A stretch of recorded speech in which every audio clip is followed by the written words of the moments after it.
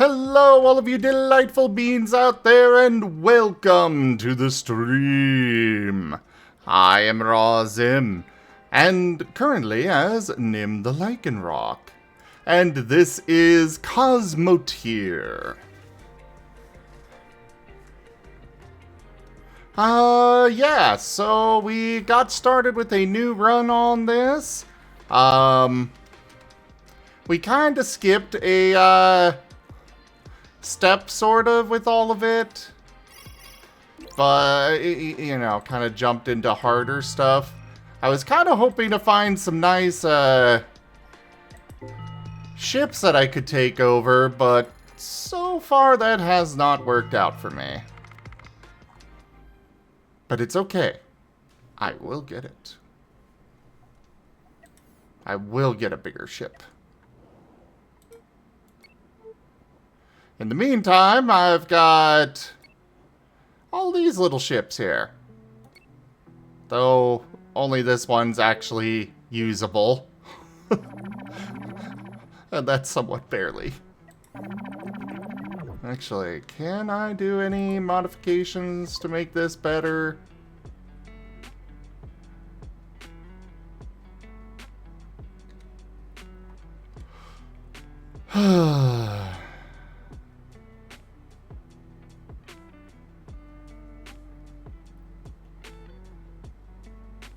Yeah, if this thing gets hit even once solidly, it's just gone.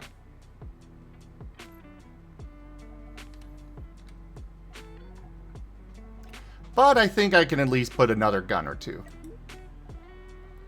So...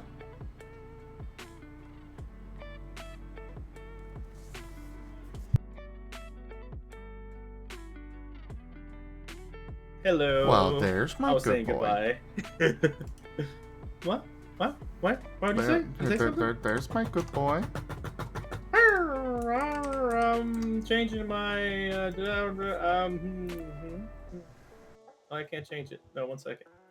I was gonna change my reactive image. Actually, you're Nim, so I might actually stick as Chomper. Actually, you know, that's probably a good idea. I think I'm. Yeah, you know what? Yeah. How's the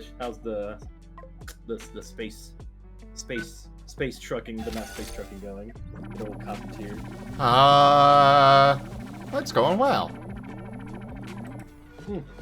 I just started though. Oh, you started a new campaign? Oh, bye, Yes. Brian. Nice. Good night, Brian. Mm-hmm. Why do I keep echoing off of you? I think you need to turn You have me a down. very there, dominant Max. voice. Your voice is just so dominant and you know, firm. It's hard to filter the microphone properly. I lean forward and it comes through sometimes when I lean forward. Yeah. I mean, I've heard you through your microphone, or I've heard you. Mm-hmm. I've heard myself through your headset from across the room. I guess I have my headset pretty loud, huh? Yes. I'll turn it down.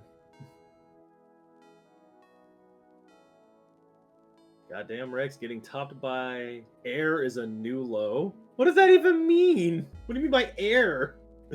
Audio, I've always been topped by audio. It's called vocal and noise and talking. It's not air. Quote, your voice is so dominant. Wow! It's what you quote said. worthy? I mean, I thought this was a comment.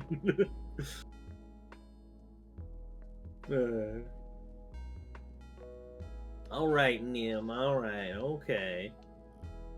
Also, Brian, thank you very much for that resub on the Streamloots.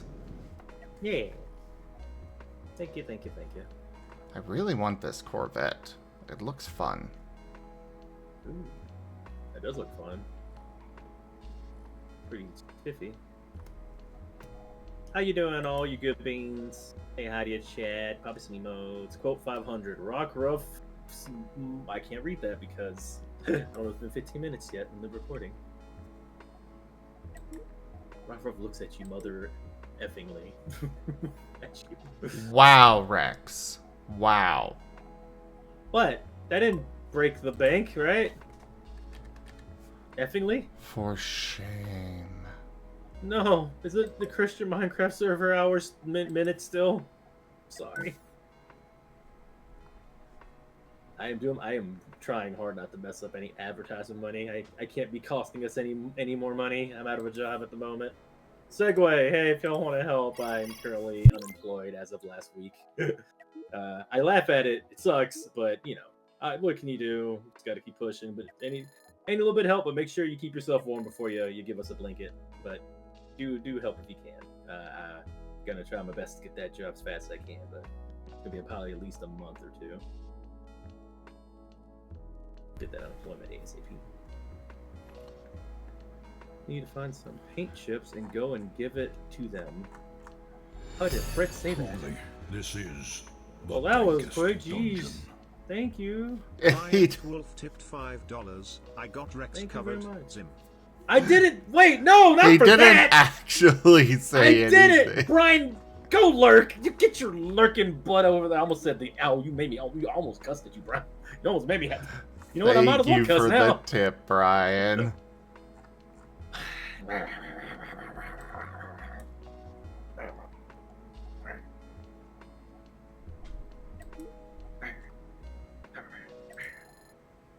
Alright, so we got all the parts that we need unlocked now.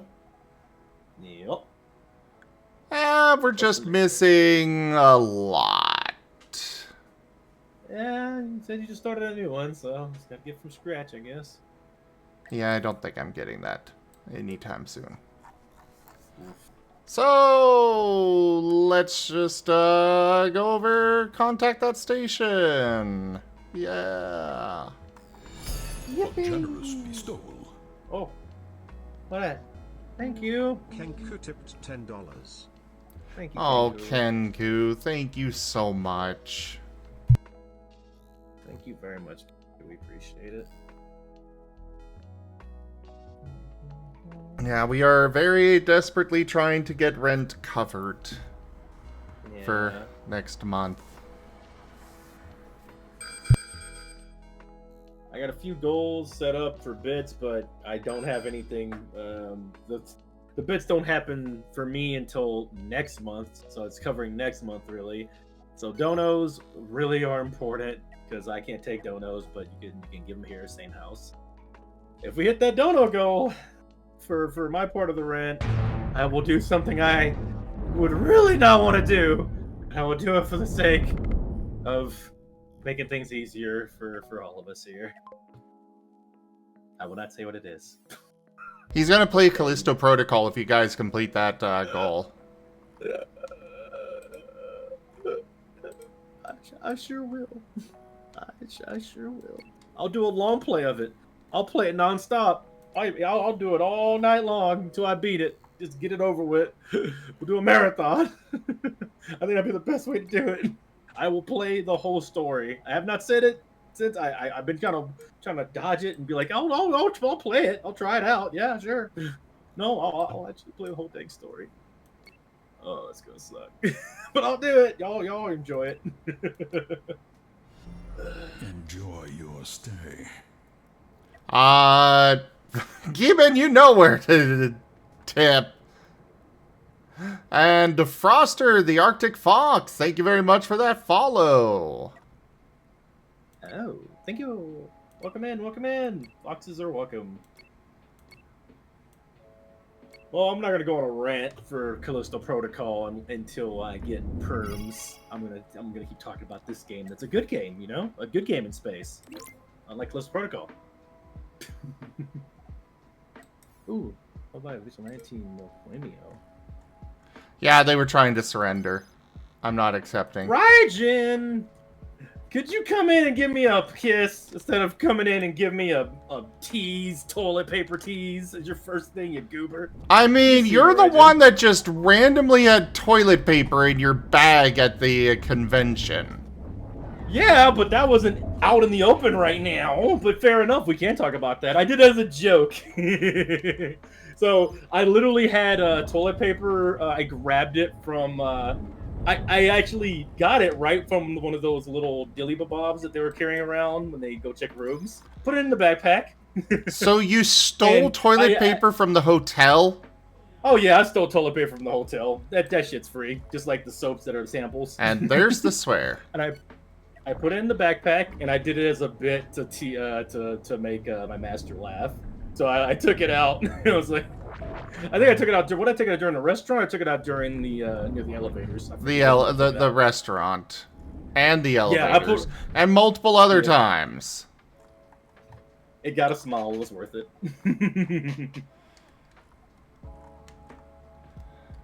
Oh, dude, I've gotten, my mom was 20 times worse than what me taking up, one of those toilet papers they have millions of.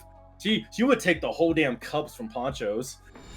She was bad about taking stuff from restaurants. Like, she would take silverware and stuff. I'm like, oh, stop that. Thank you, Demon. Tipped $5. Wrap to swear insurance. Brian already tipped the... I swear. Yes, we know you swear. That's the problem. I think it's funny. Bruh, somebody more than once, so you need more than one. That's not true. That's not how that works. You're always silly.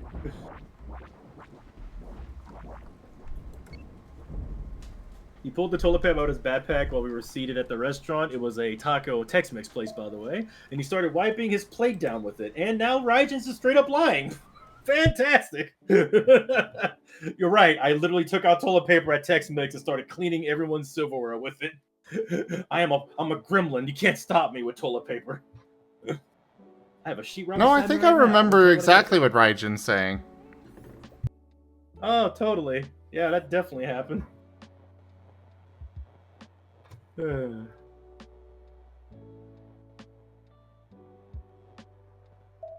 Yeah, it was to make Zim laugh, right? You know what? You're right. I totally should have did that. Actually, that would have been very extra. Actually, use it as a napkin or something. So, Guru, about that, I will let Rex share. What? What you did with toilet paper when you first got here? Oh, does he not know the lore behind the bit? No. So not when I first got here. Well, it was when I was, I guess, a couple of times when I was here. I guess because I was the one that usually does the dishes because I'm trying to.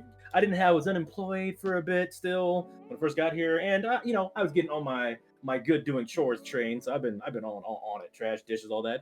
But one thing I've developed when I was younger, because we were fucking broke, is that we didn't have no towels to be using and stuff. We didn't have a washer dryer. So we had like the cheapo toilet paper stuff. And a lot of times when we were out doing dishes, we would use the toilet paper to dry the dishes off or get the gunk in the trash, like the nasty bit of food that people would leave in the sink. I would grab all that and throw in the trash using a piece of toilet paper.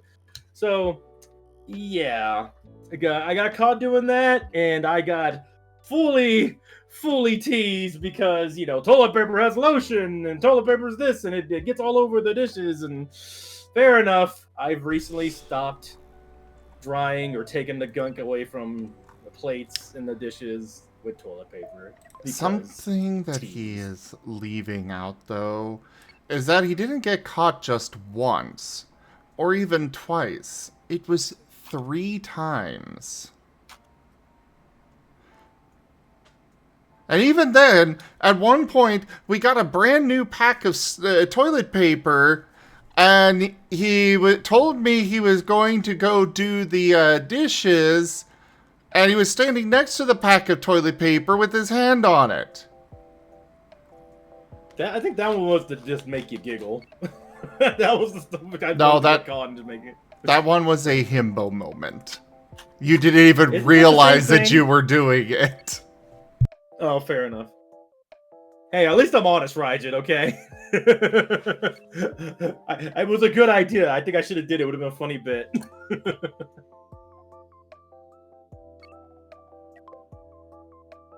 Oh, like y'all never took hotel paper towels before. I've known some people take hotel whole ass, like, you know, bath towels. At least I didn't do that.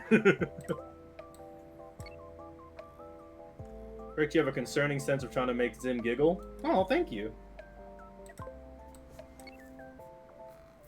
I don't think that is a compliment, Rex. Oh, it's not? Oh. Head tilt.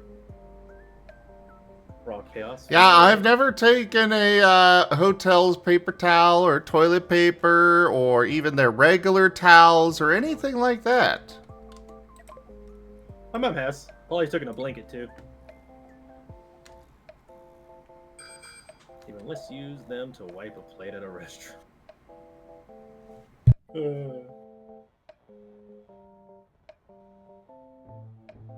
Yo, yeah. The mini soaps are meant for you to take. They're like samples, pretty much.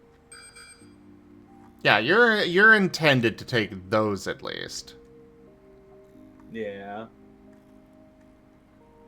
They would get really iffy about like blankets and towels and stuff, but like soaps and shampoos and stuff, as long as they're not, because the ones they don't want you to take are already usually bolted down anyway. They're usually tied down by something, but they have like hundreds of those things that they just like throw in there and replace them every time anyway. So, in other news, Guru, come join voice. Yeah, good voice. You too, Rajan. And you, Gib Gab. Let's have a party! Yeah, and you, Gib Gab. Get out in here! Come on! Jeez, don't be just teasing in the chat. Get in here. Gib Gab, just to be clear again, it didn't actually happen. But if it did, it would have been funny. Did you also offer them microwave the food so you could help them? Wait, you also offer them to microwave the food so you could help them no matter what? Just because it's not bolted down doesn't mean you should steal it. Oh my goodness, you sound like a civil. I don't know how to put it. I mean, if you're in voice, we can help you make your Scar character. Oh yeah, for sure.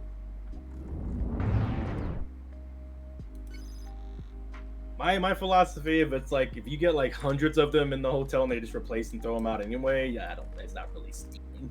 I consider that the same thing for the toilet paper, honestly, too. Yeah, I'm only killing 7 rolls.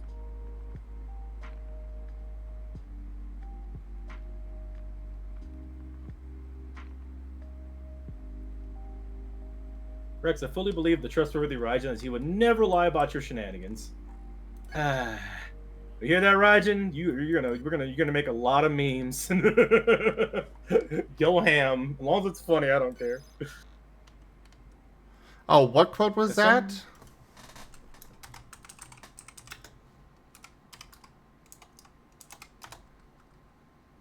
As someone who works closely with prices, inventory in a massive store, parties. Oh yeah, I've worked at a GameStop before. I had to do inventory and stuff like that. I do know what you're talking about.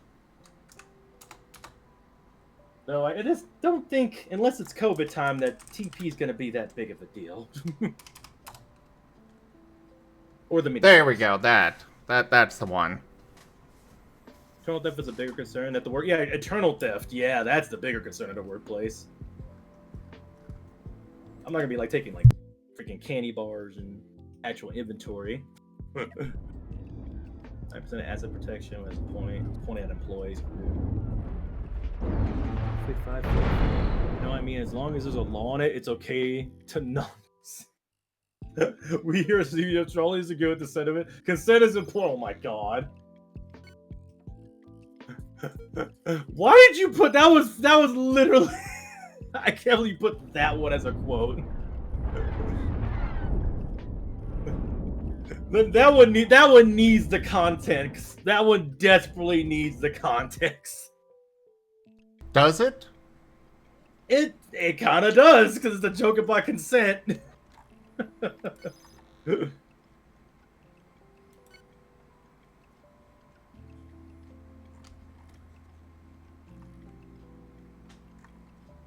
And I believe it was like a consent to a joke, by the way, nothing sexual.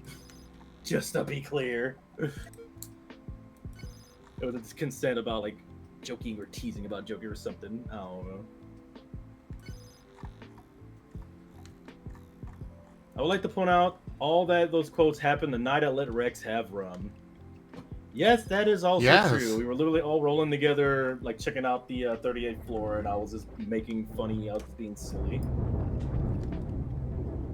And I cannot, for the love of life of me, remember the exact context of that last one. I'm surprised you just added it verbatim.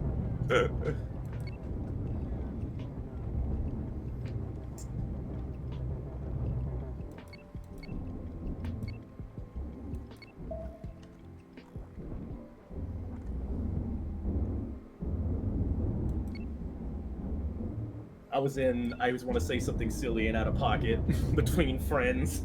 Did not think it would make its way all the way over here.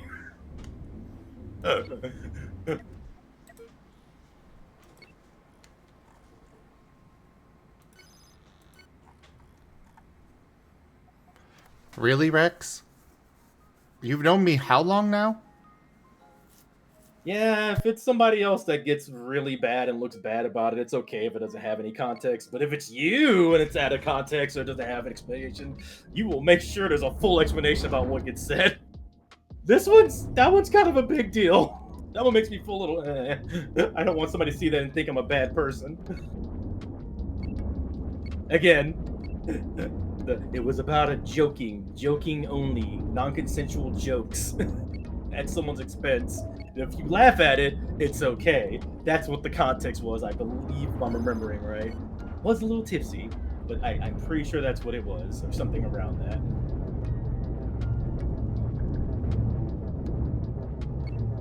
Oh yeah, we are friends, but keep in mind, this is the internet, and you know how people are.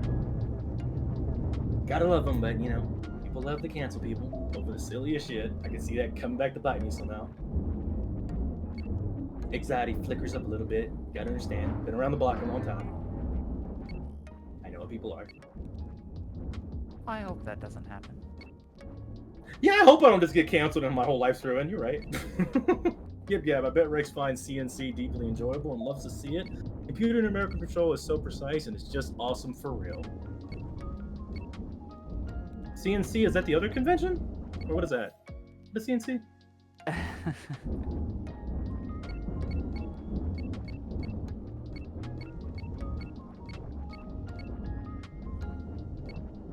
Sorry, I don't understand.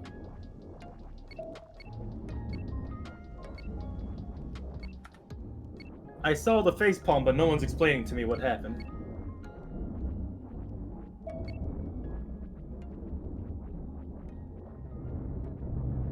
Huh. Okay. I will take this silence in stride. How you doing, guy? Oh, I'm muted. Yeah, I've been sitting here laughing. Yeah, the silence made it better, I guess.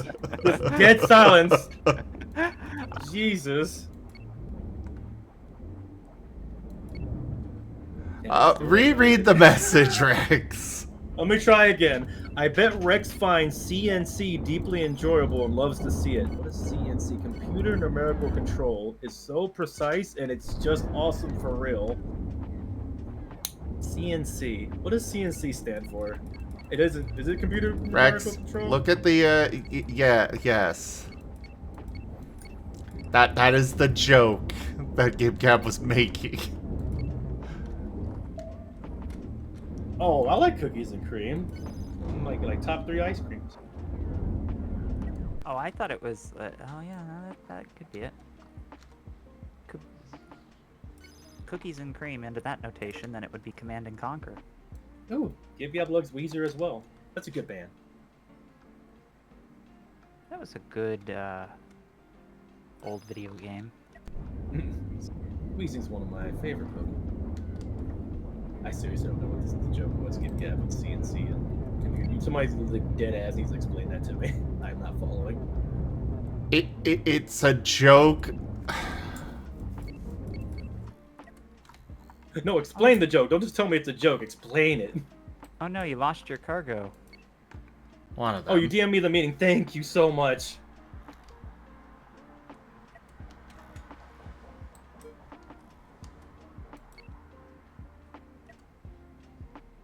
Oh my god, this requires a whole link and a website. All right. Hi, Rajan. Gabriella Golding.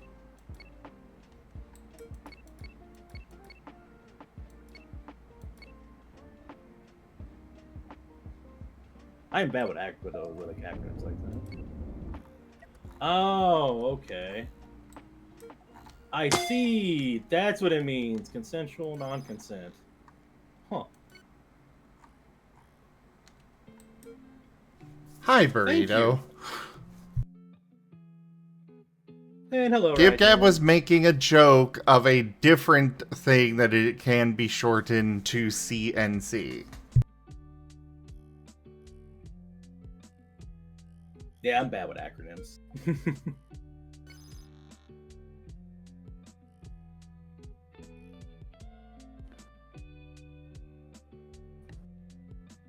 Poor Rex.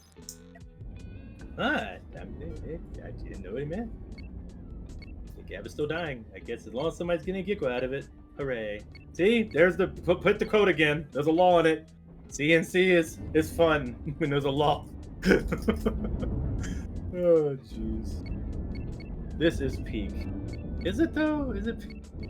This is Yes. me being a himbo and being silly and getting like. Since even the game we played, I've been getting super freaking teased and oh jeez.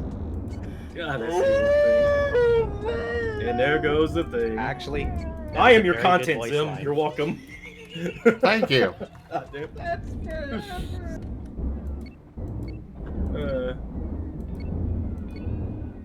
Oh man, let me breathe for a second. I need some water. Real talk though, I do have low batteries tonight, and I may not be around for too much longer. I may just to disengage and just let myself lay down. But I'm having a lot of fun right now, so hope y'all are. Reason why I'm not streaming. Need to recharge. Stream the convention was so fun though, man. I think the energy will wear down from it though eventually, but man, I'm still feeling it. Good times. Good time for all of you. Rajan, Sam, Merle, Jericho, of course the good boy, Hyro. I miss you. Right now you're Byro, but I miss you, Hyro. I'm gonna start calling him Hyro now. I do feel like that's his main persona now. Even if he doesn't think that you know, that Digimon is cute. Lord. 1 thread, 1 gigabyte of RAM. Go randomly overclock that shit. That's a funny way to put that. It's not like freaking IT in the heck out of these jokes today, Kip Cap. The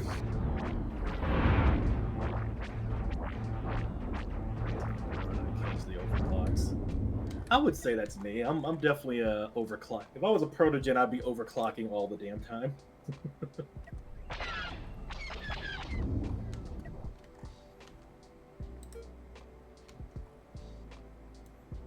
Pretty sure y'all would agree. Yes. Don't worry, I can turn it off. For instance, Garo, what did you think of today's, since you watched it, today's tabletop game? To be fair, I was partially watching, but I saw that you guys were trying to figure out where to go, and you're going to a market or something on Saturday. And there was something with, like, at the very beginning where there was the Vane was trying to pick someone up with his shadow, and I remembered that Dux was like, oh, chat should help them, and I almost used a difficulty increaser. I am reading you in the chat for saying that, yeah. Yeah, but I kind of got to be careful about that stuff now, because I can't be known as the guy who uses the cards to make things more chaotic, or there's a good chance that anytime that Regis does anything, there's just going to be cards. First, I'd say have fun. They can say no if they want. Gib Gab, I am Trice. I want the diamonds from these things! Zim, why are you fighting an invisible space Beyblade? An invincible space Beyblade. Invincible. Oh, and I'm It adding is that space as a Beyblade. quote. Yes, exactly, Gib Gab. You do not choose the card chooses you. The heart of the cards, you see. It's Babe. Oh, that's what I kind of regret. I didn't go to the Beyblade panel or play Beyblades with anybody. They were playing that. Beyblade. Last time I saw a Beyblade, someone would put it onto a water jet machine to see how fast they could make it spin. Ooh, I don't know. Silly.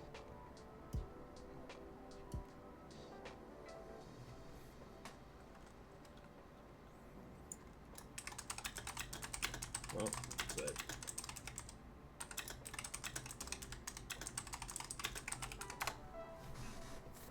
Actually, I chose Rex.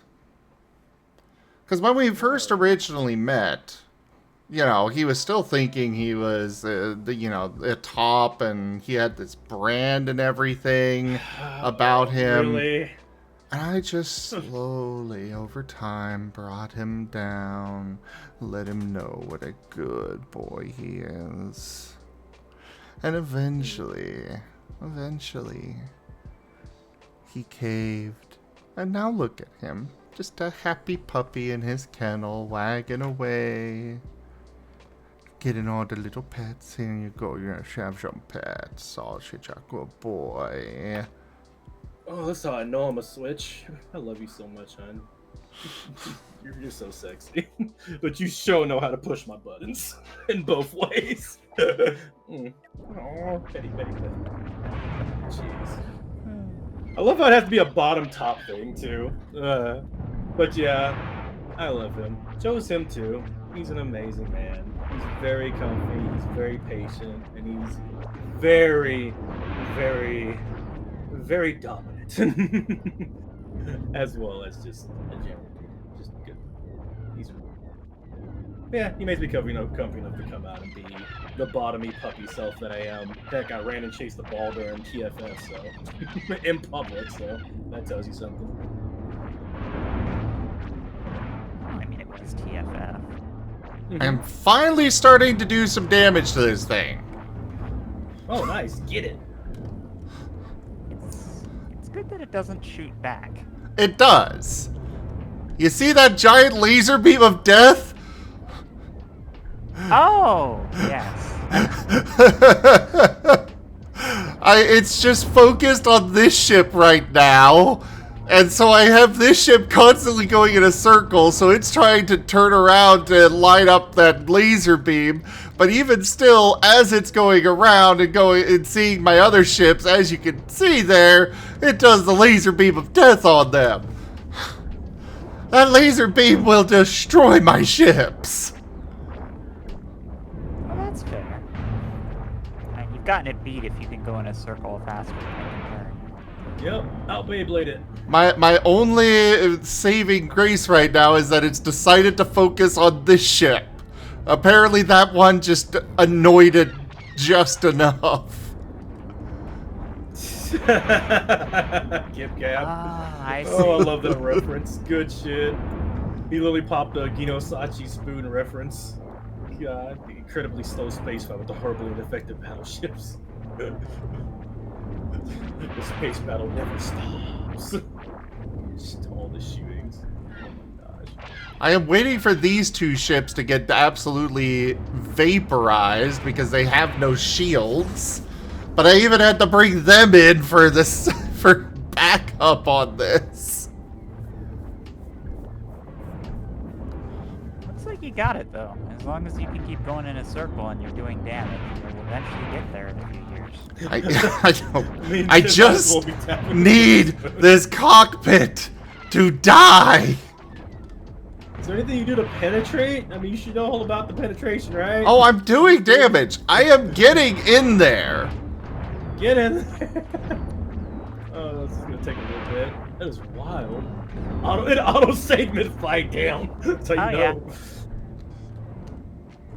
Oh, geez. This ship's probably not going to last another run. Oh, God.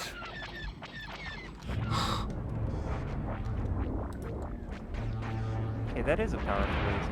It's just it doesn't focus anything. But to be honest, like I said, If I weren't doing this, it would be focused. My ships would be dead already. yeah, the only way you can beat this ship is getting in close and making it have to turn, because it has no rotary cannons. Yep. Okay, I'm going to do this and this.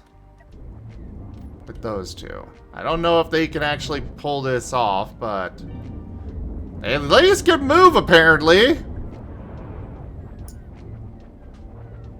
They're scouts. They are TIE fighters.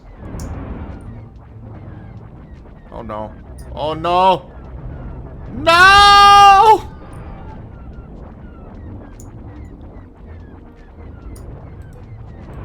One of them was a TIE fighter. Oh, looks like you... Oh, there goes the other one. Wait, can I go? Can I just fly in under? Wait! Just lock it in there. Stop it from turning with my ship. Yes! This is how I win! Also, Yes, I won! Oh, we beat the Beyblade. Let's go. nice. Hooray! The shield is gone. That was an ordeal. Good job, bud. So that's what those big hexagons on the sides of TIE fighters are for. Is to lock into enemy ships and then change their maneuvering. No, absolutely not. I see what you did there. It's just what I use them for now.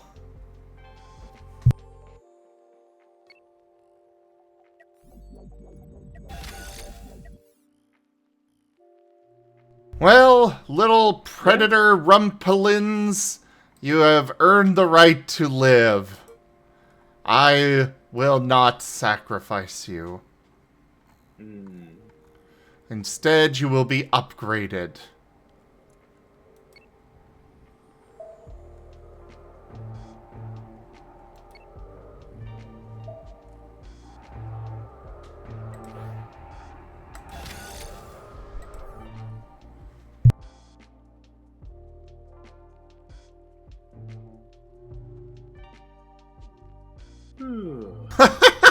I know, right, Gib Cap?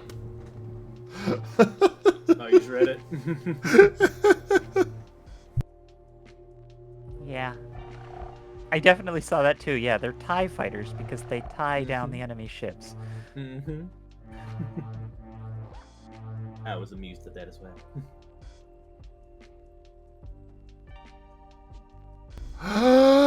Rex is a good boy, Rex is a good boy, Rex is a good boy, Rex is a You good boy, messed Rex is up a my good boy, Rex is a good boy, Rex is a good boy, Rex is a good boy, Rex is a good boy, Rex is a good boy, Rex is a good boy, Rex is a good boy, Rex is a good boy, Rex is a good boy, Rex is a good boy.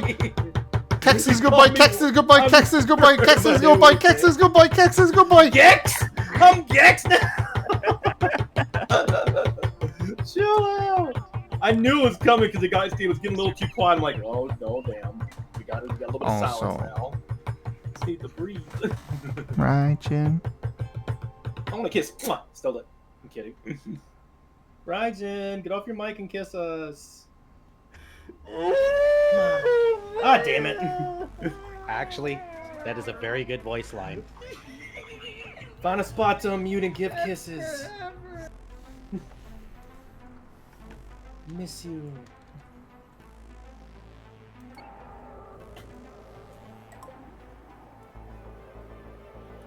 Alright.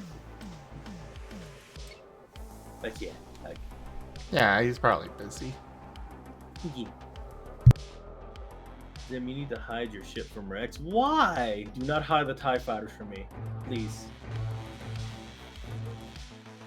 Don't listen to Git Gap. Excited for Coco noise.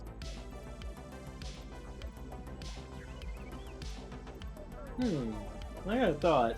If Comet had a song, what would it sound like? Raijin, I love you. You're appreciated. You are wonderful, and I really love you. He gets so sweet. Look, listen to him. It's so romantic. Rex, you're a good boy. Arr! And I'm the doggo. But I do love that too, so I'm gonna wag. I love you too, hon. No. They're precious.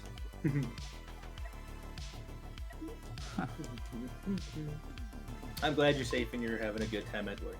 I care about you very much too over there, comment. Pet, pet, pet. And I love you too, right? Just be safe. Don't steal any toilet paper just because I made a joke about it. I've given you examples you can do, not do what I do. He knows better than me. He's the last one. That's it. What did you just quote, Gib Gab?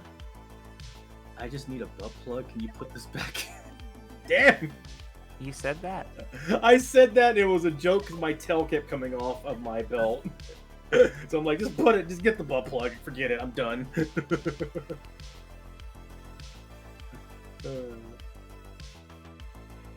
Holy crap, this thing's got a medium shield gen? But of course, I don't have enough carbon for that. The Star Wars mod maker needs to really increase the amount of carbon that's available.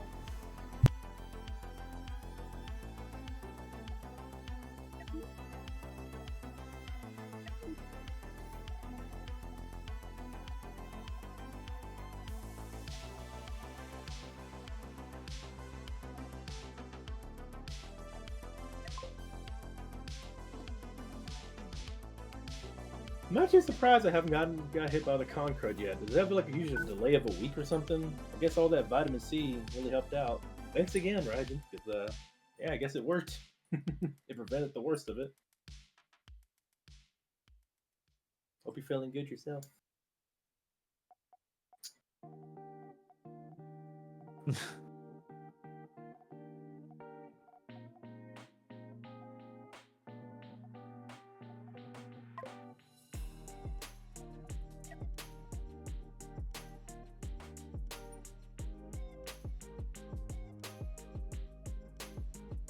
And I've been trying my best to sleep more. Although I think it's still hard. Even when I lay down, I'm still only getting like 5 hours max before I wake up. Or when I fall asleep. So. Sleep, what's that? No. I want to be a good example, but my body doesn't let me. It wants to stay up and it wants to be a degenerate. Damn you.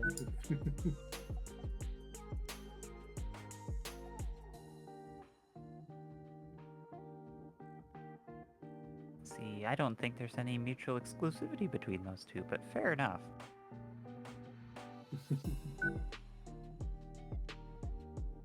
Trying to see this shit with the carpet crucifix out the back. Looks like a butt plug. Shake my hand. Oh, okay. It's like those Fair things enough, that they put on the pickups. You were putting 2 pieces of metal slag off the back of pickup trucks. Oh.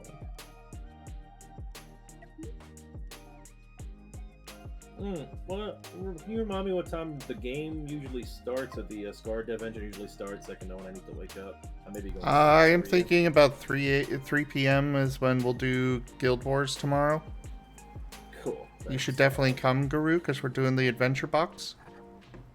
I'll set a timer. Okay, I should get up then, but that means I have to get to bed at a reasonable hour tonight. No pulling, no sleep all-nighters. I should be able to pull it off, considering how little sleep I got today. And I know, right, Gib Gab? Rex is so quotable. So, if you say so. Also, you didn't notice your eyes were twitching so hard when you said that? That was kind of funny. Yeah. Holy shit. I saw that too, Rex.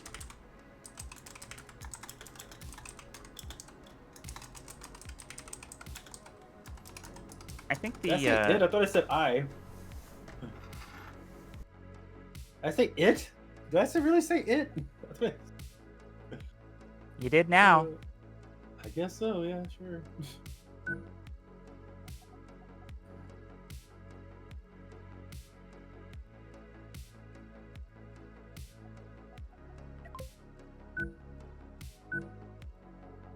What is the name of Chinese cookie hat? Oh, that reminded me. Oh, Does that remind the you of fucking anything? fortune cookie.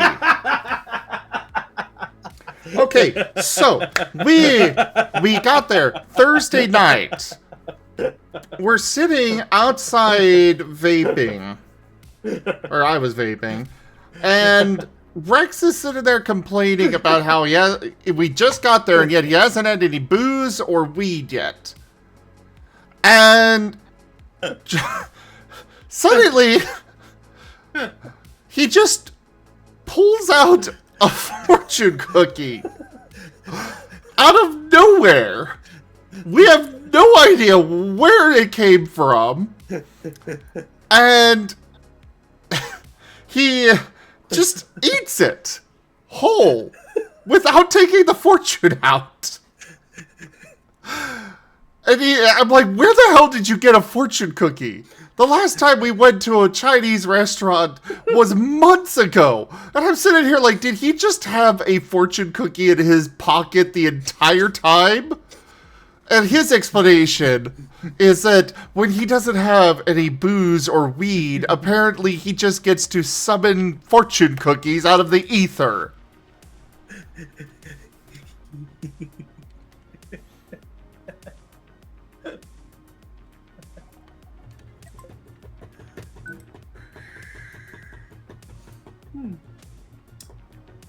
So yeah, there you go. That part, well said. That's the whole story.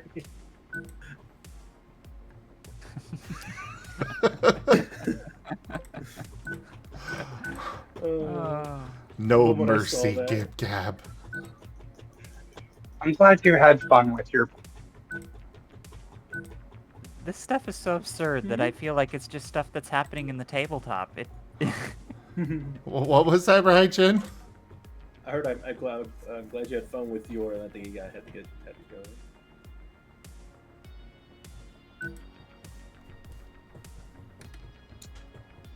go. I did have the paper in my mouth for a little bit, and took out the paper and read it. It wasn't really a good fortune this time. Kind of a shame. It was really off. Probably because you chewed on it. No, it actually just legit was like a really just off fortune. It was like, reading books is good for you. You should read more books. Something like that. Okay, totally not a good fortune. Yeah, it was very. Blah. I said I'm glad you had fun with pets. I had fun with you too, Raijin. I really enjoyed sitting there, holding you against my side and hugging close. I enjoyed kissing you. But they're not as, those are more private things that I don't think I want to necessarily share with the stream because, they're special. As opposed to funny fortune moments. cookie wasn't. No, the fortune cookie wasn't special. No. Ow. Legit ow. You don't have to down my moments.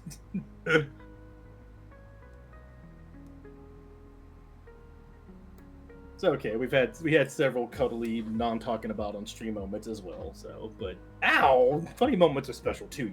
Those are memories. Well, yes, but not in. They are special in a different way. Okay, I'll take that. Yeah. It's that your funny moments are ones that you can share. Again, I'll take that. Just how it was worded was like, ow, damn, not special, jeez. I think Sim was just being glib. Yeah, I got that.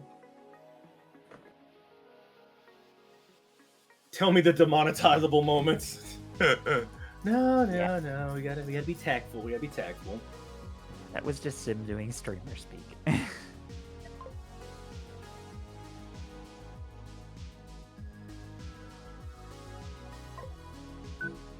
I know I've talked about this already, but I've had many good memories from TFF. A lot of them were just us just chillaxing, honestly.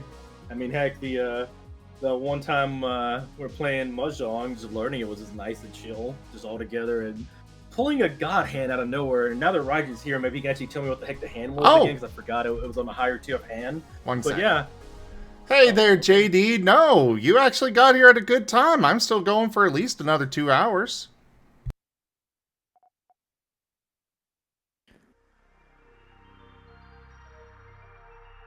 Go ahead. Just wanted to reply to them real quick. all good. It's basically just reminiscing about that one pull when we were playing mahjongs for the first couple times, and the first time I sat down, literally, I first time ever I get to actually play and have my own hand. Sit down, Raijin tells Moro to go ahead and help me with my hand. Like, okay, and the moment I get my hand, the mood and just I can feel the air change around me. And Moro's just like, I didn't sign up for this. But he had that energy, and he just calls Raijin's Herbal like over, like he needs to like. It feels like they're gonna like there's a bomb that got set off and they need to deactivate it. That's how tense it was for a moment, because I didn't know what was going on. Nobody was really saying what's going on. They were only talking in like mahjong speak only a little bit, and even Zim like was like going like, did he get a bad hand or a good hand?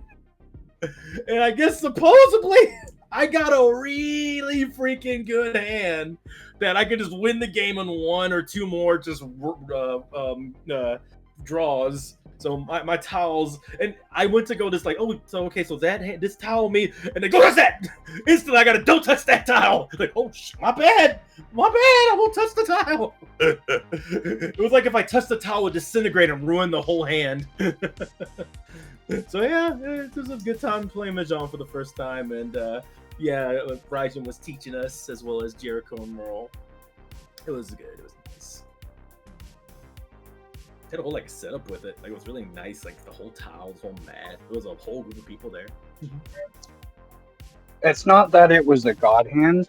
It was just that it's a very hilarious hand for someone to get as their first hand.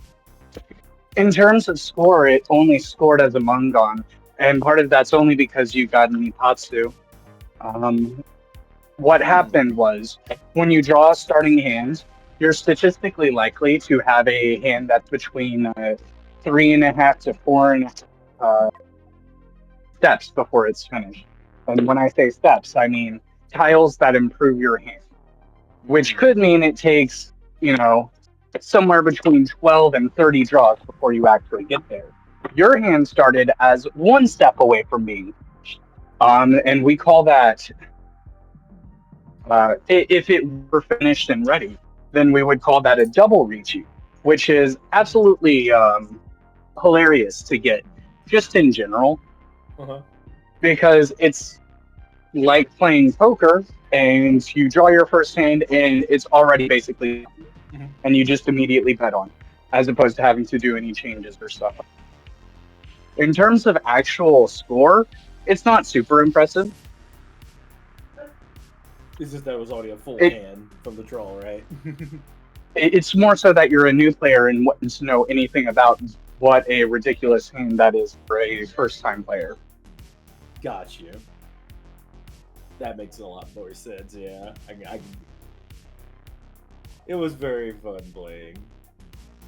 I probably would have ended up with no guidance throwing away that hand and like picking some other tiles, not fully knowing all the rules.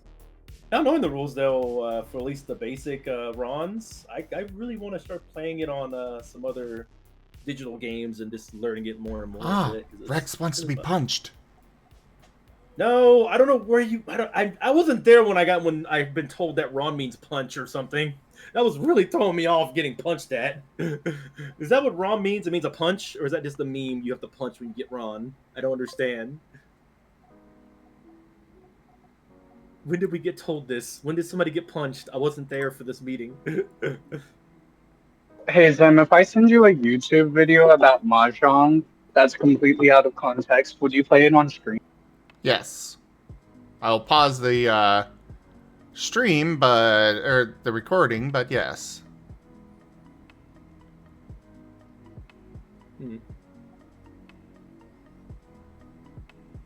Yeah, I'll probably end up playing like Yakuza and do it on there, or maybe the Furry one would be kind of fun.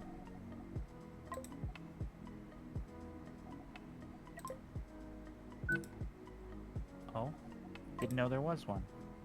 Yeah, it is a furry based one. If only it leaned into the dating sim aspect or something. It's basically just it's mahjong, but just with furry avatars. I don't know if there's like a story mode or anything. Oh, that's fair. Yeah. Sounds like a mobile game or something. I think it is on iOS. Yeah, we talked about that.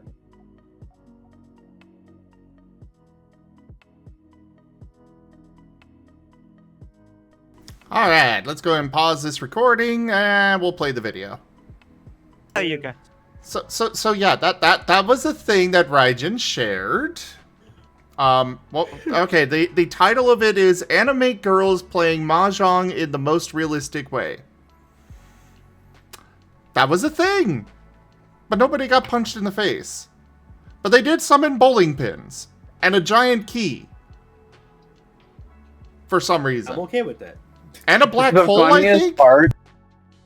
The Was funniest part tornado. is having watched all of that anime. That's not even the most anime stuff that they do. Hmm.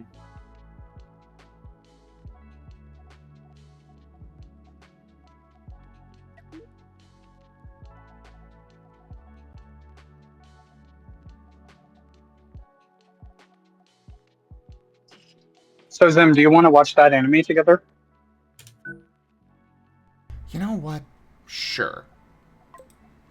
Oh, don't want to watch it with me? I didn't say that. No, I was talking to Raijin.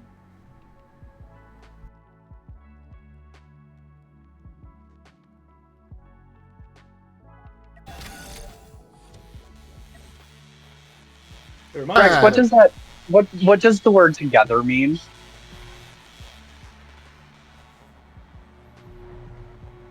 I'm just teasing anyway. I was more teased with the fact you said particularly. That reminded me of Niche a little bit actually. Just how silly it got so fast. I don't know if the actual like show is like that. But probably is it like I wonder if it's super serious then it gets like really hiding and like out of nowhere, or if it's like kind of comedy. Either way, seems fun. The actual show is Yuri.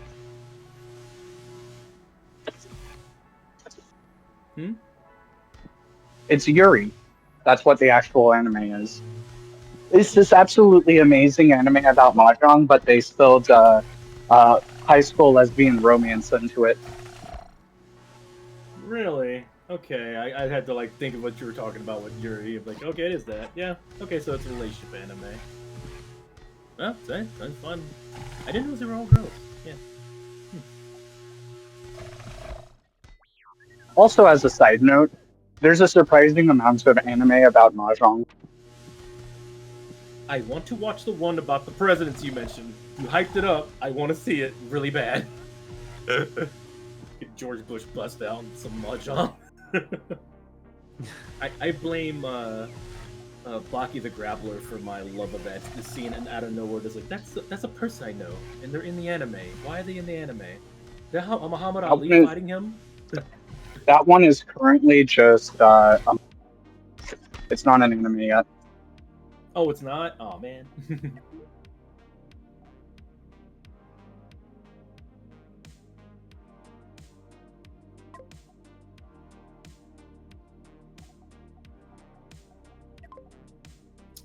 I'm in the mood to watch some Star Wars now.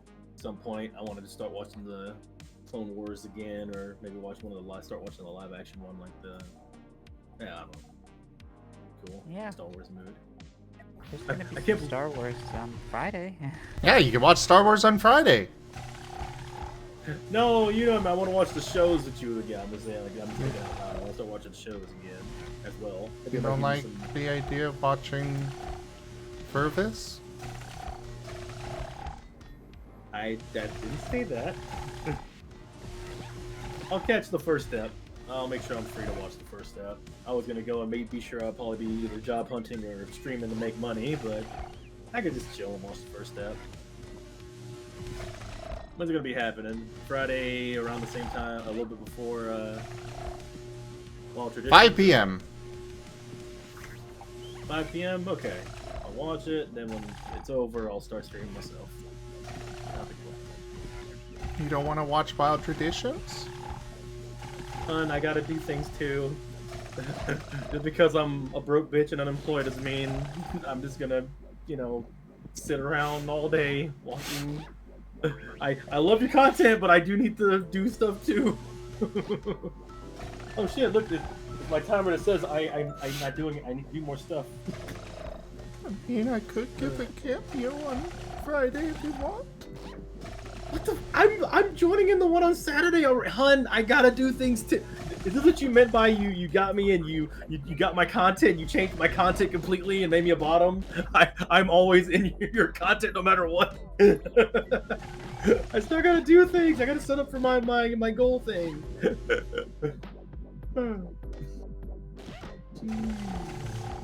Made me feel bad for not spending the entire day watching all of your stream.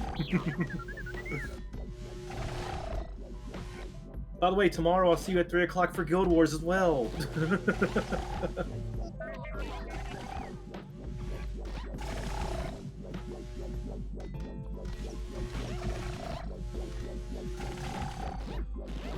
I am finding it funny though. We're gonna be watching probably a mahjong anime before we got him to watch. I'm gonna say the name wrong. Frieren. God, I watched it. And I can't remember the title. Really good anime. Frieren, I think it's called.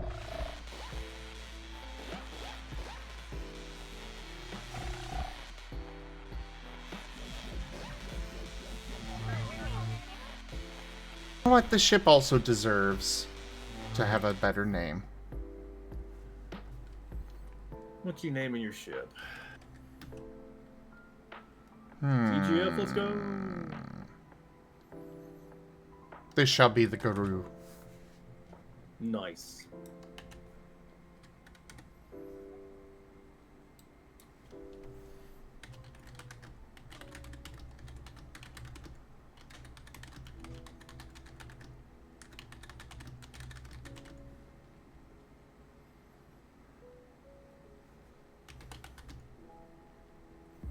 God, what was the name that we were using? Hmm? Huh? You've got me very curious of how you're going to end this sentence.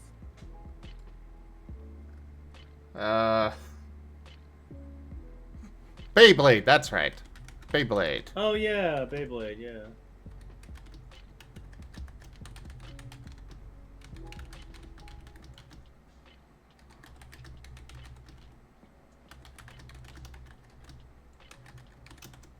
There.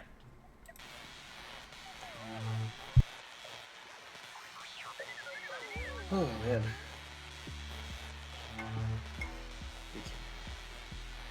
I don't know why I have a similar urge to drink some juice. I don't have any juice. Oh, water. So is that like scaffolding, or they just haven't built those walls yet? They just haven't built these yet. And orange or yellow, Guru? We'll do yellow. Let's see how that works. Actually, orange might be better. Yeah, let's do orange. I just didn't know how they'd look. There we go. Nice amber. I thought you were painting the ship. No. I would love to do that, but I do not have the creativity to pull that off.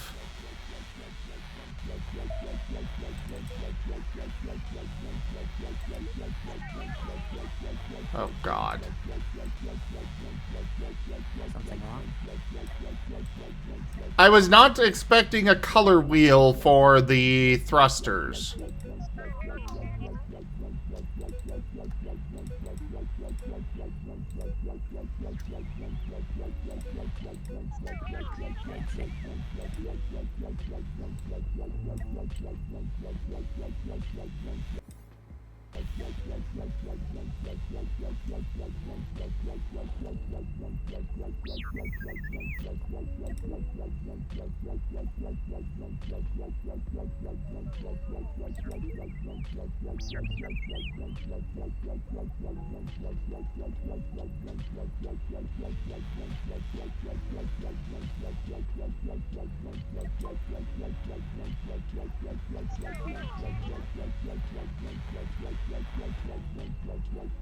There.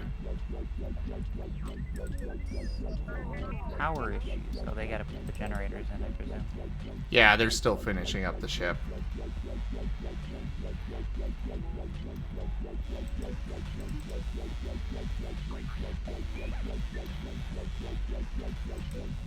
Suddenly have a ship that I'm actually concerned what happens to now. Haha!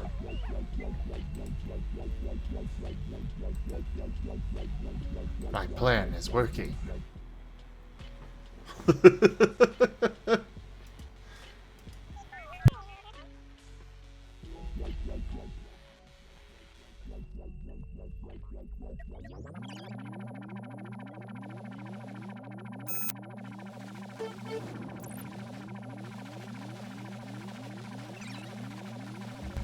Will you guys please finish building that?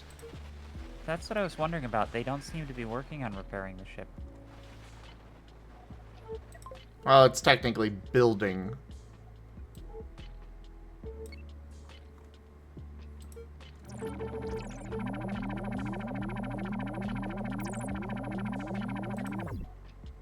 Oh, they're just varying power cells.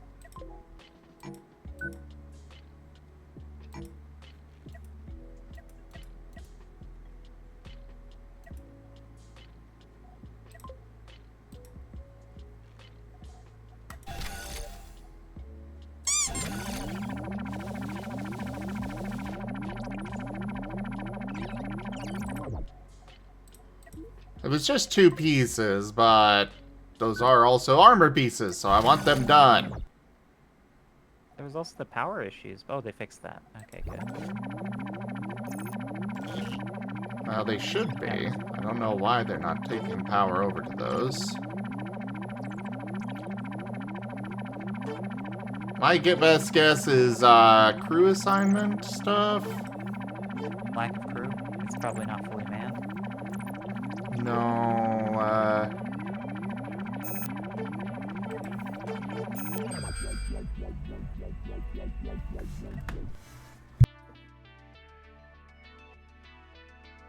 they have access. They're just not bringing...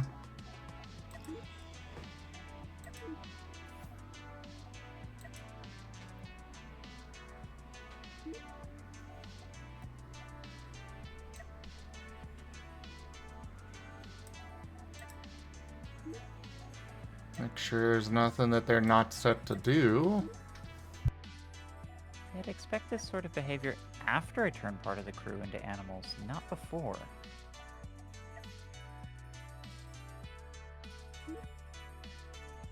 Rex is a good boy, Rex is a good boy, Rex is a good boy, Rex is a good boy, Rex is a good boy, Rex is a good boy, Rex is a good boy, Rex is a good boy, Rex is a good boy, Rex is a good boy, bark! Oh, come on! Oh, don't be mean. I'm tired. Good boy! I may be heading out pretty soon, though. Just Oh. about to chillax. Appreciate you trying to get me hyped up, but I am in, you know, energy recharge mode. Oh, crap. Well, looks like you're going into battle right away. Hand of justice.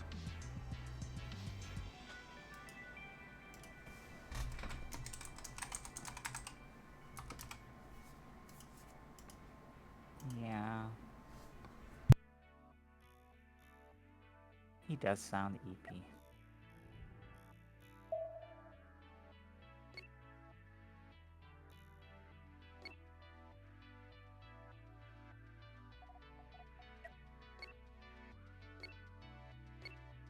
I guess we just completely bypassed the battle. Nope, I'm chasing him down.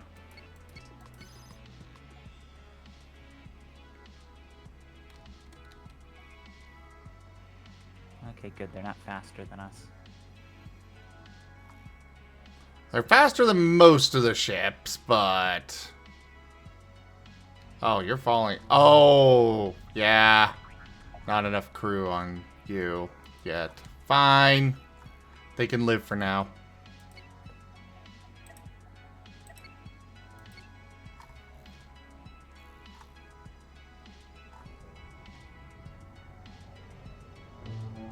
Yes, the Martens on treadmills just doesn't work for the long term.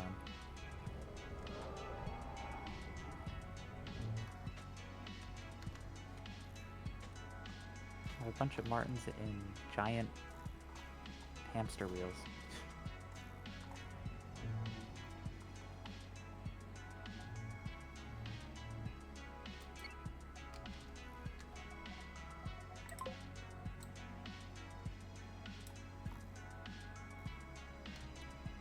Okay, are you going to engage or not?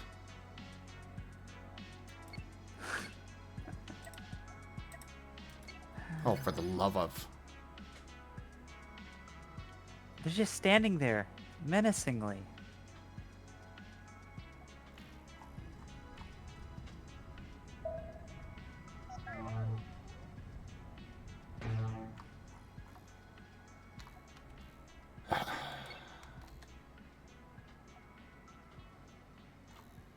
Oh yeah, there's a ship over there for me to salvage too. I forgot about that. Well, at least they helped me realize that.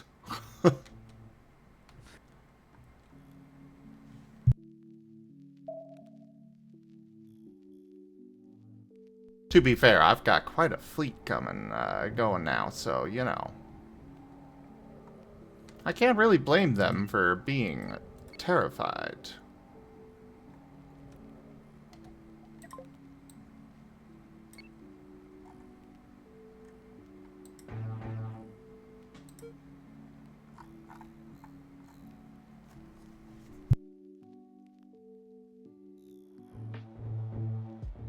So, Guru, what are you needing, what are you doing on your sheet right now?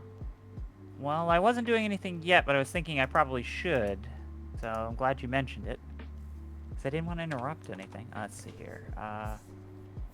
Open up my... Cool. So, in the SCAR system, if I understand correctly, like, new characters get a certain amount of EXP. 60. Yes. That gets divided between the skills that you add to your character, and you can also put it into your weapons. You can put it into whatever you want. Feats, weapons, skills, move... Well, not moves in this case, but, you know. Yeah, so probably weapons. Oh yeah, and they did tell me that there was a thing called reliable skill. And that Yes. reliable skill gives you 1 die. It takes 1 die from your total, but it actually gives you 1 guaranteed success. Yes. Okay. So I definitely... Getting into this fight now. Finally.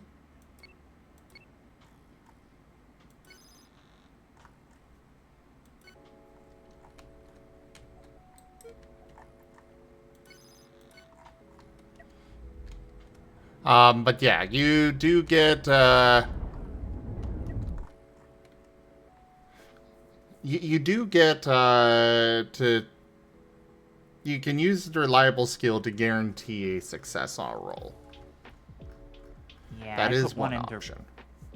I did put that into... Because I was trying to pick the 3 skills, because for a bit I wasn't sure, like, some of the things that I would be, because a lot of it was, like, based off of, like...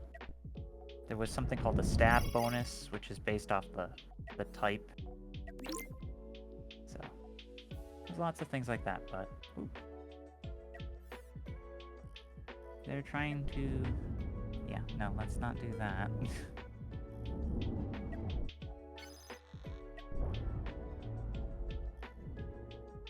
It's half a TIE fighter.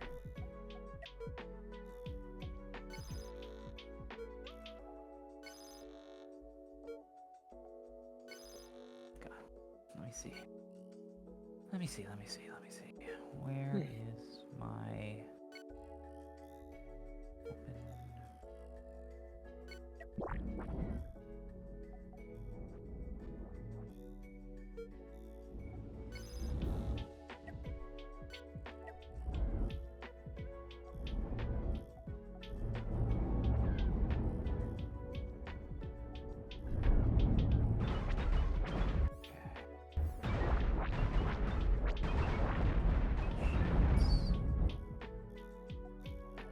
Alright.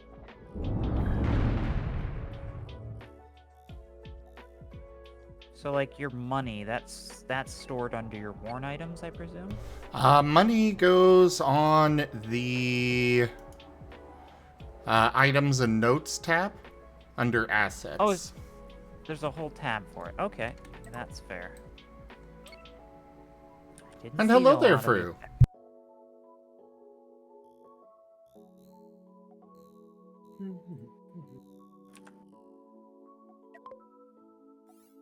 All right. I think I'm gonna go ahead and pop out, and start winding down for real in the night. But it was fun hanging out. Absolutely, Rex. You have a good Oh. night. Yeah, I'm gonna go say bye to you in person in a bit. But Sounds good, homie G. Wish you have a great night and skibbity toilet over there. oh, that's pretty riz there, Master. I hope you have a good old. Oh God, that made me cringe. Bye, everybody.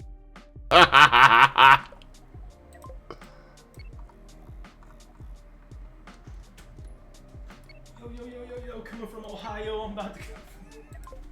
Oh God, my mouth, it hurts my stomach. Can't. I have caused him physical pain. This is an absolute win.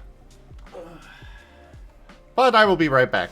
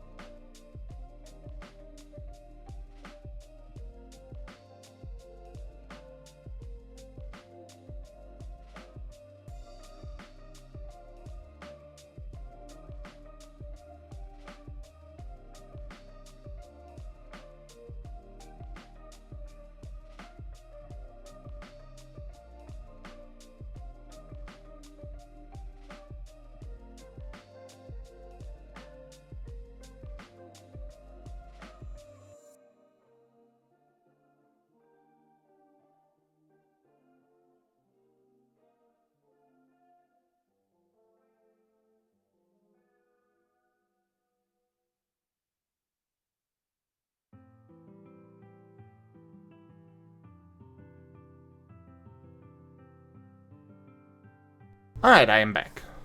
Sorry about that.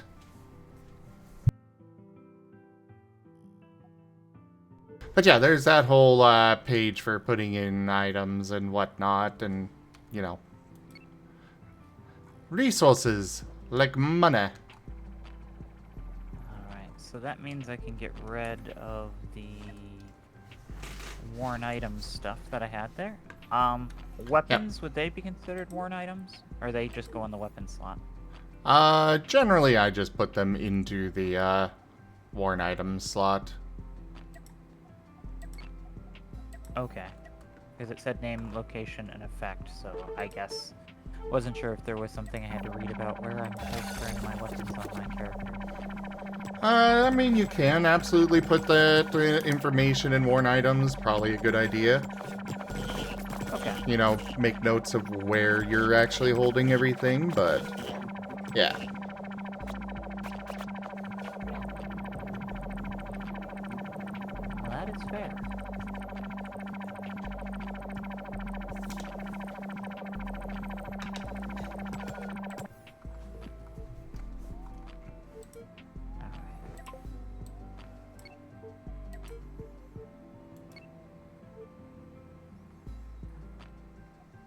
So I took healthy mind, reliable skill academics, and reliable initiative for my 3 feats. I still would got- probably recommend diversifying a bit. Oh? That's why I'm glad I asked. Yeah, because, like, reliable initiative or reliable skill and such can be good, but you know, it's there's other options that could be more useful or more fun potentially. That is very fair. I was just going by the beginner friendly feat suggestions, and they gave me like 6. Well, yes. And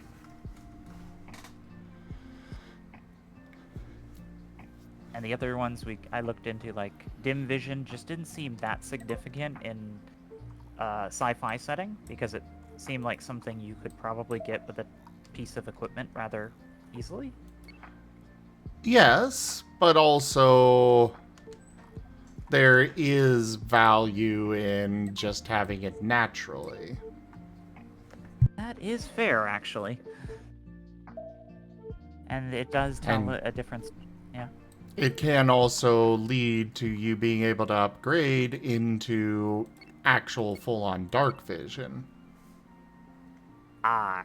So that's something I'm not aware of, is the fact that things upgrade down on trees with forest feats. I guess that makes sense. I just Not didn't think... a lot of them, but there are quite a few. I knew that was a thing with the primeval feats or something, but I didn't know it was with the regular ones too. Primeval features are a little... They operate different from the, from the other feats. Yeah. So, yeah, I mean... Reliable initiative is probably... I was told by the one who was helping me last night that that's good early game, but it falls off rather quickly. And I did the math. It's actually better to spend 5 points on actually getting a point in initiative than it is to actually pick up that feat. Yes. So I will probably spend 5 initiative or 5 EXP to get 1 initiative, because that's just free. It's not free, but... The thing about the, adding, you know, a skill point in initiative, it means that you have more dice to roll whenever you need to roll an initiative check as a skill. Yeah. But it is not guaranteed to actually give you the full 10 to your initiative. Right. And initiative works different than the dot system because it's actually rolling the die for every one of the points you have, if I understand correctly. Yes. It's not like... +1. So even if you have nothing in initiative, you still get 1 die to roll for initiative. For combat initiative, anyways.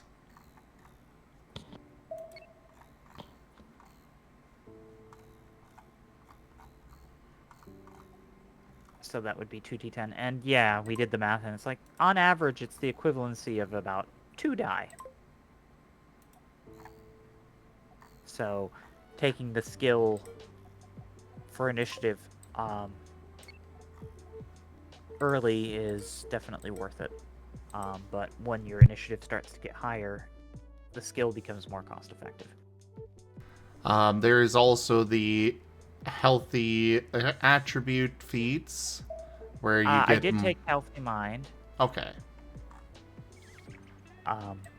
It was either Mind, Soul, or Willpower, and... Or Vigor. Vigor's 1 and Body's 1 at the moment out of 2, so...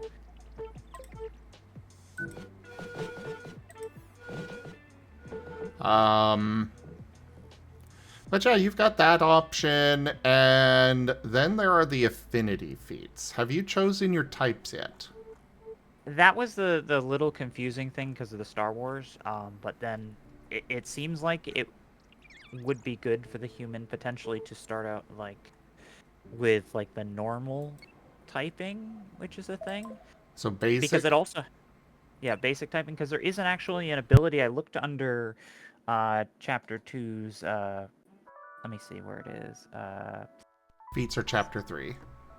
Oh, yep, Chapter 3, and it was affinity feats, and there was the type affinity, basic affinity as follow-up, which made sense for like an analytical, like researcher type character. If they shoot, then you receive a bonus die on accuracy if you attack the same target you did last turn. So yeah, that seemed kind of like a decent one, but there's probably plenty better ones, but I don't know. It didn't make sense to take like an exotic affinity, but I don't know. Well, that's entirely up to you. Unfortunately, basic is the only type that only has one affinity feat.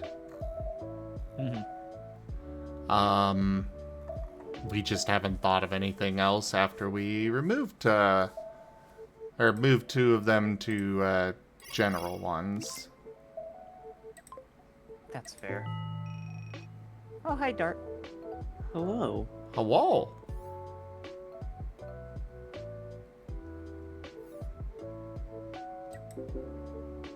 How are the beans? I am doing all right. Good.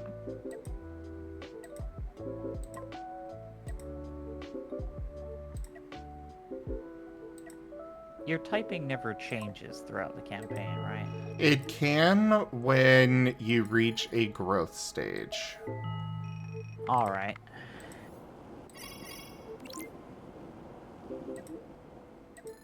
That's fair.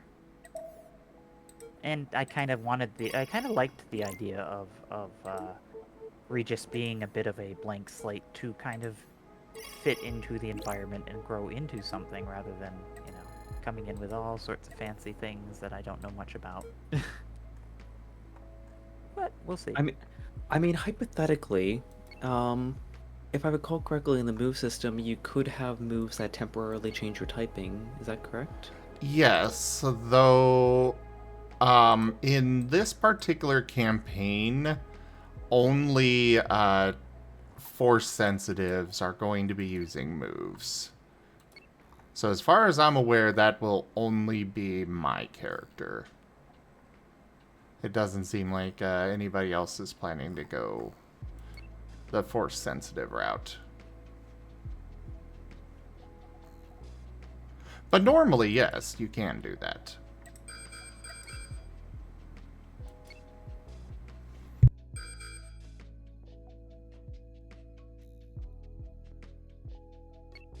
Well, I guess there'll be one Jedi among us. I wouldn't necessarily call Furvis a Jedi.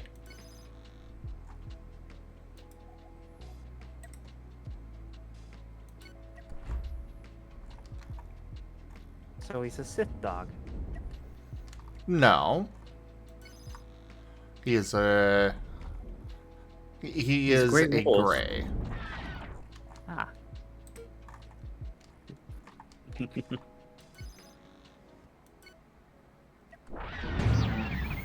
That'll be interesting.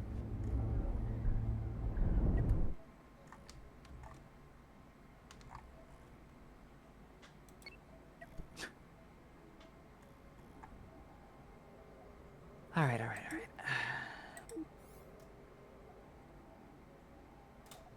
But yeah, I've definitely... There was some interesting feats on there, like... An argument could be made for, like, a...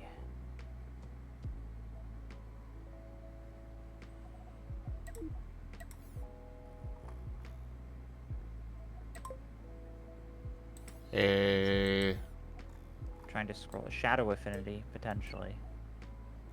But not right at the moment. If you have any kind of, like, rogue-type characters, that tends to kind of... Like, the ability cheap shot, and the ability, like... I mean, what I would say is you could go Psionic Shadow.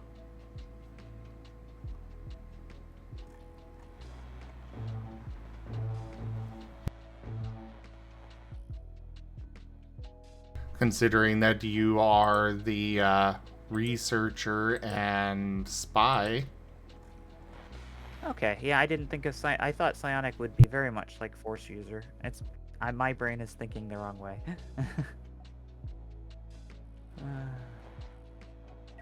Trying to attribute Star Wars mechanics to.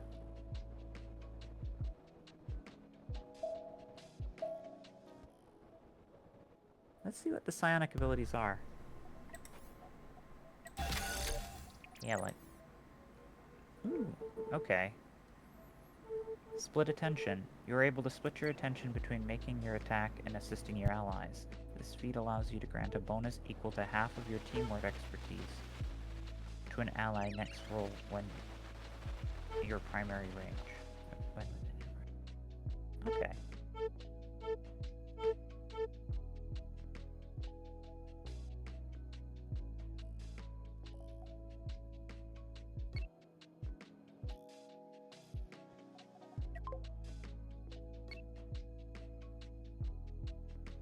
But how are you doing, Seda?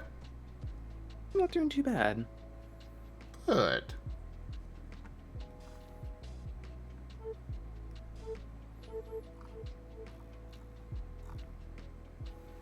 Yeah, I'm just chilling with some Cosmoteer while helping Guru a bit with his character. Very good, very good.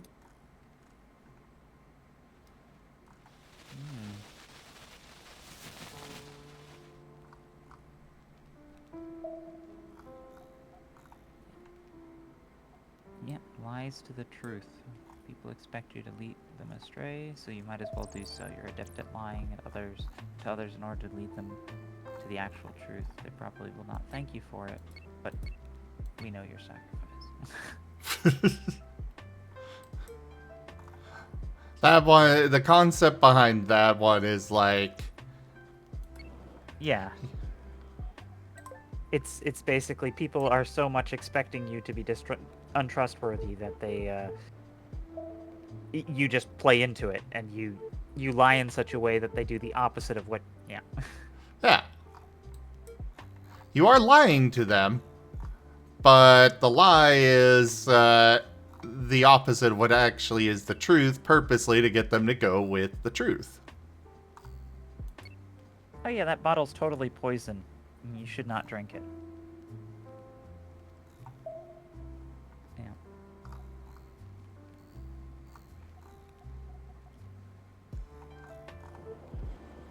Also, one of these little ships I need to rename and upgrade as well. Provided it survives this next fight.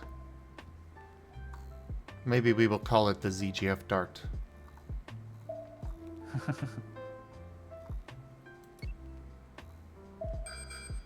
Gasp.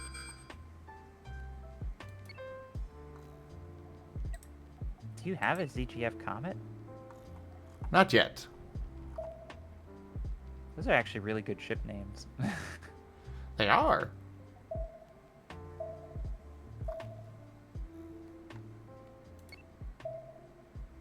Holy crap, those are a lot of civilian ships. You know what? We're just gonna just sit here and let them, you know, blast each other. See, there's one that got blown up. Free resources.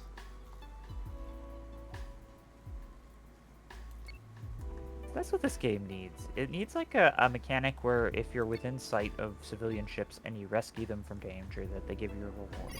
Otherwise, it's more profitable to just sit back. Yeah. No, I'm not gonna accept your surrender. I want your resources.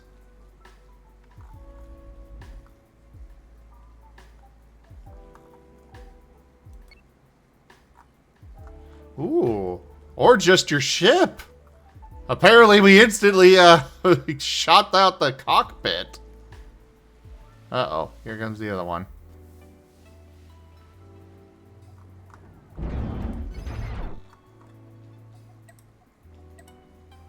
Break formation and fire on the cockpit.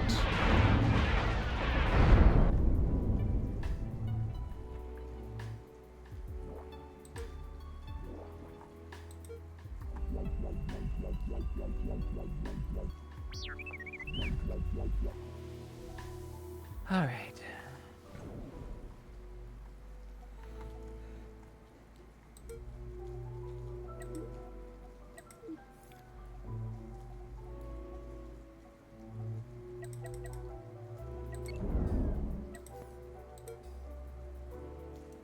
It's a row. Oh, well, there's my good boy. Oh, wow. How was the rest of your trip? It was good.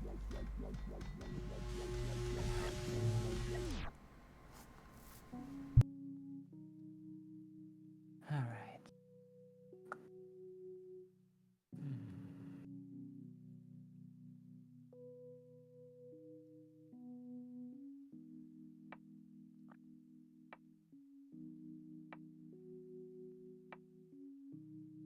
I do like these type system. There's so much character that is associated with a type. I can totally see how this character could do different things based off the types. It's like psionic affinity might be the best one to start with. Because I could imagine going split attention. And I could also imagine mental fortitude. Upon purchasing this feat, you receive a pool that refreshes each day of preventative healing. That could totally be working on like a shielding device or something that you give out to the party or something. Sorry, Yeah. what was that? I was just trying to think of how to implement some of these, like, I was thinking mental fortitude. It effectively, upon purchasing this feat, you receive a pool that refreshes each day of points of preventative healing that can be given out to yourself or allies. This pool is equal to double your feat limit. This healing may be split up in any way that you wish and does not need to be spent all at once. This ability uses a quick action and requires a touch, or it can be used up to half primary ranges away with a standard action. It's like a shield, effectively. You're preventing damage from hitting someone. Yes. So that could be him making a shield generator or something. Like, I'm trying to think of Exactly. Like, the explanation of how you're doing these things is not as important as... Well, they are important because, be creative about it. But Yeah. you don't have to be so particular about it, is what I'm... Yeah. It's so weird to imagine attributing, like, effectively Mon-type typing on humans, and it's fun. It's just, I've never thought of the world this way. I like the frame that it is putting my mind in.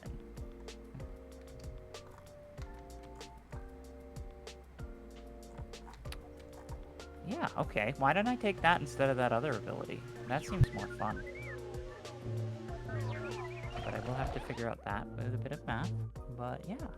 Let's see here. Instead of reliable initiative, we will dump that. Also, hey there, Delimited. How you doing?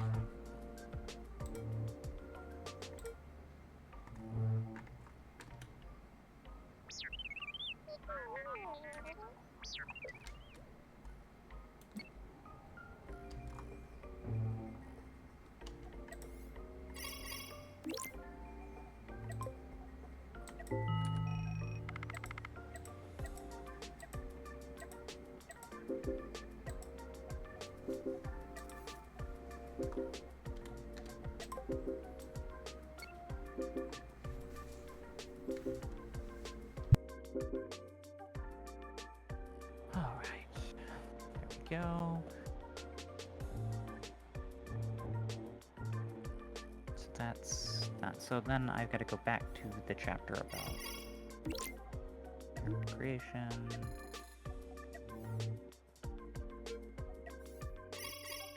So it says if you are a 20 monotype, then you receive type affinity basic for... What do you mean 20?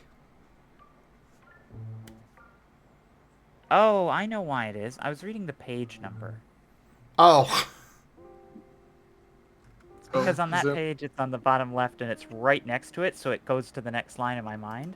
It's I closer was- than the text on the other pages. There's no gap, so I just read it as part of the paragraph. You are a 20 monotype. I was very confused because I said it a couple of times last night and nobody corrected me, so I was like, that must be a thing. I was not sure if I was hearing you right. Also, what's up, Werny? I want to know something funny about what I did after I left the hotel Monday. Sure. So I mentioned how I was going to my cousin's place in Highland Park, and it turns out that their daughter is a furry, Oh. and their daughter outed me as to what I was there for. How did that go? What? I mean, it went okay. It was fine. I was like, damn, what the fuck? Also, their daughter is in high school, and she makes fursuits. Like she makes like those raptor mask fursuits. Like So, you can give me the friends and family discount, right? maybe. But yeah, like her yeah, my cousin Amy showed me like the suits she was making. I was like, damn, they're pretty good.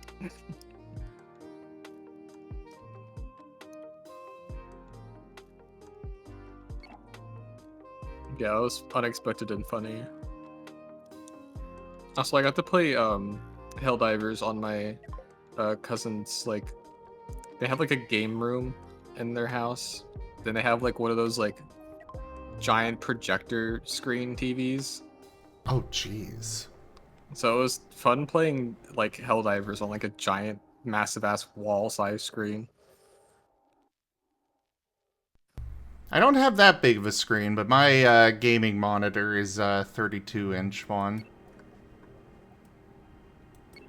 Nice. I need to get a new when I move I'm probably gonna get new monitors. My monitors are one monitor is this old HP monitor that went to like a computer we don't even have anymore. That's my main monitor, and my secondary monitor is a Samsung TV. Like a small desk size Samsung TV. And then my third monitor is a Wacom Cintiq. Cintiq 16.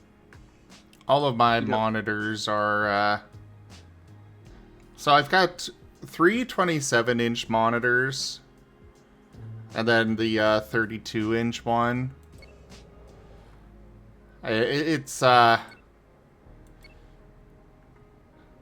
It's been very helpful to have this many monitors, and I made sure that they were all the same because I was tired of having, before I had I think it was a 50-inch TV, somewhere around there, and then a 32-inch TV as my monitors. One was 4K, the other was 720p. It was rough. Yeah, sounds rough.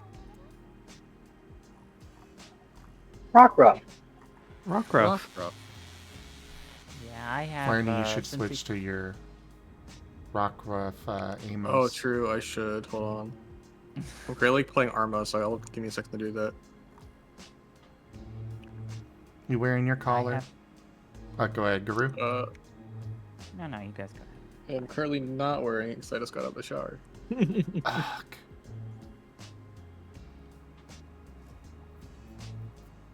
It's not water soluble. It's leather. It's better not to, Right.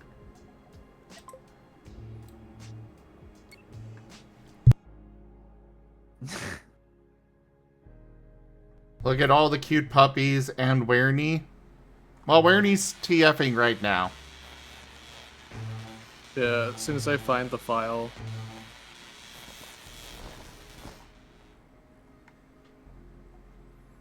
I will say that Werny's got very wide and alert eyes on their talkie. Yes, they are currently cobalt.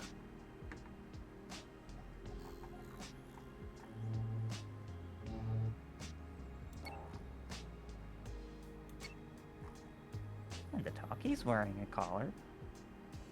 Yes. Yes, it is.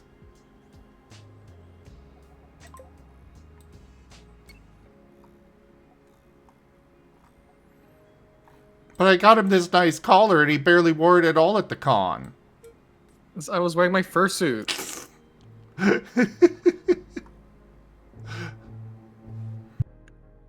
Oh, that's fun. You need like an oversized collar for that. Yeah, I have a fursuit collar that I was wearing.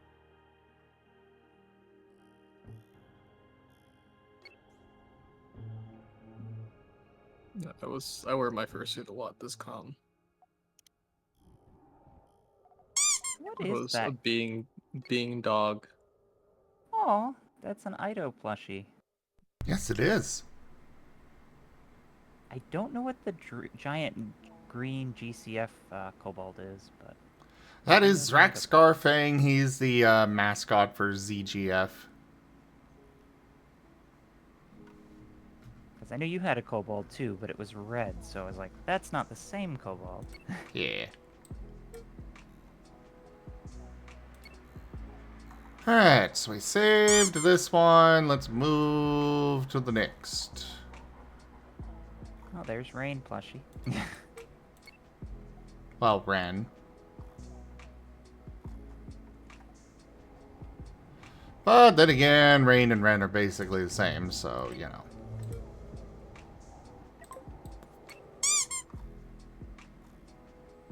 That's Rex. Yes. Rockruff. Rockruff. Rockruff.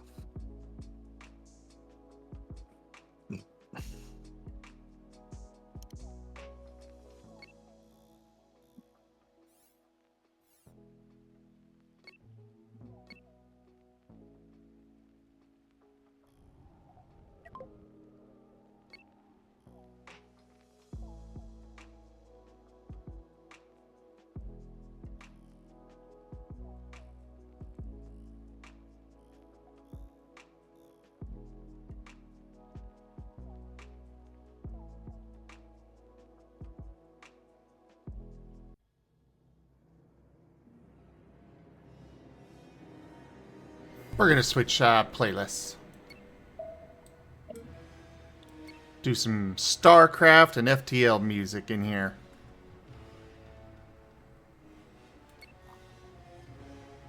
This game did have a lot of elements of FTL in it. Yeah, there are definitely similarities. Oh, A lot I less can... like What's up? Oh, so I already missed Texas weather. It's fucking cold here in New York. New York is cold, yes. It's nice. It's also like windy as fuck. Like I like the cold, and I don't like having a lot of bugs, so... I do not like the cold. I am a small twig bean, and I get cold easy. That's fair. Bundle up. Nice thick layer of fur, and then just lay out in the snow. Hold on, I turn your volume up. You're like quiet as fuck for me. Yeah, Guru is soft-spoken.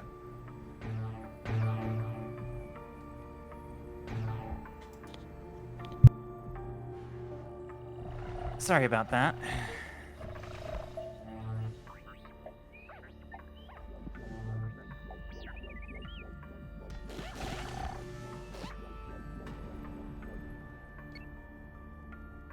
We've acquired another A-Wing. Odd. Yes. It was just sitting here, so I'm like, why not?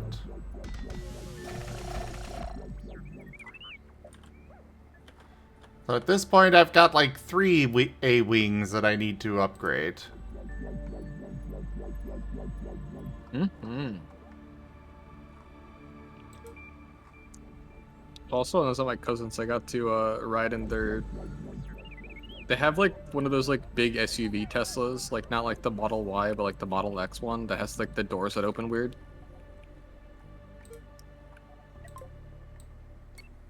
not the So like cyber when I was getting dropped off at the airport, I got like dropped off in style as I stepped out of a car as the doors opened upwards. It's such a goofy ass car, but it was fun to ride in. DeLorean doors.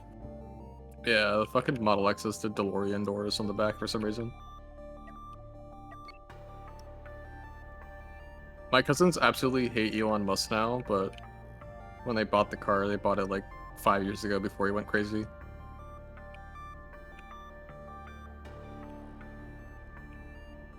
There was a time before he went crazy? I mean, when he was less crazy.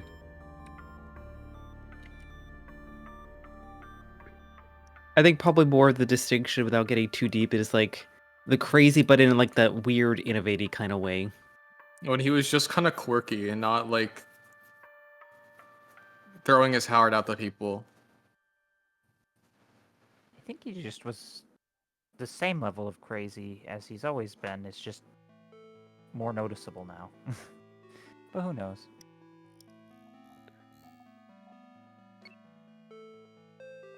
Well, now that my fleet is forming up nicely, let's move to the next location.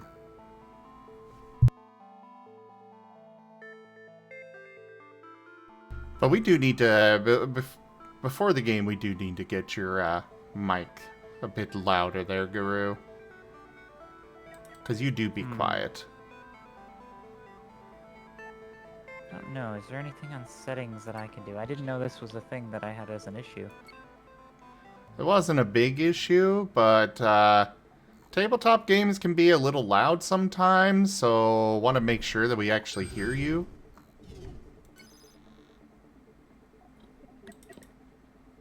Yeah, it can definitely be a challenge if your mic's too quiet and you want to say something, but you keep on getting talked over. Yeah. That's fair.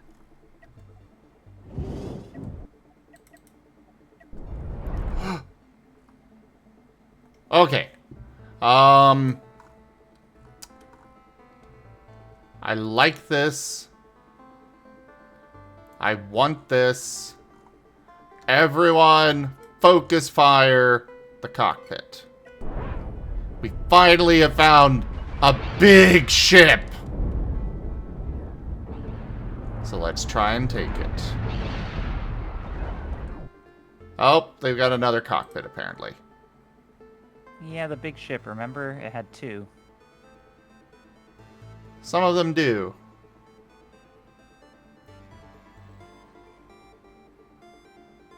The problem is I gotta find where the hell they are because they are well hidden. Ah, there's one. I think I lost one of my ships.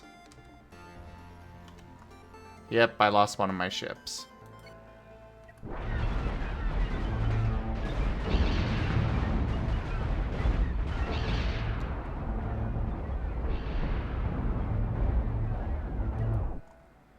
Okay, that's another cockpit taken care of. There's one. I want to avoid hitting any of their reactors because, yeah, that, the ship may not be salvageable if I do. Or capturable, rather.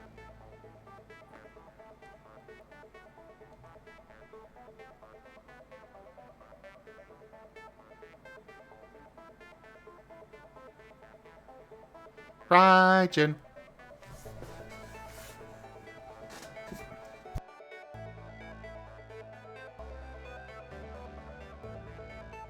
Yes, that is true, Delimited.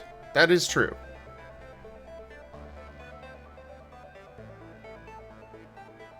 Son?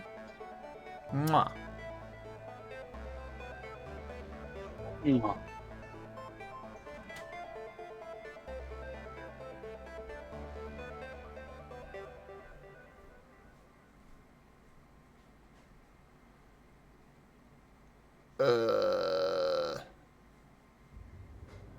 a seating room. Wait. Hidden cockpit! Oh, and it's right next to the high explosive factory. Because why wouldn't it be? Well, you don't want enemy technology to get into the wrong hands. Well.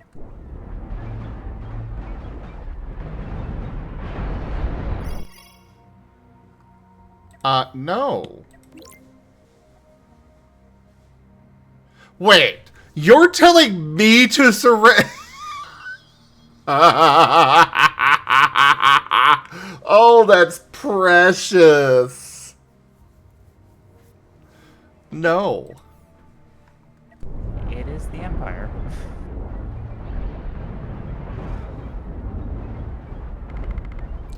There we go.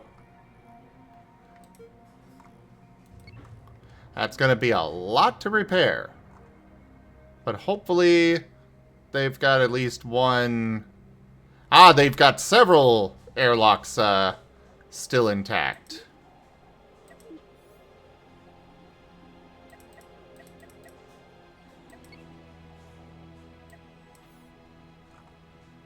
Well, that is now mine. My Bane hut is too damaged to move right now.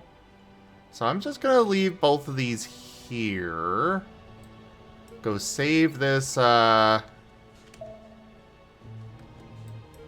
leave those two with them. And take you two to go save the, station before it gets blown up.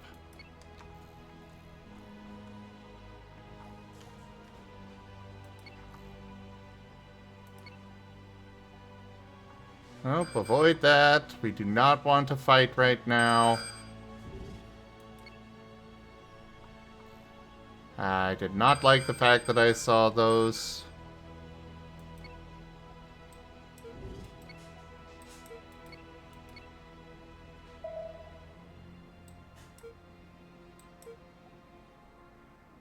Move away.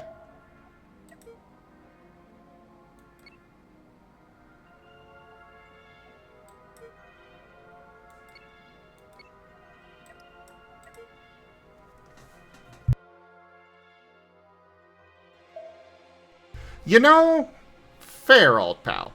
Fair. Those are definitely some big kahunas on them.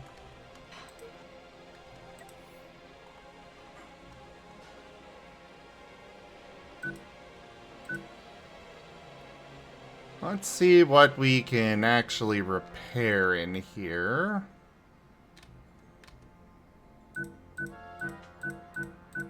With the resources that are just here.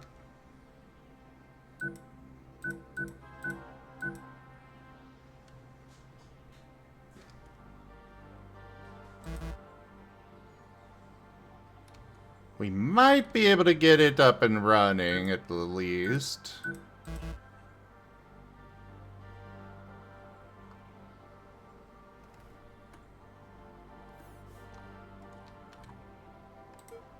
And you.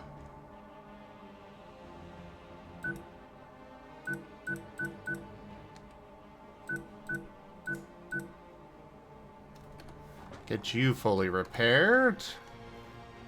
While these two are off dealing with stuff.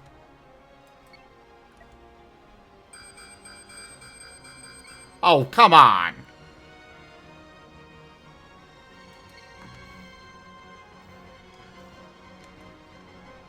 Why are there so many pirates?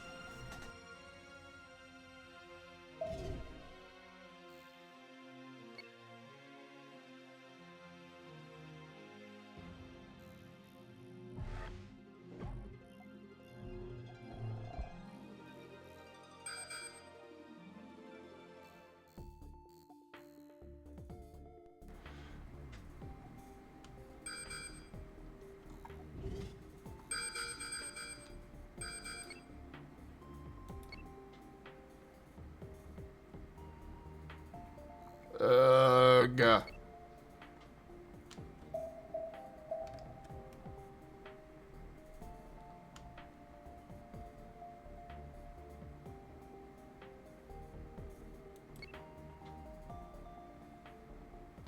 Alright, alright.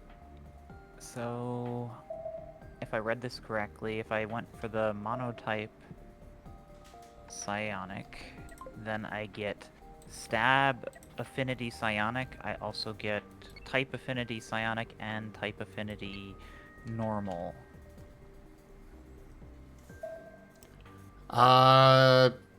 You get type affinity, so you're going with Shadow and Psionic? Oh, if I did Shadow and Psionic, I'd get Shadow and Psionic. I was originally going to do Monotype Psionic. Because the Shadow type would be me being more sneaky, and that's not something the character is at the moment. I guess he is. So I don't know. I mean, that's fair. what I understood, he was sneaky right now, but... That's fair. I'm wondering, because I don't know. I should think. I'm getting in my own head, trying to overthink. That's fair. That is actually fair. I should go for dual type, and then it'll make it easier. I mean, you can go monotype, just saying. What I understood was it sounded like you were gonna go... There you go. I mean, the only thing that changes is, but do you get, let me look. If you, it doesn't mention what happens if you have more than one, but stab affinity, yeah, type and stab. So yeah, I would get stab affinity for dark as well. Okay.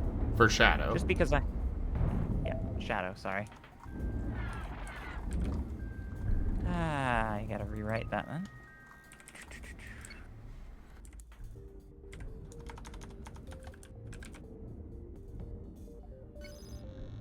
And as far as this game goes, not everybody I'm fighting is on the Empire side.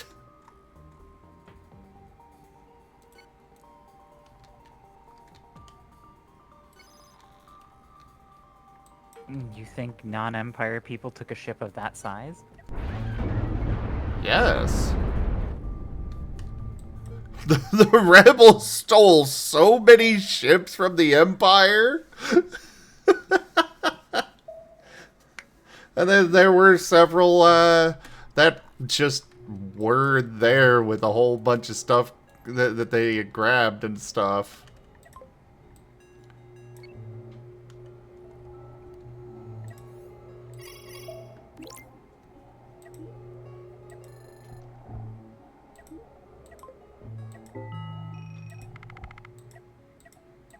Okay, so then I've got that part handled.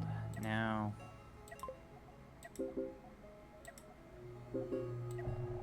I should probably look into armor and weapons, now that I've got that. Healthy mind, reliable skill, academics, mental fortitude, type affinity, shadow, type affinity, psionic, stab affinity, psionic, type affinity, stab affinity, shadow.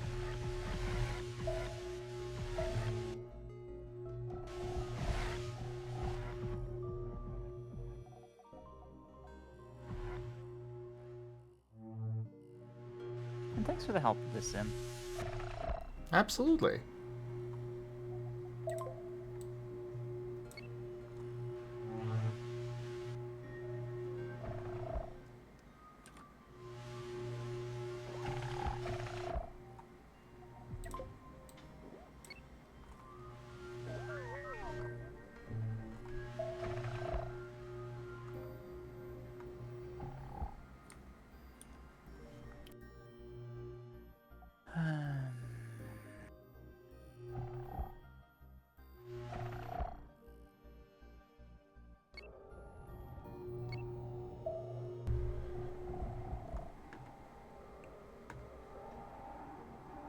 This feat enhances your affinity towards a new type and allows you to receive a stab bonus on accuracy rolls with this type.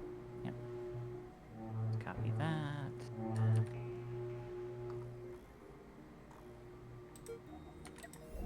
Okay. Wayne, he's a good boy. Oh, what? Oh, yes, you are. You're a Gee. very good boy. Chi.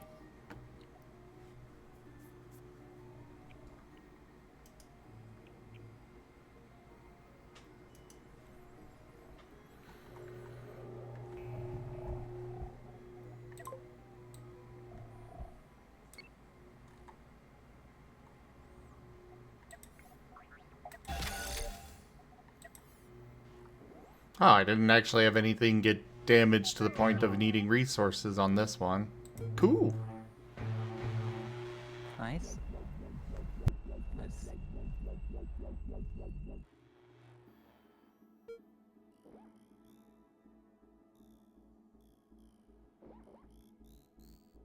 I've got that. I've got chapter 3, chapter 2.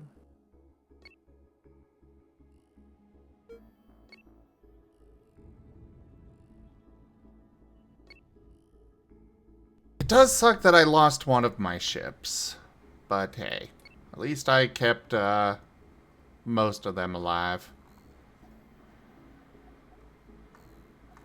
And this new one, that will be the ZGF Comet. Because Comet's cute. And strong. Don't forget awesome. And ferocious.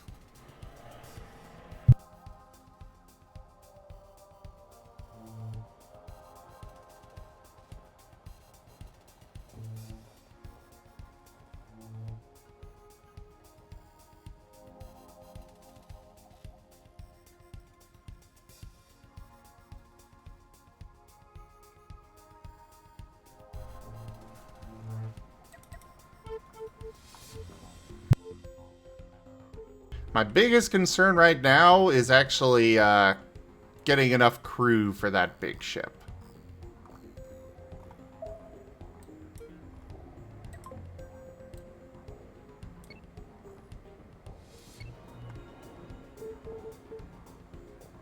Okay.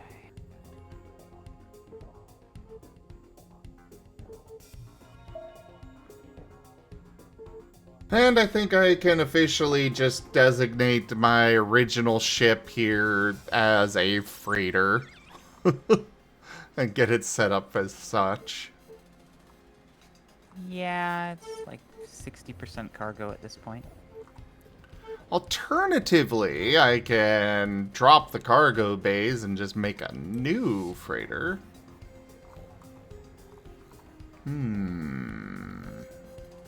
Intriguing possibilities.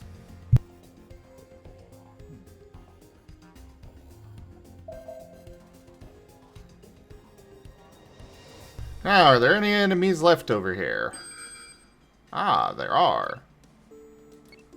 Why are they just sitting there, though? I think they must be too damaged to do much.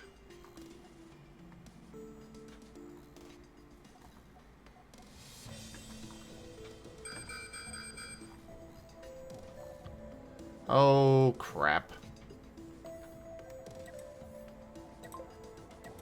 I'm thinking I should definitely make my guns before I decide what to spend my EXP on. So I'll probably want to put them on my weapons.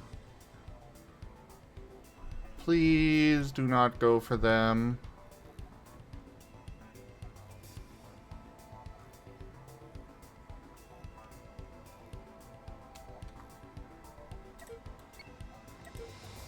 My main defenses are... or my main fighters are away.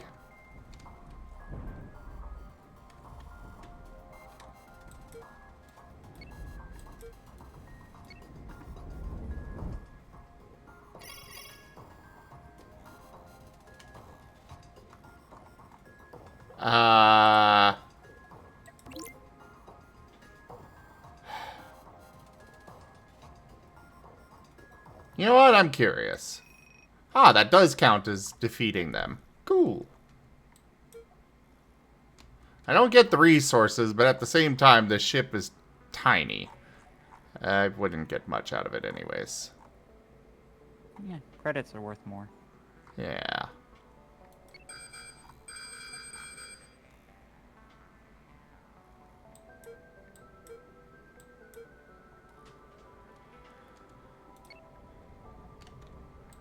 Can I transfer crew to that?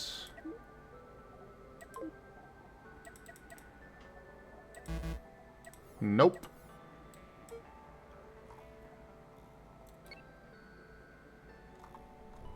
So then I'm just gonna move on to our new big ship, the ZGF Comet, and get it repaired as much as we can.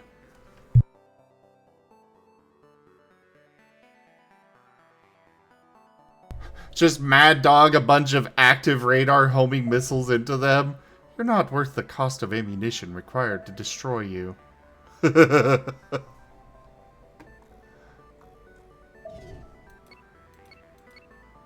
Yes.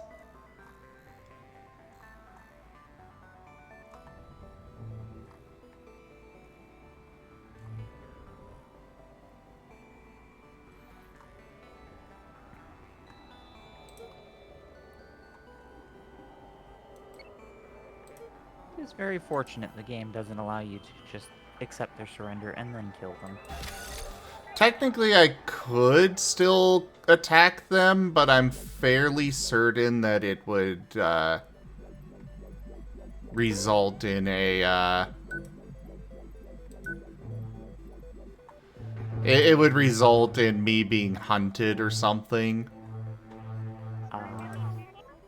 Yeah.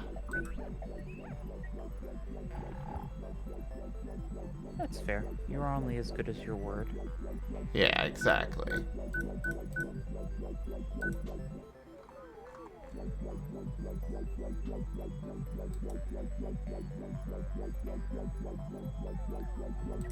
But how good is the word when it's only just animal noises? Oh, if only.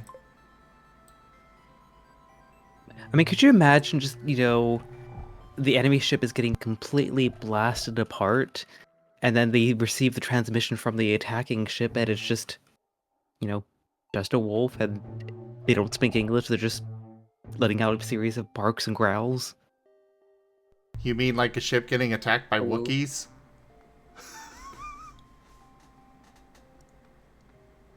I mean, isn't it implied that some people can actually understand Wookiees? Yes. But they are relatively rare. Valid.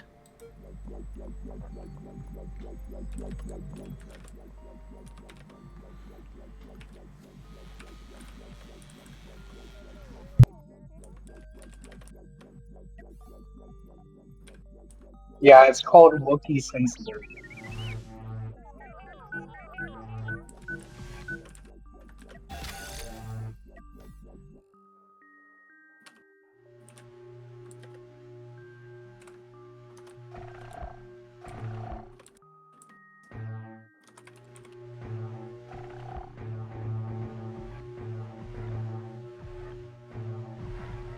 Oh, I see, Delimited. I had no idea.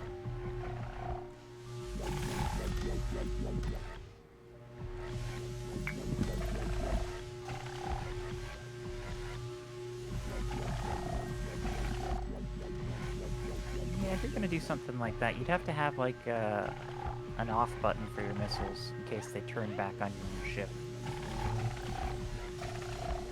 Well, the whole reason there is you're not going to be anywhere nearby. Or the whole reason you do that is you're just not going to be anywhere nearby to get it turned on you.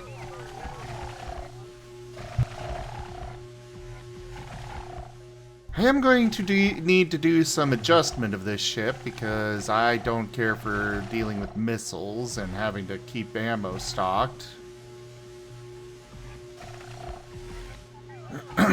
But otherwise, this is a very nice big ship.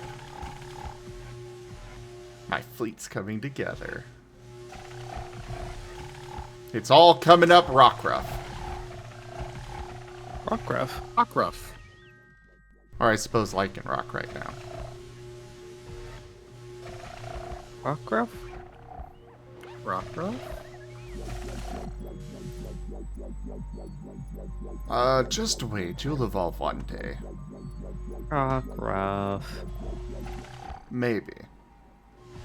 Rockruff.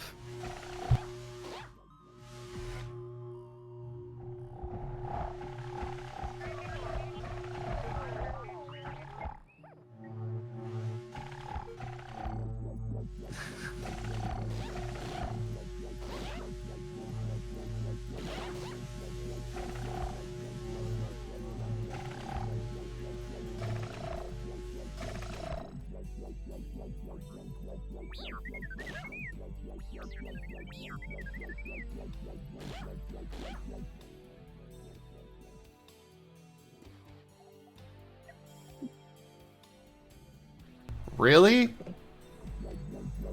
This ship did not have doors for their main cockpit?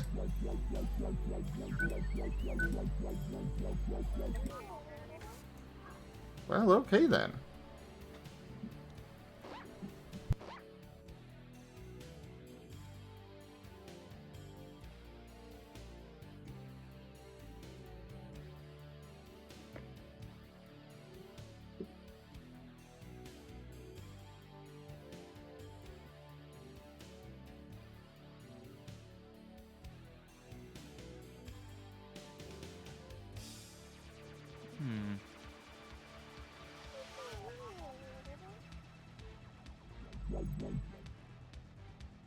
Ah, right.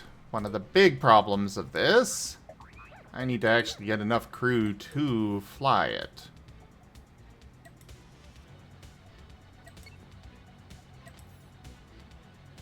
Will that be enough to limp it along back to one of the stations? Probably not.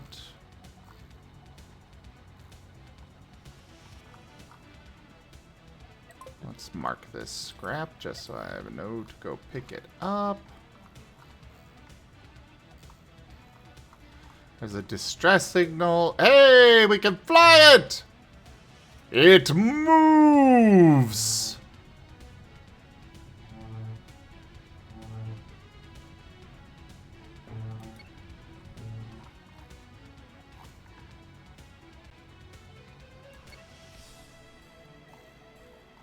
Course laden.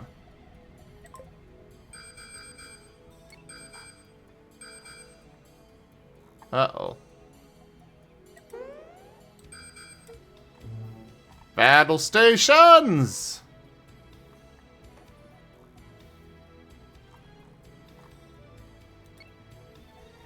Let's go deal with this squad.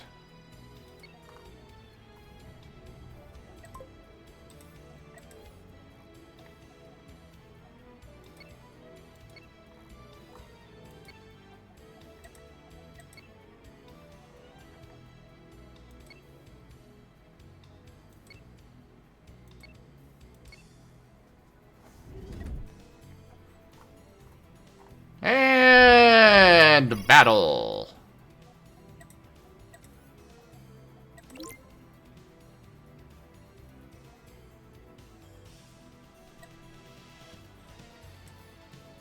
Nah. We're just gonna kill all of you. God, you're starting to sound like my FTL playthroughs. Well, actually, you're just a Naboo fighter. Yeah, I'll accept your surrender. They're all trying to surrender.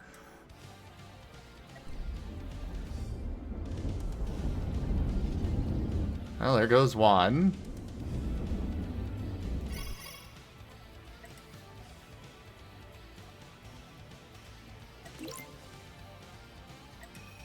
Sure, you had basically no resources anyways. It's all about the resources, you know? If they've got enough resources to make it worth my while, then I'm not gonna accept their surrender.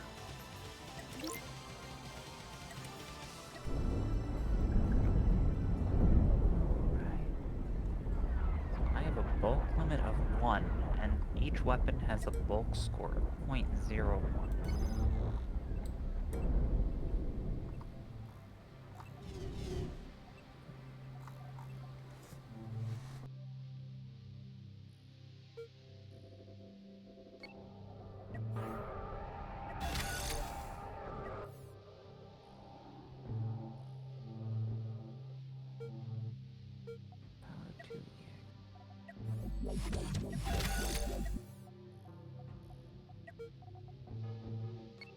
So at this point, I would definitely say that most of my ships are good to go for being upgraded and being kept.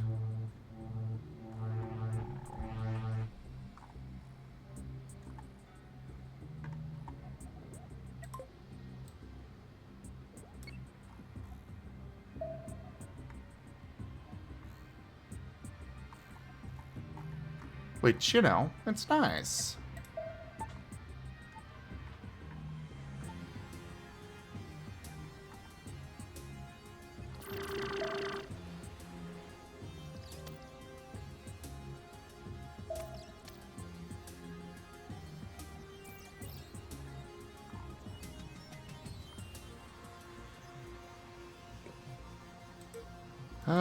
You transfer crew over there. And then you go join the other ship at the station to get more crew. Okay. So the weapon information on the character sheet tab probably needs to be the same as the one on the PTV. You're mumbling, and I don't know if you're actually asking a question or not. Oh, I'm not 100% sure if I'm looking at it right, so. Well, what are you looking at, and what are you confused by? I was looking at the character sheet 1.41 weapon information, like mini thing over there, and it's got like tier 1 light weapon, power 0 range 4, EXP range 20 to 40. Which document? That's the 1.41 character sheet, and it's actually in the weapon slots. So I think that's also outdated, if I remember correctly. No. The character sheet is good. We are working on a new version, but the changes for it are relatively minor. Which is why it's going to be a 1.4.2 as opposed to like 1.5. I just wanted to make sure everything was correct. But yeah, you do have a weapon slots tab if you need more, and then there are some on the main tab that you can fill in. But what is confusing you about those? Oh, I was on the weapon slots tab, and it said weapon information, and it was the tier 1 light category was power 0, range 4, which was not the same. Okay, yeah, that is outdated. I did not actually realize that was there. My bad!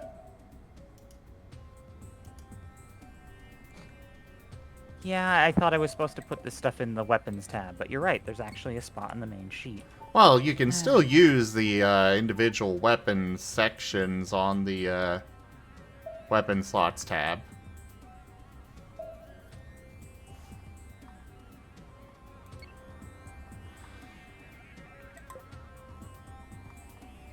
I'm not like Squirrel with like 8 battle axes.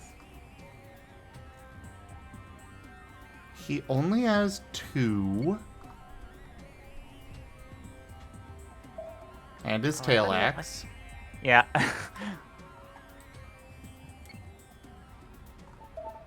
And then the axe. Oh, there you go. No, it's a matic and a hammer axe. And don't forget his special axe. I mean, how could we forget the special axe?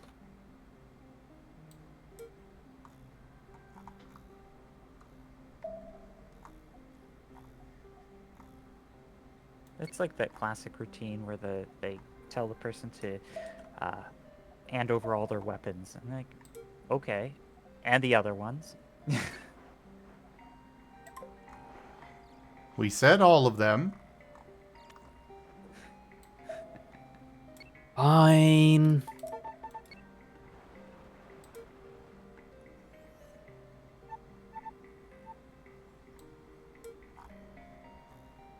Oh god, Dart would have a terrible time going through airport security. Dart would definitely get the cavity search. So, are those made out of metal on the on a Riolu or a Lucario, or are those bone? Or what? On the back of their palms, they have big spikes. Oh yeah, those are Or they actual have- metal. Lucario is So, a yeah. steel type. I didn't know that. And those spikes are how they have auras. What was that?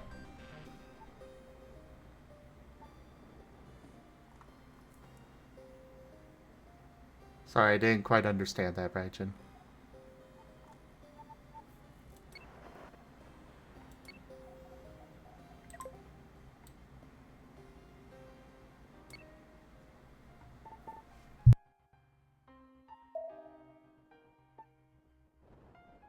The X-ray machine would just see a solid mass.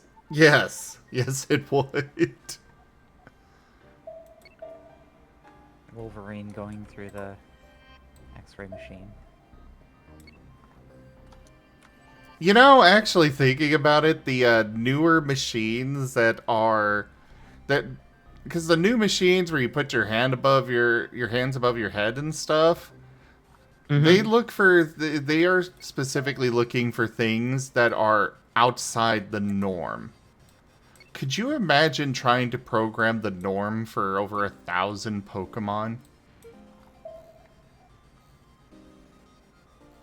Oh, it would be easy with Pokemon. They just have like a psychic type who would just basically polygraph everyone that came through. You know, true. And actually polygraph, not just the pseudoscience that we have now. God, I still feel bad for Kerr with that. Yeah, for those that don't know, Kerr was wanting to go into the Secret Service. He did all the work for it, and then they made him do a polygraph. The polygraph apparently determined that he is some kind of drug kingpin.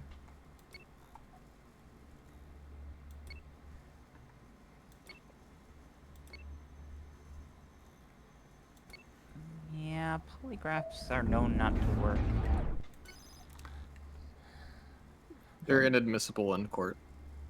And yet, apparently, they are still valid. Well, it's kind of like one of those things where it's usually done to actually psychologically profile someone, because if they think it works, then they can get information out of you. The general public isn't supposed to know that they don't work, but we kind of do now. But that was the original idea, was that you basically would psych out people and make them think that they have to tell the truth, so that you can make sure that they are trustworthy. But I didn't know that they would actually use a polygraph to deny someone employment. That's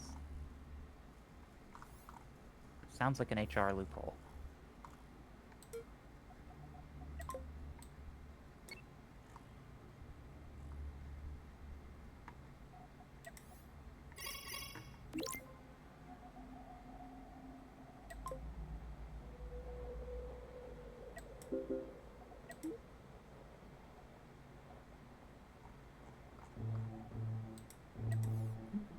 Well, yay! We saved this person, and they're taking all of my loot.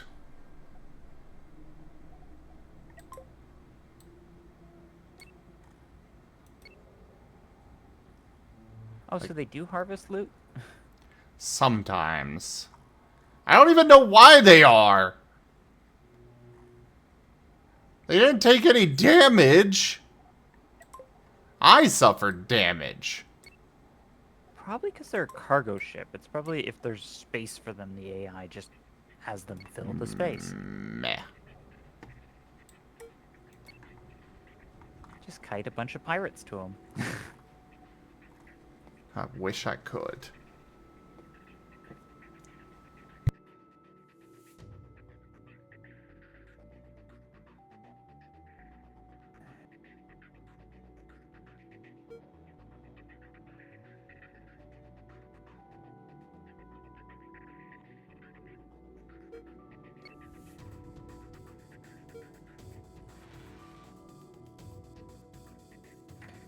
Alright, so... Weapons, modifiers, and effects, they would go on to the effect side, I presume, under extra effects? Yes. Anything that you've got, that is extra on the weapon. Fair enough. They both need reload 1.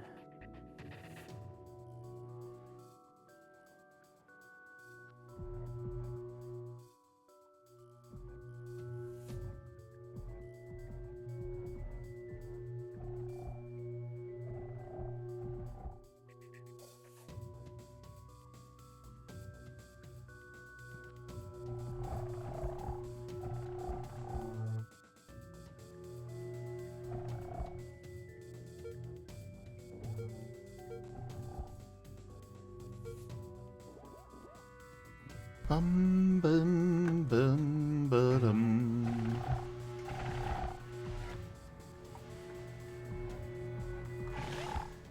Amount of attacks that may be used may be made until the weapon must be reloaded, and that's a dash. So for that one, there is no trait cost on it, but it is something that right now we are planning to go the route of storyteller just determines how many shots you have per clip. Okay, so just put it on the slug thrower and... Yeah, put it on there and we'll let Taldarius tell us how many shots are in each clip on that. Yay! Okay, good. Because I was worried. I had no idea. Thought I'd have, like, for every one bullet, I'd have to spend 1 trait point. Space muskets. Alright,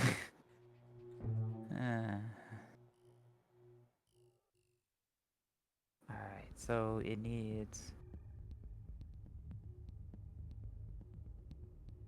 Must have ammo and reload. Okay, so now that I have...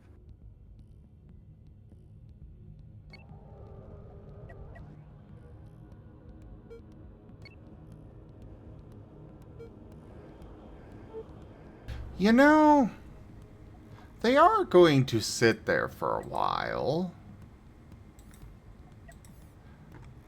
I have an idea to get my resources back.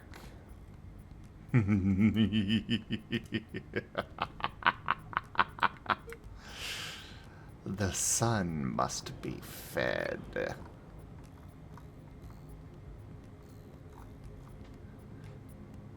Because, you know, a funny thing that you can do in this game is you could build a claw on the front of your ship and push civilian ships into this lovely red ring. And then the ship just gets destroyed by the sun. Oh! In fact... I thought... Oh yeah, go on. Oh no, go ahead. I thought you were just saying the sun must be fed because of something with, like, the Lycanroc being a day type. No, no. But what I could do is make a ship to do just that. Just push it into the sun and use tractor beams to pull the resources aboard.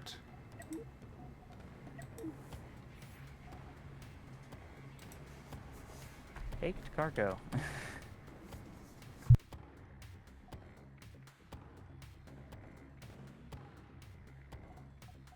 You like your cargo rare or well done?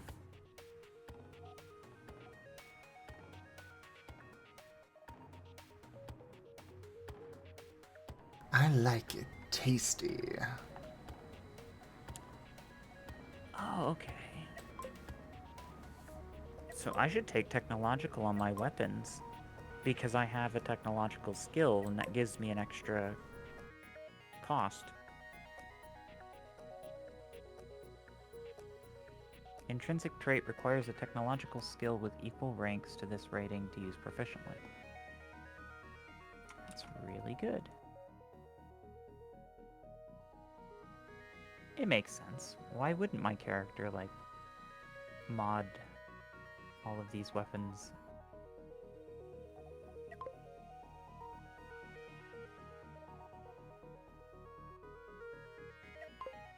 The gun requires manual focusing. What, you've never manually focused your gun before?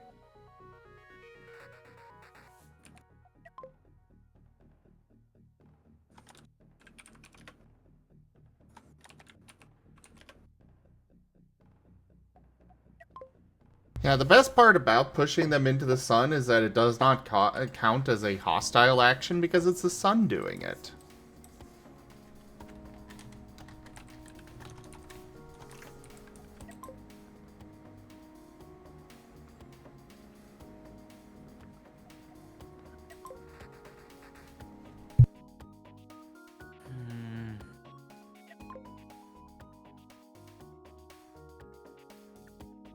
There I get into that mind where it's like, it makes sense to have technological on my blaster, but it doesn't make much sense to make technological on my slug thrower. It feels very munchkin-y to put it on both just to maximize the amount I can get out of things.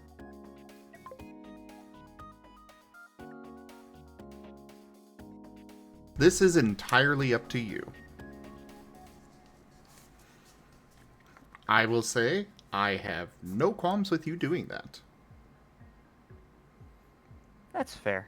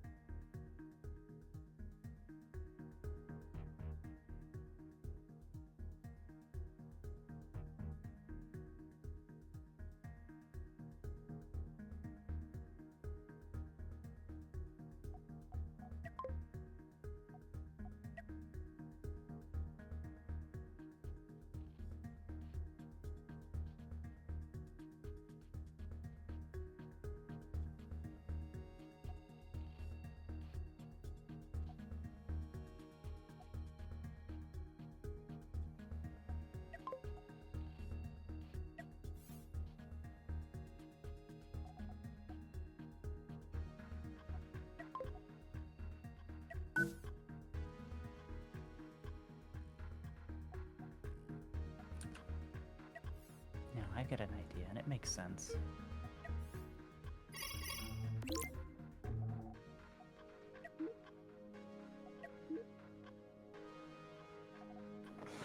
That's actually a fun idea. Rank up. Hold the line. This hamlet shall not fall. Pixel Playtoy raided my stream with 5 viewers.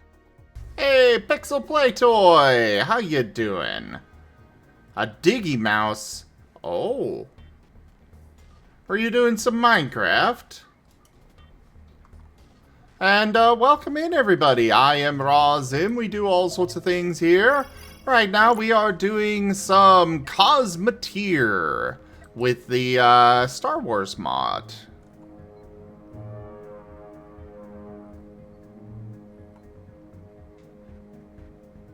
Ah, Vintage Story. Fair enough. That's a game that I've been meaning to check out. Would you like a regular shout-out, Pixel, or Playtoy? Toy. That's what you wanted to be called. Sorry. My bad. Would you like a regular shout-out, though, or would you like a random clip from your channel brought up?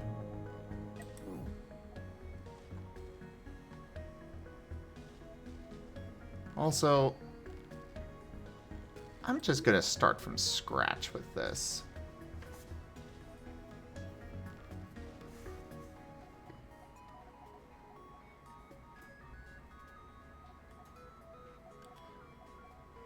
While I like the design of this ship, I think I want to make something different. Either. Alright, well let's get you that shout out. But yeah, welcome in everybody. We do all sorts of things here. Right now we are doing the Cosmoteer game, while also helping Guru make his character for our upcoming Star Wars tabletop RPG campaign on Friday. We also have a lot of other tabletop games we do, several Pokemon ones, couple of Pathfinder, some Digimon games, and then we have artists that join us throughout the week. And also there are several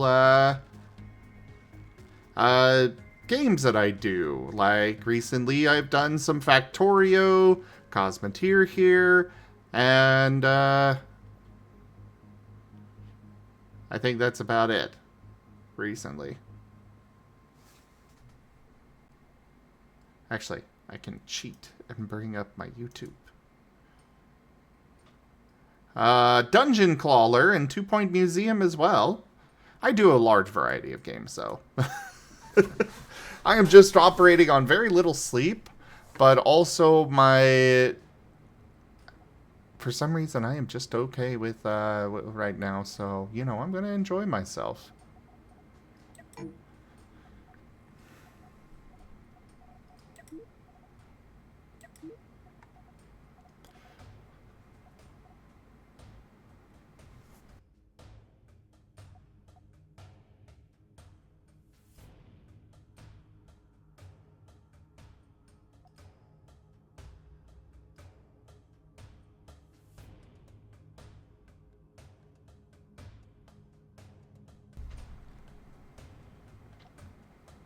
Crew required 3.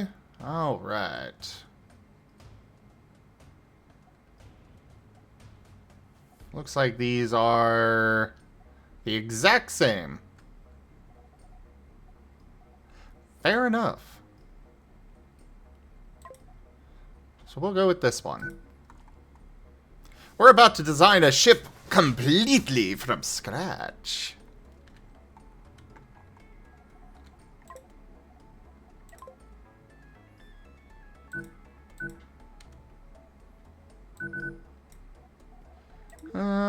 Yeah, I will have moving walkways, actually.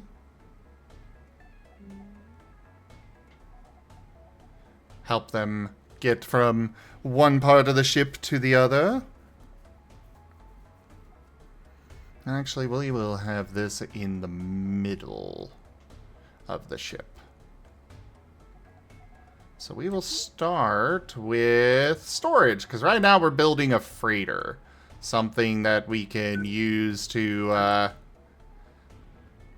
transport the large amounts of resources that I acquire. Yes, that's the term we'll go with.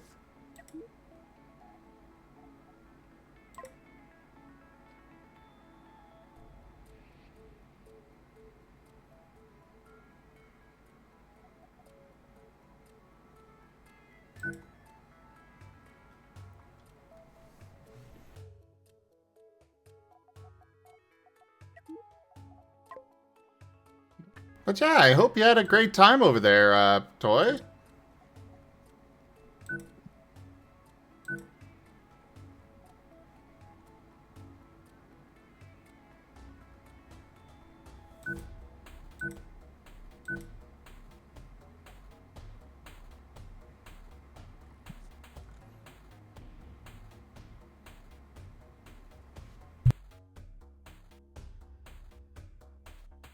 Very hard.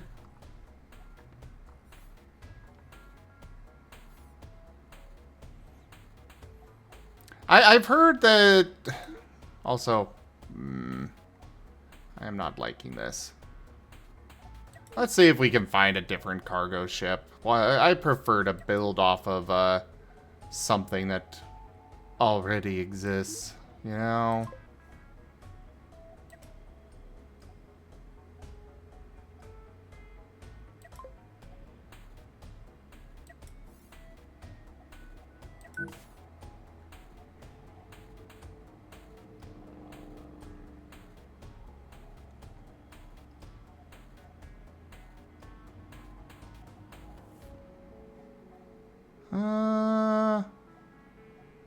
You know, we can work with this. Oh, what the heck is that? Oh, those are hyperdrives. Okay, fair enough.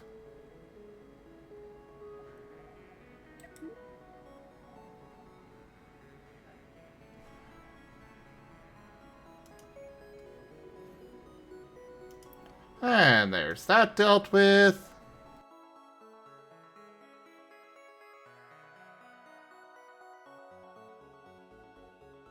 I see that the 24-hour timeout finally expired for Mala. What did I miss? Oh, he keeps lying every time he comes into my stream.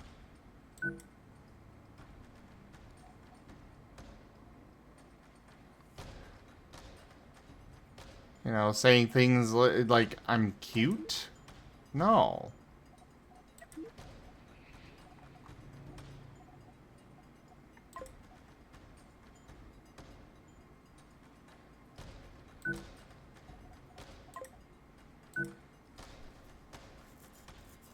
Oh, hi there, Fetch. How you doing?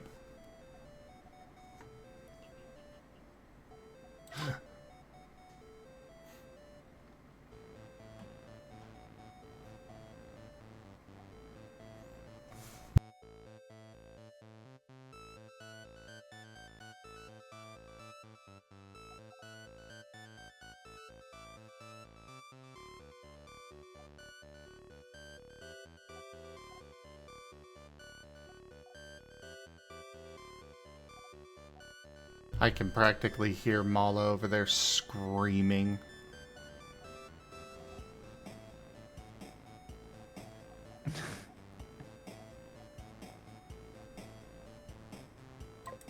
Finished work and done with Easter, now for a drink?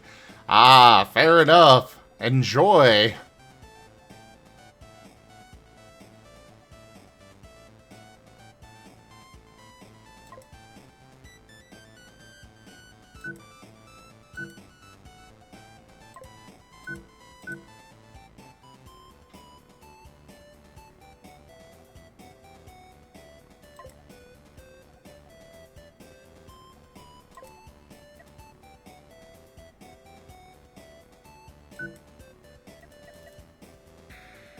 Alright, let's do that.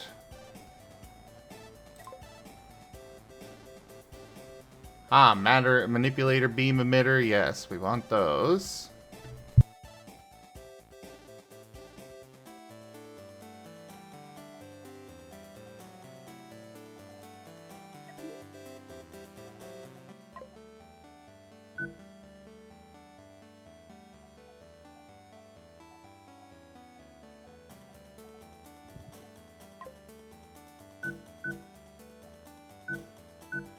That's actually pretty clever. What's pretty clever? I was just thinking about how I was going to design my weapons, and I was thinking about how I could go for something like, if I was trying to make them concealable, I could do the concealable one, obviously, which would give me difficulty. But then I was also thinking about like making it unconventional, and I was just thinking about how whether or not that would actually how often that would actually matter. I guess it's more like a roleplay cost, but it kind of balances out any kind of cost like negatives for being technological. It's like that feels like a free point, but if I throw it into something that's also interesting story-wise, then difficulty on appraise text checks to determine this weapon's traits. Like, that's not going to come up very often, I wouldn't imagine, on a player's weapon. It could.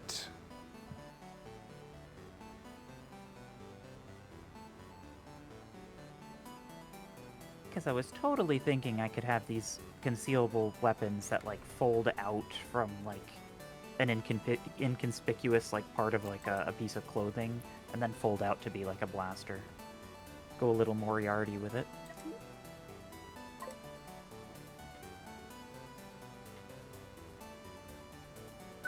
It could absolutely have an impact. I will say that.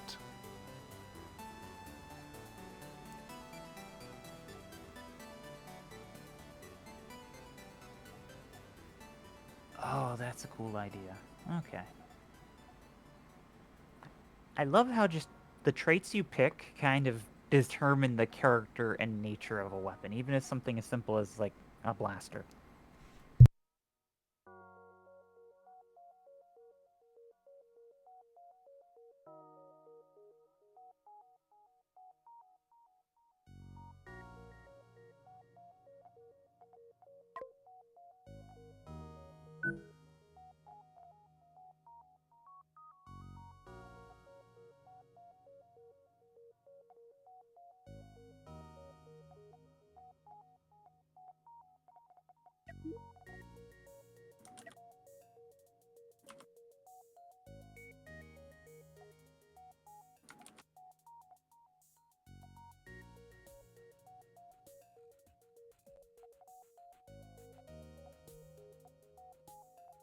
I should make each weapon have different kinds of... Are they both?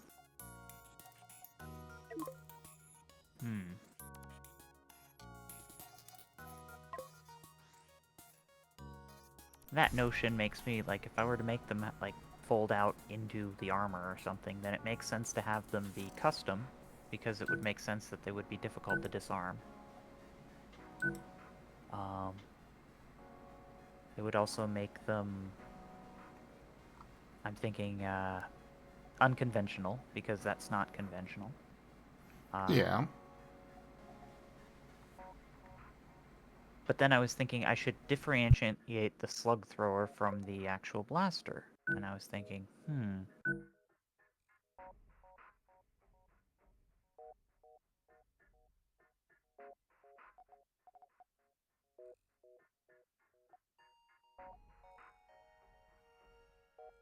I would think that the slug thrower would be a common repair, so I would take that. Compared to a Actually, that could go either way. In Star Wars, is it actually easier to repair a slug thrower or a blaster? I have no idea. That's fair. Neither do I. Silly question. But one of them will have common repair and the other will have exotic repair. But the one that has exotic repair I will make durable, and the other one potentially make...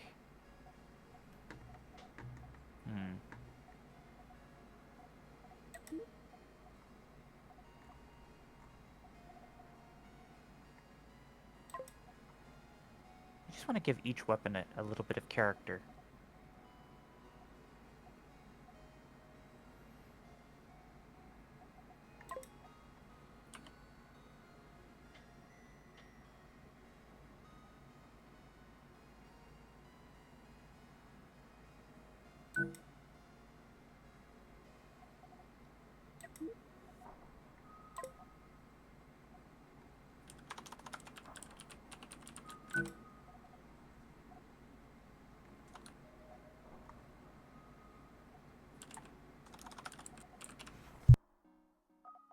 Alright.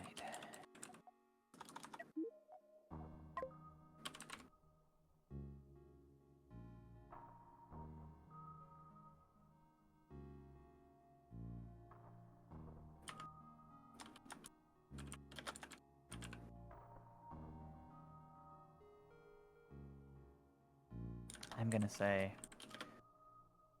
the non-blaster would be the common repair. It's just metal tubes, and explosives. It's not like it's laser science. Alright.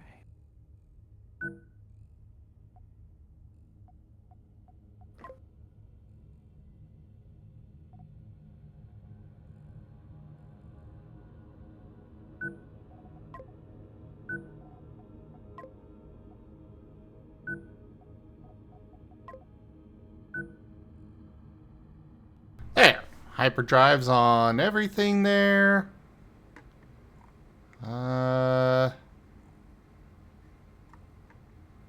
We've got plenty of space for upgrades later as we need them.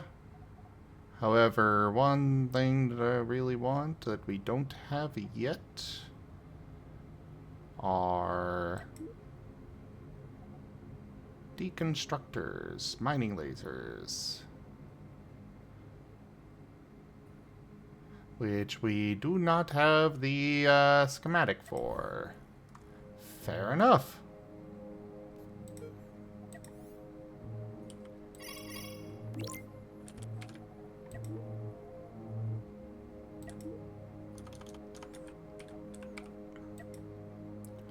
I'm gonna sell all those. We'll just sell all that as well.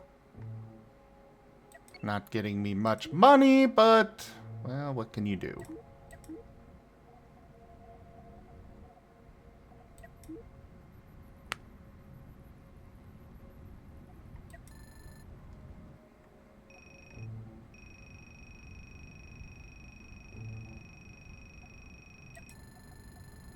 Okay. Oh, that can't be put on a basic weapon. Yay. Yeah, eventually you'll upgrade them. I was just reading about, like, bypass accuracy. It says bypasses accuracy stage, can't crit. So, interesting things to look at. There's lots of really cool stuff. I'm just wondering if I should take on more negative things. Like, I don't think I'd want to take on risky. You can always get rid of a negative thing later on. Oh? I didn't know that. Well, I guess you could always get a new weapon, too. Yeah. Oh, how does that work? If I put EXP into, let's say, this blaster, and this blaster gets destroyed, do I just lose that EXP forever? No. You get it refunded. Okay. So then I could theoretically translate my skill in using one blaster to another gun. That was another question Yes. I had. But it makes sense, like, to take lethal on Slug Thrower. It's a Slug Thrower.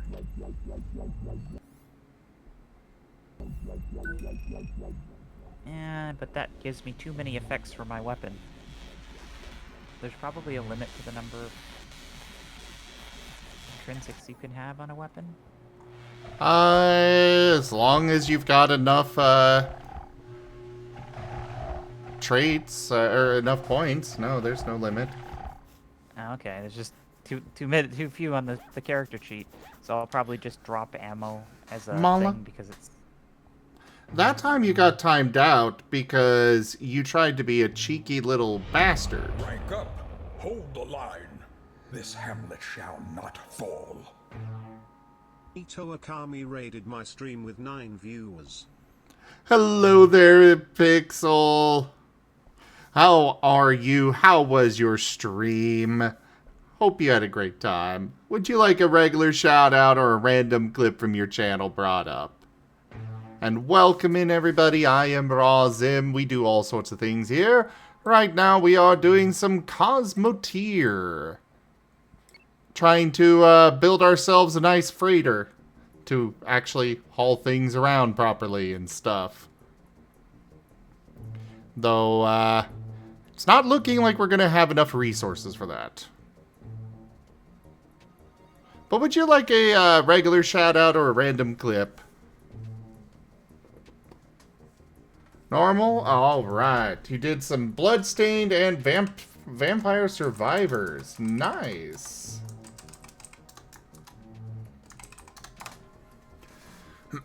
But yeah, welcome in. We do all sorts of things here. I am Razim. We have many different games, such as Cosmoteer here, Factorio recently, 2 Point Museum, Dungeon Crawler. We do a large variety of things. Then we have artists that come and join us throughout the week. We have many tabletop games, a couple of Pathfinder ones, several Pokemon, couple of Digimon, and then we also have a new Star Wars campaign that will be starting Friday. So do hit that follow button, everybody, and for those already here, go share the love with Pixel there, or Ito Akami. They are delightful bean. Oh, crap. You have very much decided to come say hi.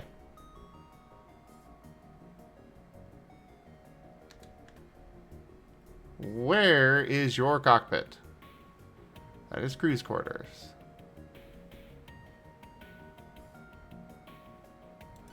Well, there's one cockpit. There's another. You actually have a lot going on here. I want to keep you. Not that I can actually afford to fill you up with crew right now, but I still want to keep you.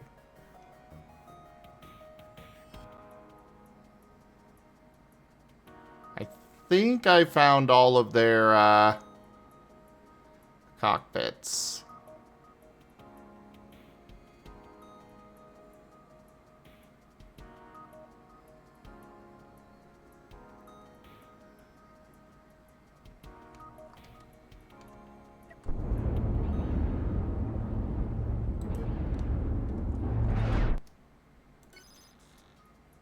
You fire on those cockpits as well.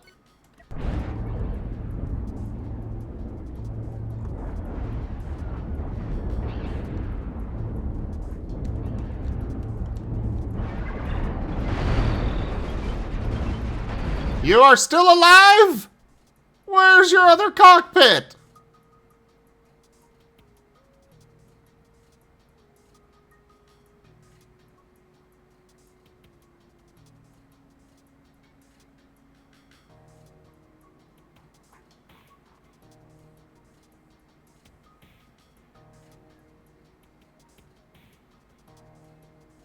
Ah, there it is.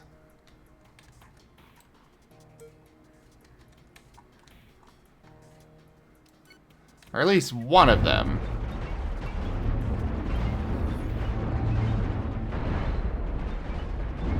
Well, we split it in two. There we go. Did we suffer any damages? No, they did not manage to actually harm any of my ships. Oh. They might have gotten this one. With stray shots, it looks like.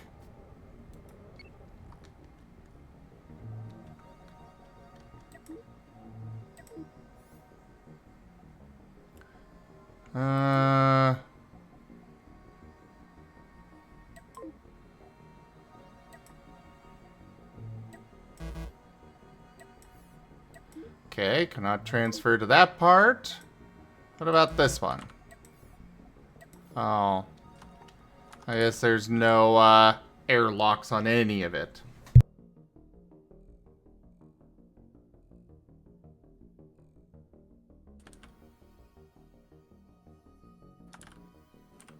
Well, at least we've got some resources we can take from it.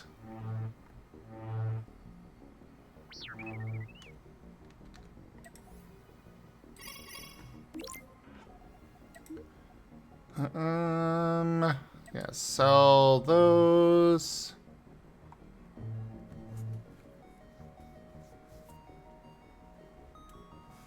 Oh, diamonds are useful. Buy them. We are not getting rid of any carbon. Carbon is very useful.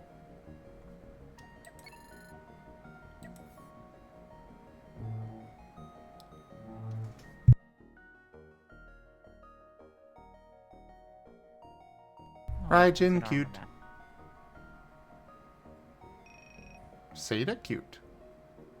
Garu cute. Heck.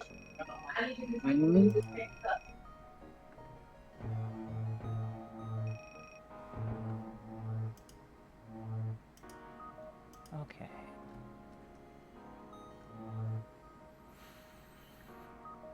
So I'll have to figure out the costs of armor later, but I'm thinking so far, yeah, I've filled it up with a lot of traits, because it kind of made sense for the weapon. I mean, I've got reload technological, which gives me a -2 to start. And then I was going to go custom concealable range short on my blaster. And then I was thinking about it. Having the actual weapon fold up into something is going to make it very much of a more bulky thing. So I didn't mind taking bulky, which gives me an extra point. So I filled up my full slot on that one. Very nice.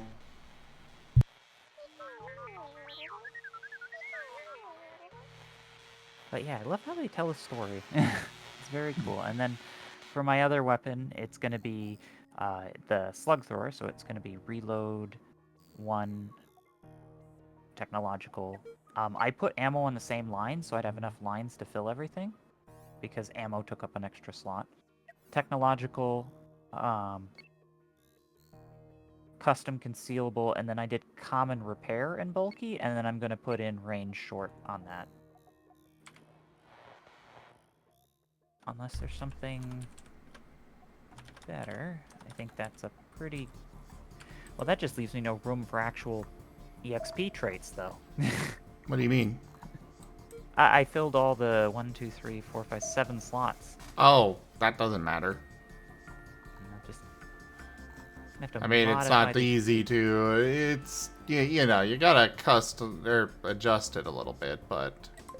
It's fine to fill up those boxes. Just put them elsewhere. Maybe, you know, modify the sheet to give yourself space for more. I may just do that, because we aren't using moves. Unless you're force users, so I can just wipe this part of the sheet for now. I hope I don't break anything.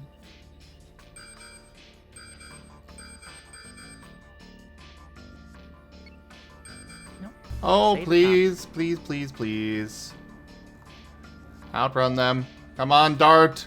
I believe in you. You can out... Holy crap, there's so many of them after you. It's fine, I have sturdy.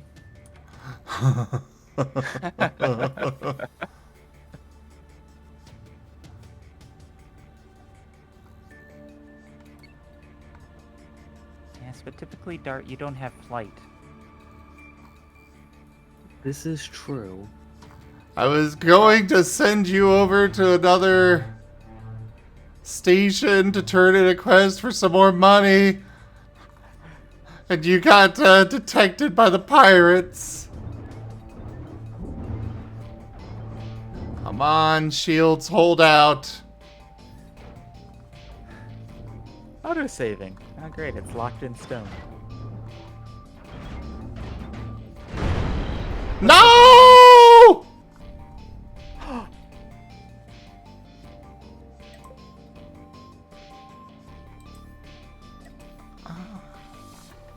Load the autosave?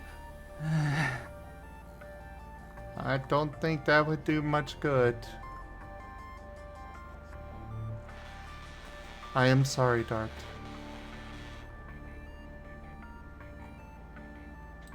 But it's okay.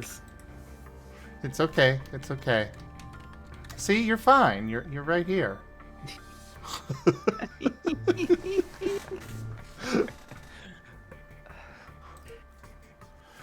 The ship should have been called Rain. Rain 1, Rain 2. You have returned. Subseg! Protogen just resubscribed for 10 months. Razim Lick. Hey, Subseg. Thank you so much for that resub and your 10 months of support.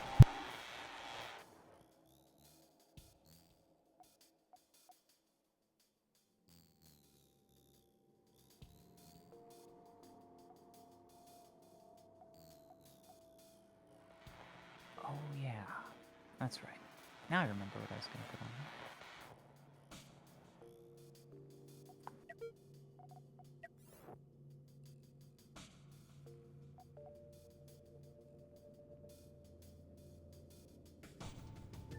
just need a little bit more money and I can afford to build this other ship.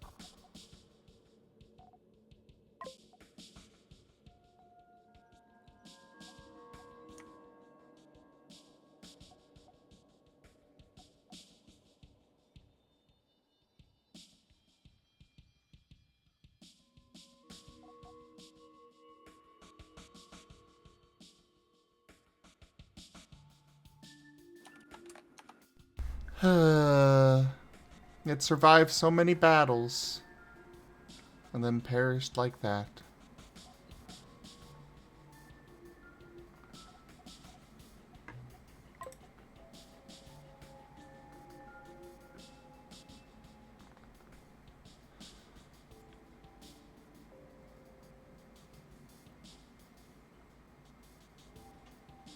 This is truly a tragedy.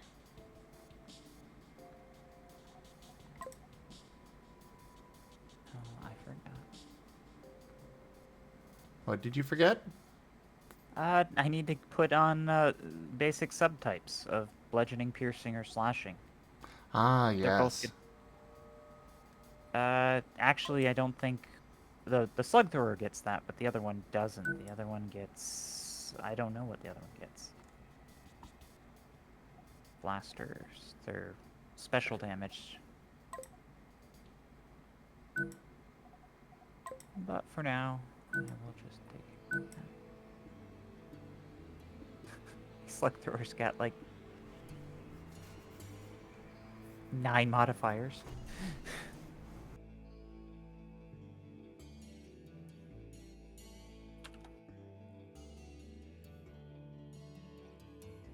That is actually really cool. What's really cool? Having this much customization on my gear. I enjoy this. This is like those games that let you like fully customize like a piece of equipment, or like what you're playing right now, where you can customize your ship.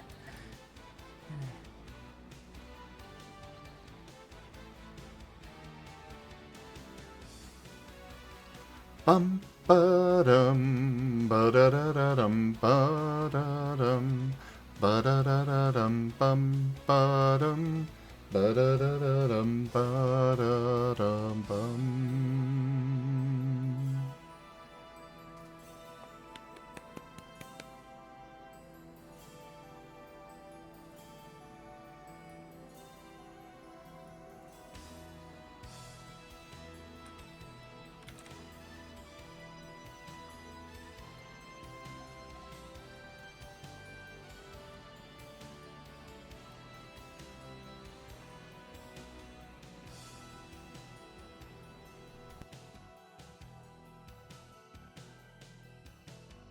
Ooh,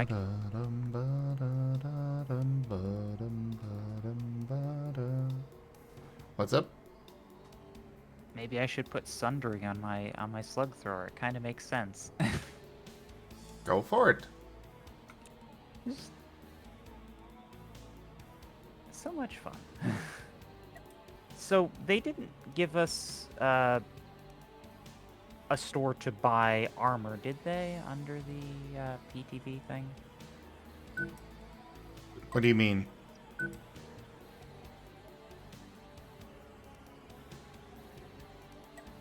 Well, there was like the PTV item list that was given, and it was just basically the blasters and the guns and the melee weapons. I didn't see any armor under that, so. first off, do remember that you do need proficiency for weapons and armor. Oh. You do get one or the other. They are linked. They are on a separate document that is linked at the top of the feat section. I haven't moved them all over because, well... That's fair. Tables are my bane. That's fair. I'm going through 5 tables right now. I can understand that. Well, I mean, I'm talking about, making tables in Google Docs. Ah, okay. It's just like using Excel. No. No. I wish it was. It very much is not. Alright, Guru. I'm sending you out. I need that money.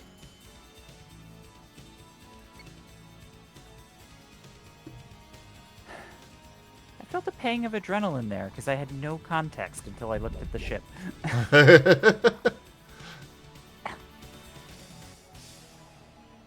Go, Guru!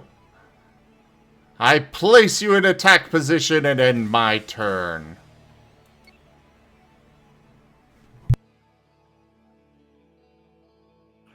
Woof. You are way too precious.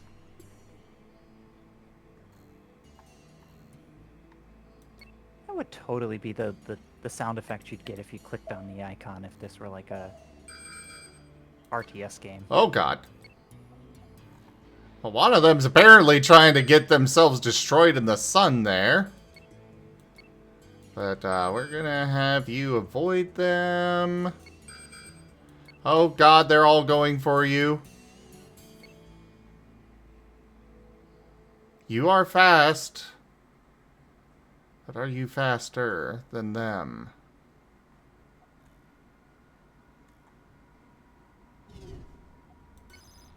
Alright, turn around and fire!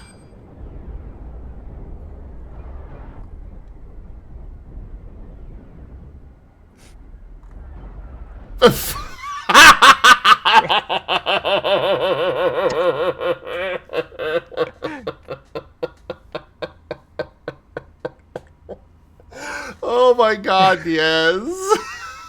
You blew off everything else on it, and it's just the cockpit spinning now. So that's how you sunder.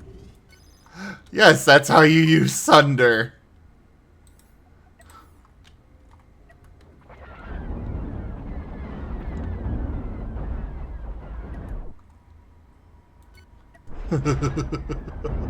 That was great.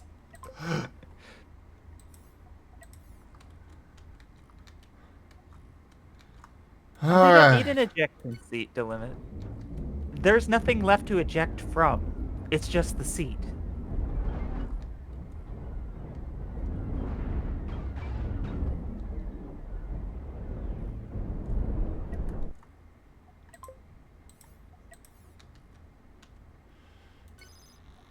Well, these outlaws definitely do not know what hit them.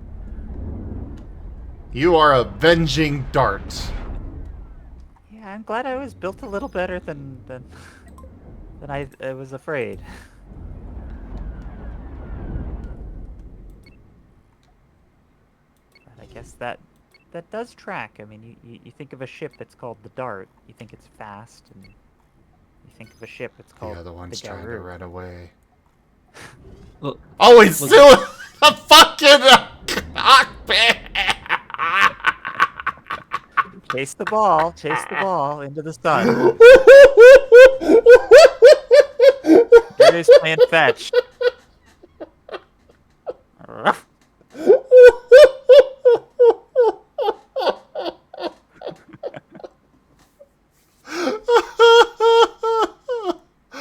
Oh, that was way too good. Oh, well, you have officially avenged Dart. I wasn't planning on you actually fighting them, but... Oh... Hey, you put me in attack position. Yeah, you're right.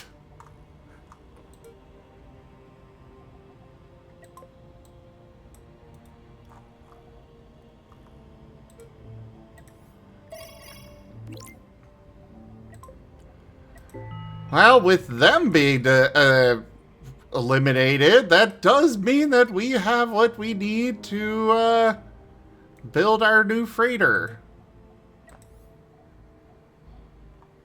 So, let's make it so.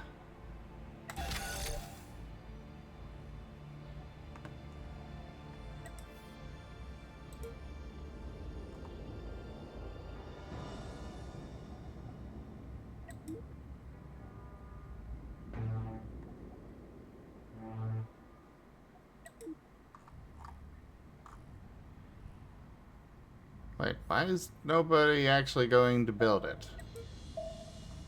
Oh, one singular person is going over there. Fair enough.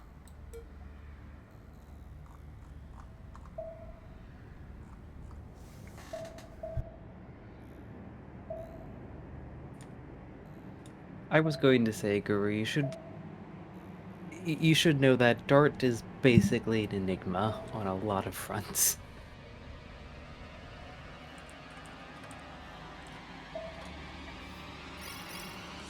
Notwithstanding the fact that he's probably the tankiest member of the party, but he's also the ranged fighter.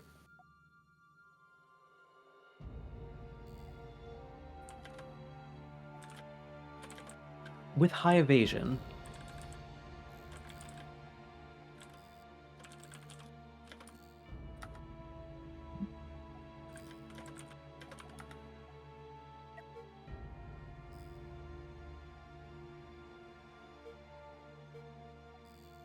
Yeah, I definitely thought that Dart was like the dog equivalent of a Panzer tank.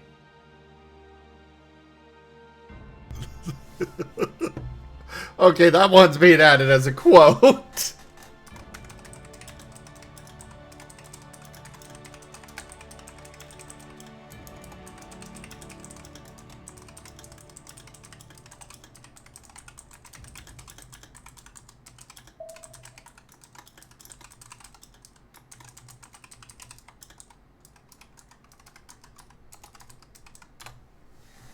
There.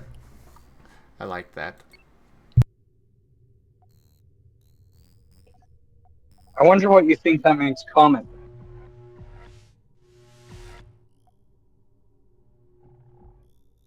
We had enough quotes for the night. No! Do share.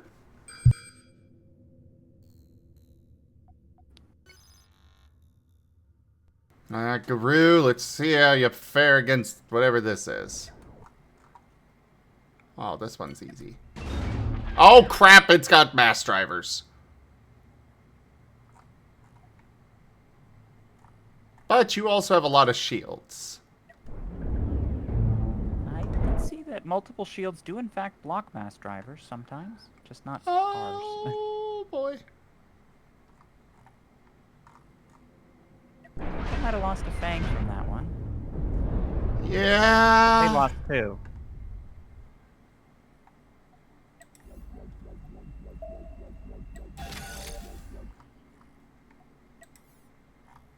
Oof. And that would be how you'd add ghost typing to yourself if you're not careful.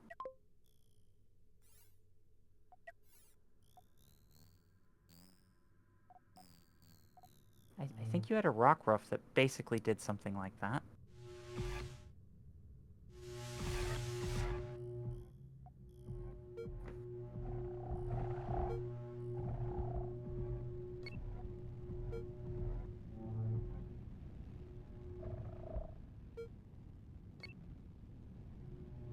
To be fair, Comment, I haven't seen a lot with your character, so I don't have as many impressions. It's because he's not actually in one of the campaigns yet. That would be Emphasis fine. on yet. Ooh.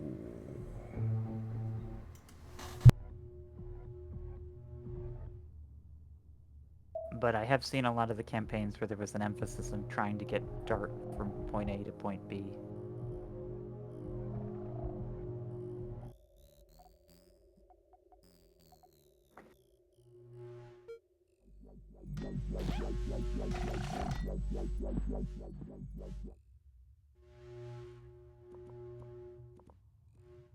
Alright, let's see here.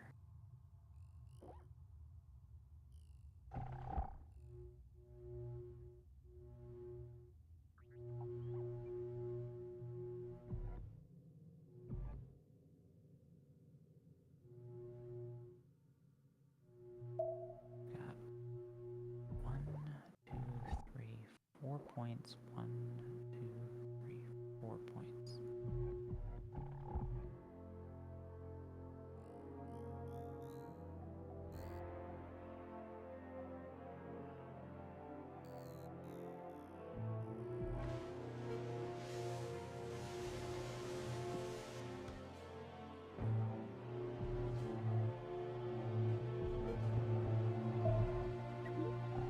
Yeah, that's a good one. We'll put 1 to accessible.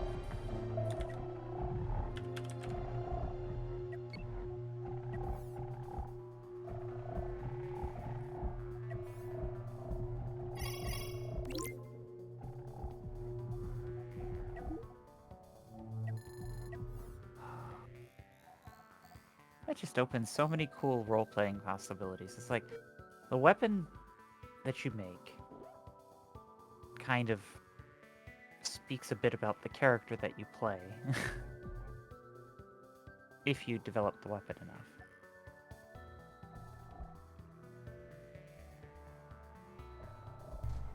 Yes.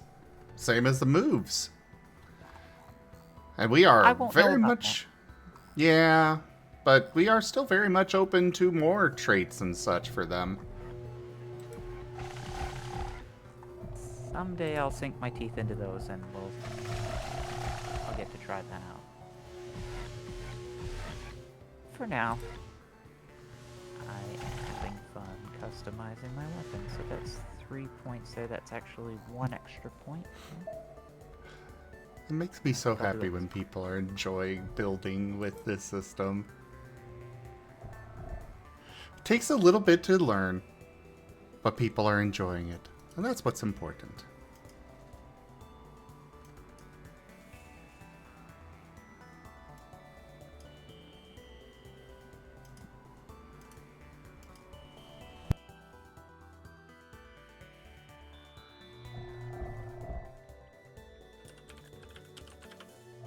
There we go. Which one are you playing, Val? Stellaris?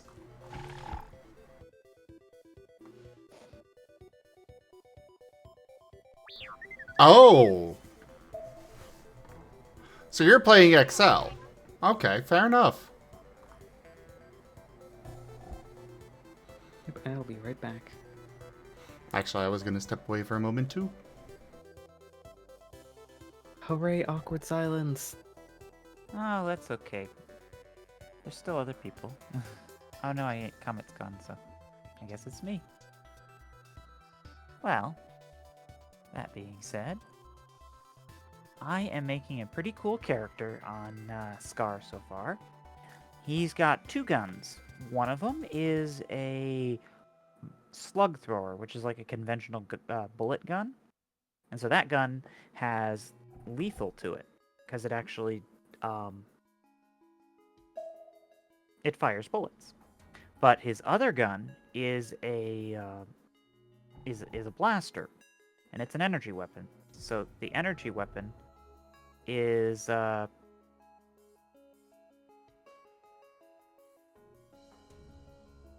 more versatile. But both of the weapons have... why don't I just read the traits right off? So yeah, starting with the energy weapon, it's a blaster. It's a one-handed light special. It has reload 1, technological. So reload 1 means that the gun has to be reloaded in the event that I botch a roll. So if I roll really badly when I attack with this blaster, I have to waste a turn to reload it. Technological makes it so that people who don't know how to use computers can't use my gun. Because it's a custom job, which is the next trait I have, custom. So my idea was that both of these weapons are going to be able to fold up into my my character's clothing, or perhaps even make it look like it's something that it isn't, like just a piece of article of like metallic clothing. So what it'll be is I've got custom and concealable. Custom means that it's hard to disarm it from me, so you can't just knock it out of my hand, because it's probably going to be wrapped around my hand. The short range means that you can actually use it as a ranged weapon while not being trained with it. That's more important if I want to invest more points into it in the future, because you can actually, with the SCAR system, you can invest points into making your weapon better. So these are just the things that the weapon is constructed to be, but as I invest my skill points into it, or my EXP points, I can then make it so it'll have a longer range, or it might even be more accurate. So having better foundation for the weapon means that I can make it shoot even farther.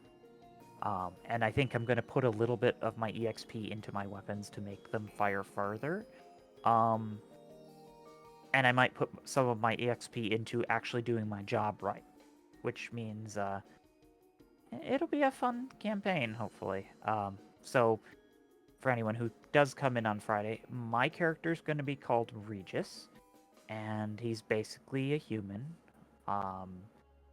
He's the only human in a party of all sorts of wild and exotic races.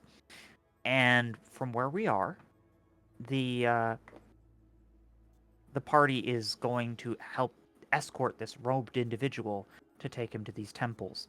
And my character's kind of come up to this group, and he wants to participate because perhaps he has some of his own interests. He might be interested in these temples.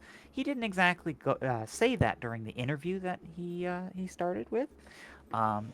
He just said he was a traveler, effectively, that wants to keep a low profile and doesn't like to get into scraps with the Empire or the Alliance.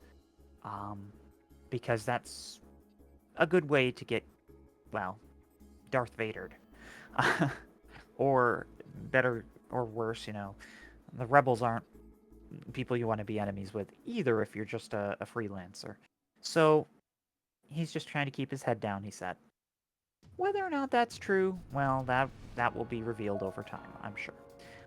But he's got a penchant for research, and he's going to love to study these ancient magical ruins, which aren't actually magical, they're force-powered, which will be cool. Because obviously there'll be some force stuff related or something, because that's how Star Wars works. It's all with the Jedi stuff. Full disclosure, I'm not as well versed with Star Wars as some of the other players that'll be participating, but I'm also going to keep my head down, just like Regis, and learn and grow just like he will, and pick up the stuff in the language as I go. Very similar to how I'm picking up the SCAR system, so in that way, the character's kind of mirroring myself, which is a fun way to play characters easily. As far as other things about Regis, so he's got these 2 concealable guns. He's potentially going to get involved with dealing with humans, because the wild exotic races are probably not going to be, well, they're not going to be able to fit in a standard issue set of Stormtrooper garb. So if they wanted to pull like the Chewbacca trick, they're all going to have to be the Chewbacca, which obviously wouldn't work too well if the whole party was Chewbacca, because then who would be in the Stormtrooper gear?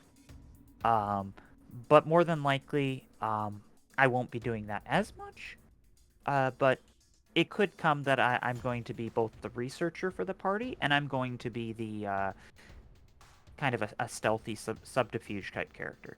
So my character's types are psionic and dark, because dark is or Shadow. Shadow is how they call it in Scar system. I'm used to other game systems. So Shadow and Psionic are my character's types. Psionic is going to be mental ability, so he's going to have like a slightly more support-ish role in the beginning, which is something I'll probably have to invest in teamwork skill to help with that. And I will probably also have to invest in my research skill.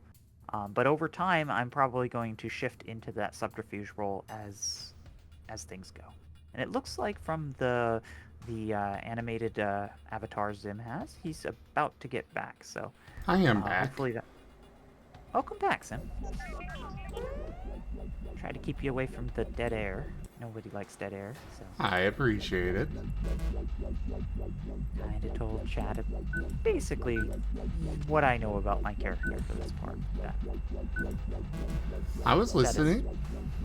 Very okay. nice.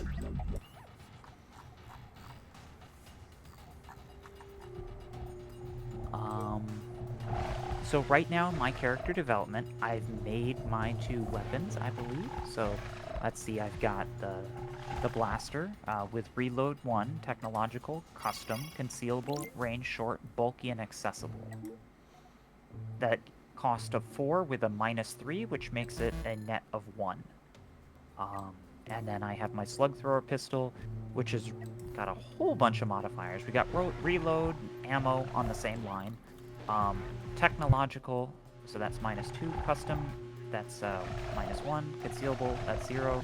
Custom, common repair, because I figured it's like a kinetic weapon. It shouldn't be too hard in the world of Star Wars when we have, you know, warp drives to potentially repair a little metal ball being exploded by gunpowder. So that's common repair. That puts me at 1. But then I took bulky, because both of these devices are going to kind of either slot into my clothing or into my armor, or potentially. Hold up. One sec. Valerie, send me a link. I need a link. I need proof. I asked Tal about having that on my character, and he said no. But if they do exist, I need proof. Please. Sorry, I saw that message from Valerie and got very excited. Which, by the way, I am playing a Lothwolf Val.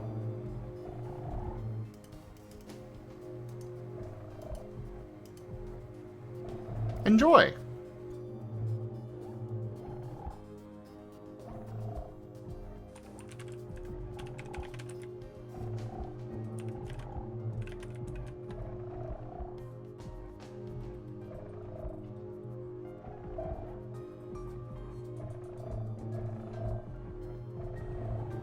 But yes, I need proof to back up my argument with Tal.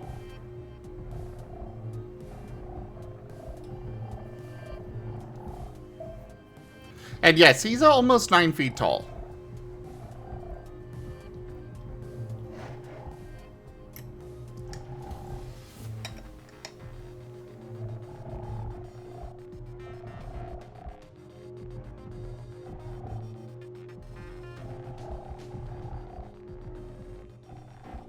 But yeah, go ahead, Guru.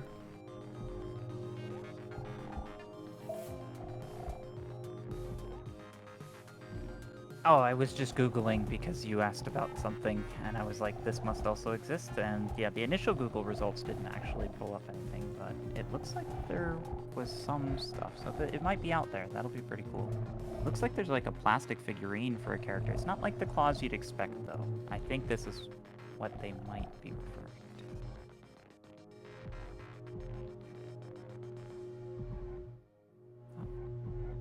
That's from...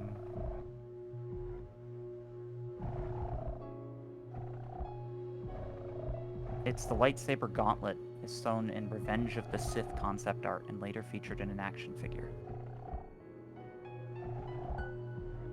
So it's more like a gauntlet, less like claws. But maybe. Basically, they strap 2 lightsabers to both sides of their wrist.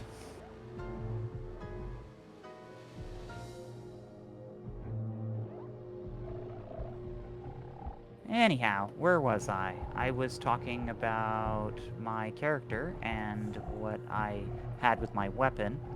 And I was talking about my slug thrower pistol. That's right. So I was saying it's common repair because it's like that. It's very bulky because it would also retract back into my character's clothing or armor. Which may actually be the part of the reason it's technological is because it may actually be very programmable and adjustable, this whole setup. And then the short range for that, because I want to make sure that I can actually shoot it without having to invest a lot of points in it for right away. Lethal, because it's a slug thrower, it's shooting lead. Piercing, basic subtype, because it's a physical type weapon. You have to have a subtype. And then accessible, because again, it's pops out from the wrists like fold-out weapons. So those will be very useful, I think. So I have my weapons. That's the big thing. Now I have remainder in my character. I have 700 credits to my name and 55 skill points because I used 5 on the initiative. Can I use skill points to gain more skill points than 1 on my skills? What do you mean? You mean XP? Because when... Yes, Yeah. Sorry, I don't know what I said.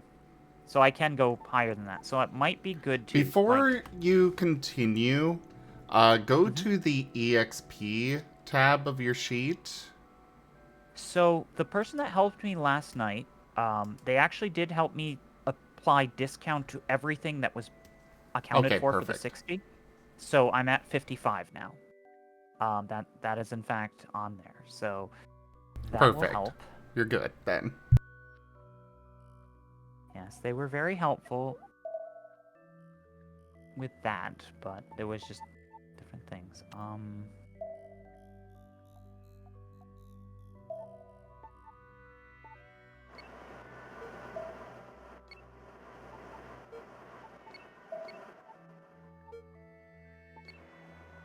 But now I've got to decide whether or not I put points into raw skills.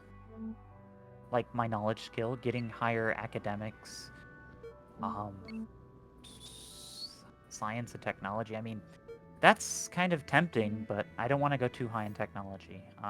So I want to make sure, well, it's not that I don't want to go too high in technology. I don't want to prioritize technology over academics and science. There you go, Valerie. I have named a ship after you. What were you saying? Sorry. Oh, I was just trying to think, because, like, I don't want to go too high in technology. Having 1 point of technology is reasonable, but that's kind of your purview. You're the technology person. Or should I say technology dog?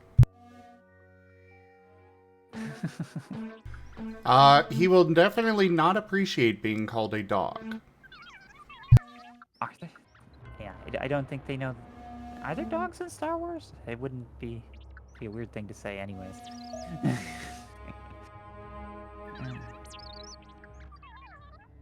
And his pet robot wolf.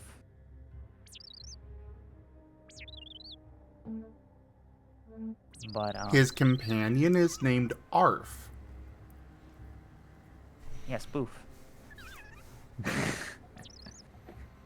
But yes, no, it is Arf, and I will remember it eventually. I say the other names because one thing about me is I tend to have difficulty remembering people's names or associating names with people very quickly.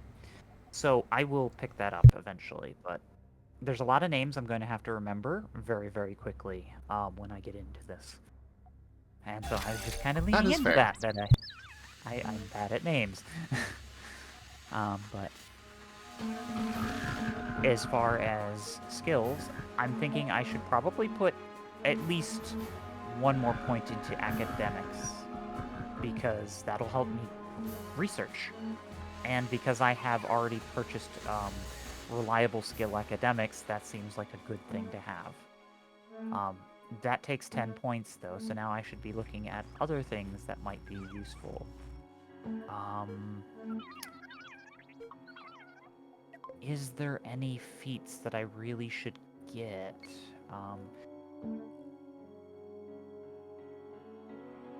Did you look at all the shadow feats? I did not. I should look deeper into those. That's actually a really good idea. Because then...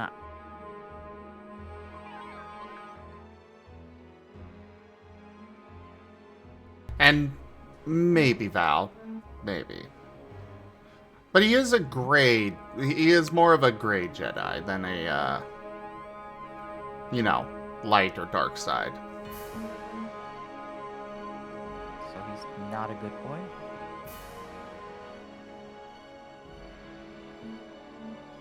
He is neutral. He's a boy.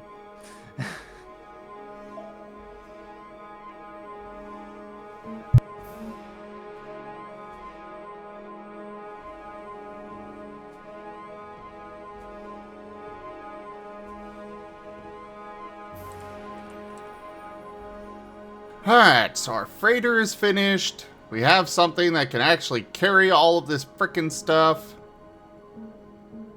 Oh, of course, now I see one of these. That would be a frigate? Huh.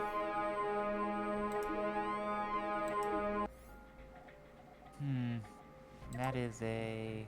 Okay, so that feat would be a...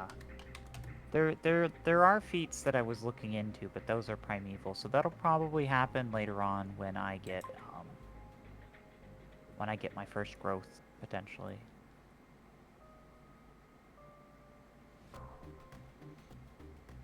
Fair enough, Al. He'll accept that.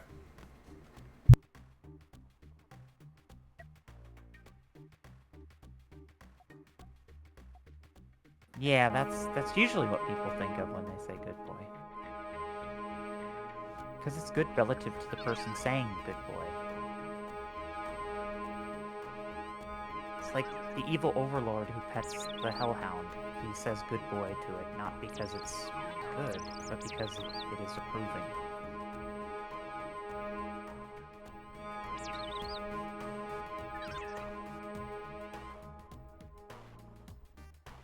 That just reminds me when I was playing the original version of Nim, when he was a standard wolf. Yeah, I've played Nim multiple times in multiple campaigns. Now I don't feel so bad. Why did you feel bad before?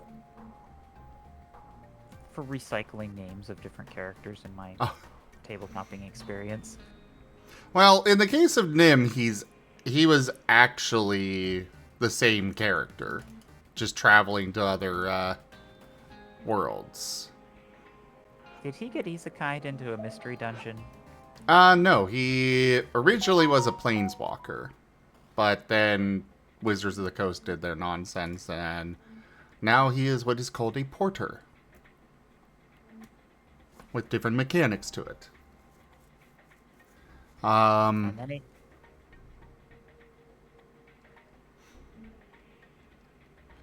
But his original version,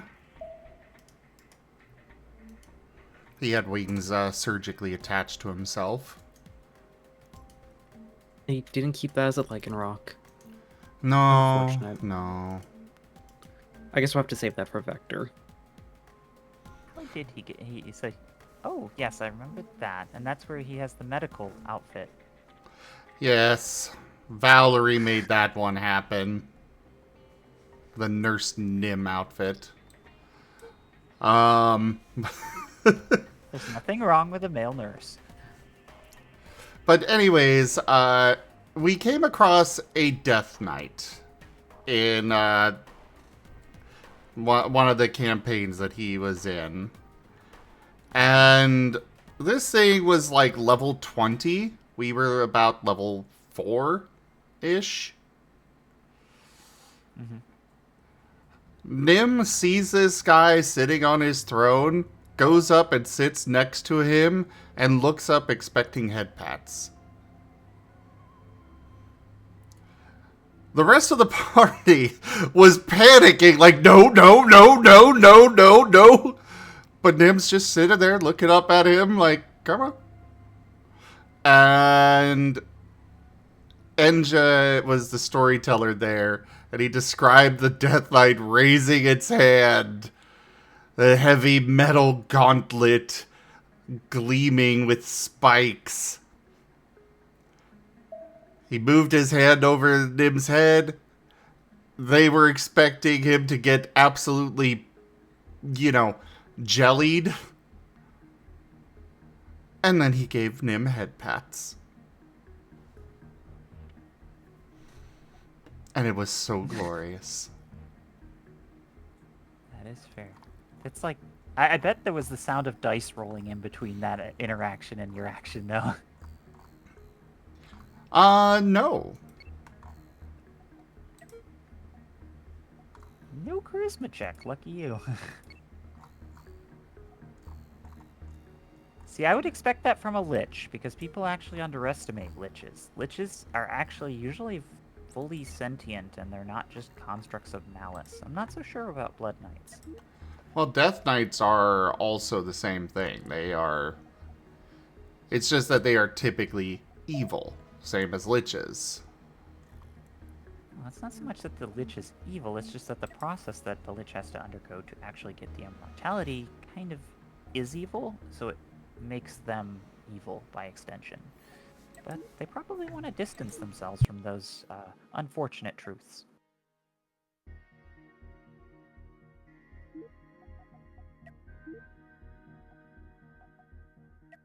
And if a nice-looking doggy like that came by and you'd just done all these horrible things and you just wanted to not think about it, you might want to pet the doggo too.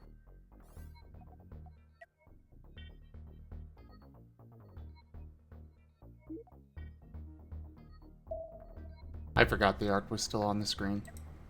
Oops. Well, you can't have too much of a good boy. Well, yeah, but I was playing the game. I went back to playing the game, and yeah.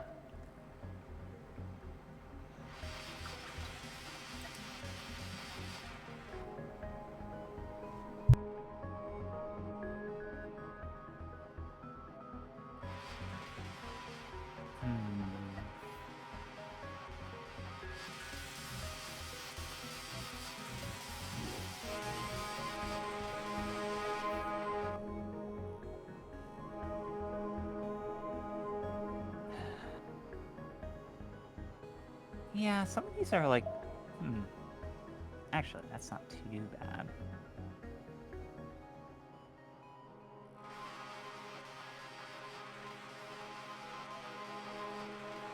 See, I'm not sure if I should be thinking like mechanically or thinking like narratively when I'm designing these characters in Scar. A little bit of both. Exactly. Because I don't really know the deep implications of types. If you go to Chapter 7, you can learn more about how the types work.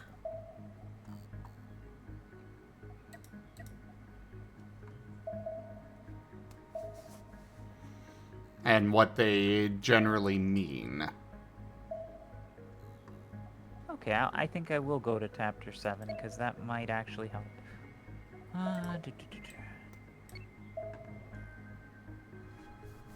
There's just so much to read. It's a new system for you. Of course there's going to be a lot to read. Alright. Oh yeah, lovely. Keywords for the types. We've got astral, alien, extraplanar, extra-dimensional, overworldly, basic, average, standard. untyped. Earth, dirt, ground, mountain, stone. Electric, electronic. Lightning, storms, Sith. Fire, explosions, flames, heat, volcano. Light, bright, holy, purity, sun. Metal. Machines, mechanical, and steel. That's also like droids and stuff. Mythic, dragons, fairies, godlike, kitsune, tales.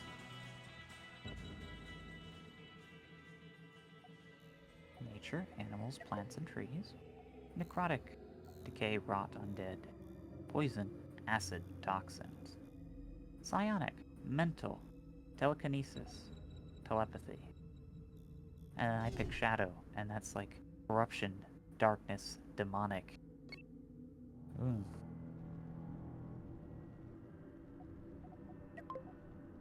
Maybe Shadow isn't a good type for me. Because he's not exactly But demonic. notice that's one of them. It's two of them, actually, corruption and demonic.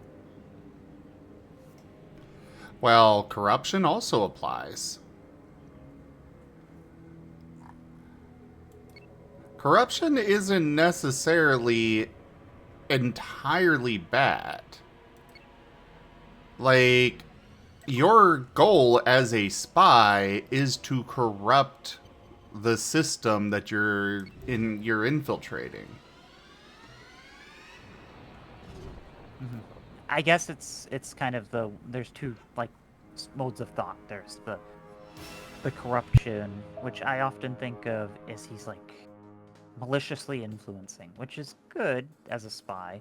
And then there's the other kind of spy who goes in unnoticed, unseen, like he's completely effectively invisible to everything, and you don't know that he's done things until after the fact, and then everything collapses in and it all. So like I would imagine like a shadow type spy, he would like convince the people that they should, revolt and then cause an insurrection.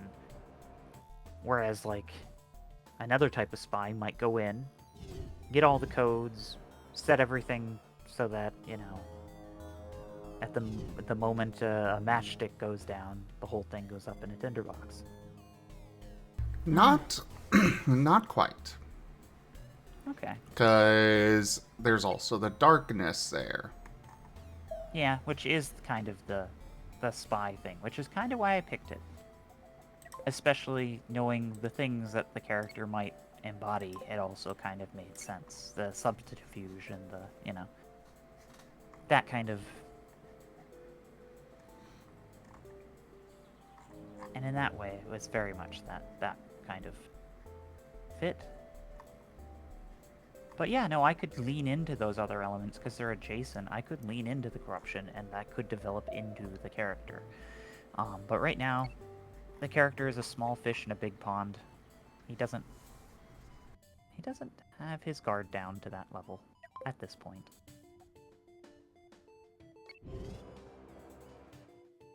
But we'll see what he develops into.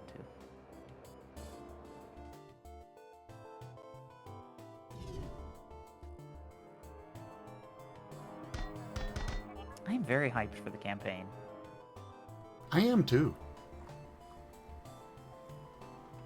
But the big thing I need to look at is the type matching. So, like, knowing that I am mental, I am weak to...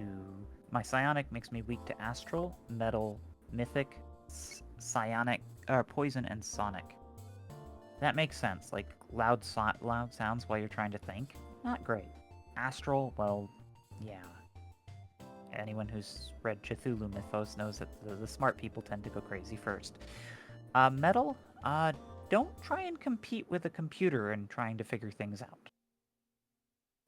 Mythic, well, yeah, again, similar to the Cthulhu thing, when minds try and contend with things that transcend boundaries of mortality. Yeah, doesn't end well. There's usually a natural enmity between the two. Poison, Yeah, you can't think if you can't think. Poison muddles the mind. And, yeah. Shadow is... Ooh! Shadow is strong against Mythic. I like that. Strong against nature, strong against... But what is it weak to? Electric or electronics, yes. Someone's trying to be sneaky and you have fancy sensors, then yeah, that would make sense you're weak to that. Fire? That fits more than I'd like it to, but it does fit with my character. He'd be weak to fire. Light? Yeah, well, that's self-explanatory. Necrotic? I'm not exactly sure why Shadow is weak to necrotic, but it is. And psionic, because the mind pierces the shadow. Well, when it comes down to it, remember that necrotic does not mean evil. It But undead. Yeah. there there are times where they may work together, but they often have entirely different motivations. Undead and demons tend to have very different motivations for what they do. Undead, they usually want to have more undead. Demons want to keep them alive and simply corrupt them into, well, being evil themselves. That's way more fun. I like your version of demons. I've seen in a lot of media where demons tend to play around with having armies of undead a lot, so I like your version better. It is a very common trope, but the forces of darkness. It's not necessarily something that's always the case. Honestly, I find that the demons that fraternize with undead tend to be rather raggedy and smelly, so...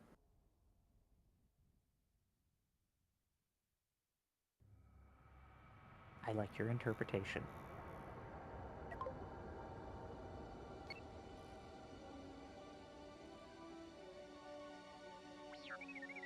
Because there's different ways that people detect demons. There's a lot of them with, like, the wings that have, like, holes in them and stuff, and it's, like, decay. No, I like my demons to be pristine.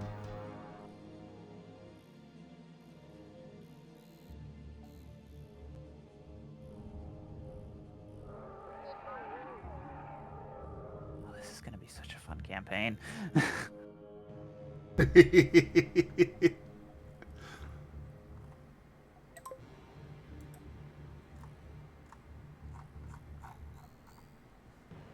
Okay, so gotta get these 55 points spent.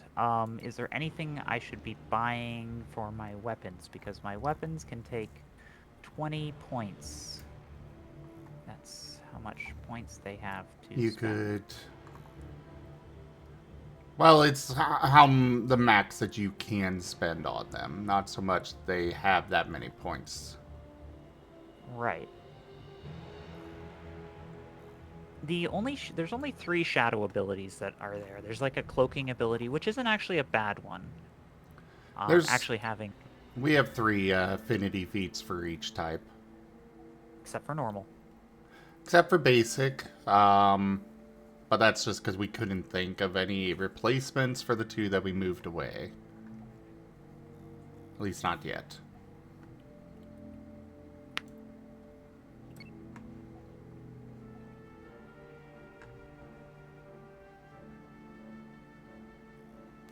And right now, Regis is kind of in this quantum state that might collapse in many different ways, and I'm very excited about that.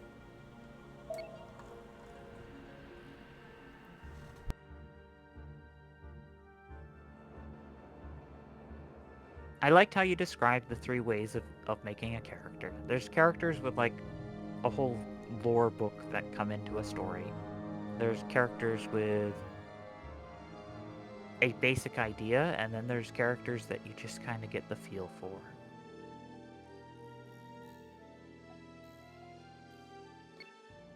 Precisely. Although the second two kind of blend together. A bit, yeah.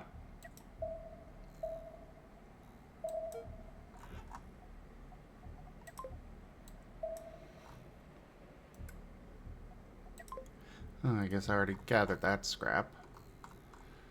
But now to get over here, pick up this scrap, and get Guru fully repaired, finally. Chapter 3, Customization, Snowflakes. The gnome stands at the window of his wagon, looking down at snow. I started writing that last night, and then got distracted, and then realized, oh, crap, I need to get to bed. Which, speaking of...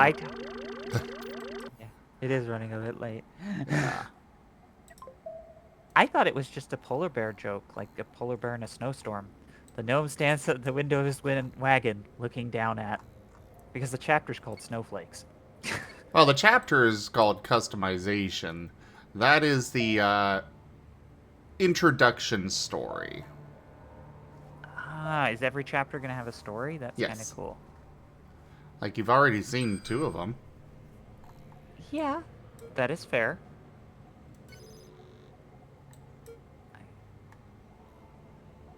Kurei's gonna be so mad that I stay up so much, but I gotta get this character done. Let's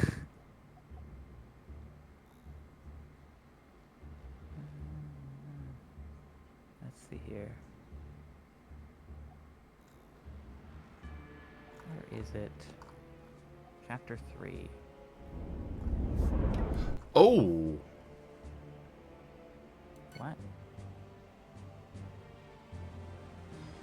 That's a neat looking ship. It a Darth is. Maul. I want it.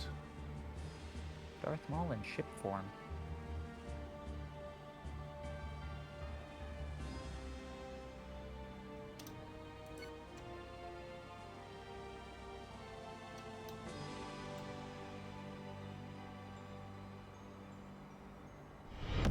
Rank up. Hold the line. Oh, This no. hamlet shall not fall. Josh Thetagotta raided my stream with 13 viewers. Oh, double raid. Yes, a double raid. Rank up. 24-hour Hold the stream, line. let's go. This hamlet shall not fall. I was Dragon just... Bees raided my stream with 23 viewers. Hello there, everybody. Thank you so much for those raids. Choice. Hey there, Josh. Hey, Dragon Bees. Good to see you both. Welcome in. Acer Blood, thank you for the follow. Hello there, North Wolf Pedal. Wavering purpose. Hey, Drago. Hey, Drago goes beep boop. Welcome in. Hello, Iced Mocha. Hey, Guiding Lark. Hashtag V, welcome in. Oh, this is your first time actually being here, Dragon Bees? Oh, well, hello. But welcome in, everybody. I am Rozim. We do all sorts of things here. Right now, we are doing some Cosmoteer, while also discussing our upcoming Star Wars tabletop RPG campaign. Oh, of course there's ads.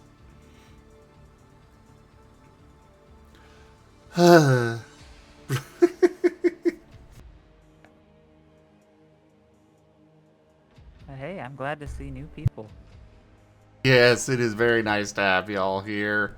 For those that can actually hear me. Oh no, Guru! You were too fast!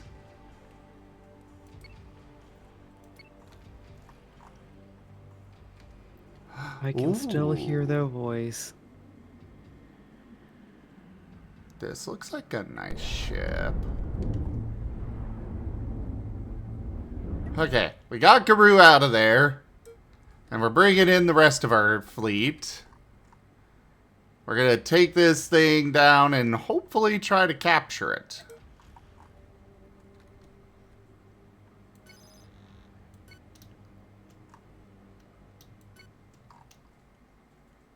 Okay, I think the ads are over. But yeah, welcome in, everybody. I am Rozim. We do all sorts of things here. Right now, we're doing some Cosmoteer. We have a lot of tabletop games here. Pathfinder, several Pokemon games, couple of Digimon ones. Then we also have a Star Wars one starting on Friday.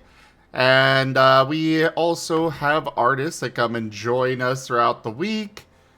And, yeah, thank you so much for those raids. Would you two like random clips from your channel brought up, or would you like regular shout-outs? And for those already here, do share the love with both of them. Thank you both so much for sharing your communities. I really appreciate it. Don't forget, everybody, to hit that follow button and come join us again. And, yeah. I was kind of planning to end right about now. I was literally talking about it. But that's okay. I still really appreciate you guys sharing your communities. We could go for at least another half hour or so. But would you like those clips brought up? We'll go ahead and get the shout out for Josh first, because they technically arrived first. Which, by the way, I need to give you that.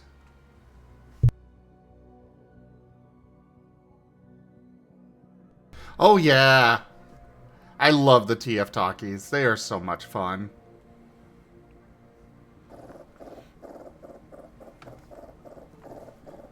And, oh boy. Guru! Okay, we managed to win.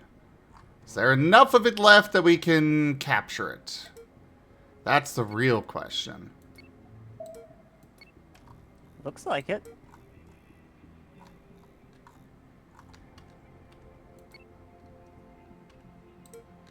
Yeah, but it's gotta have an airlock.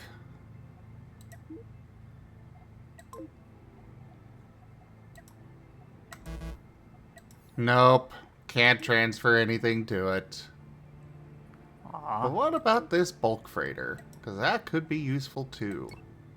I can! Sweet! Good job. What were you two up to? I'm going to go with this.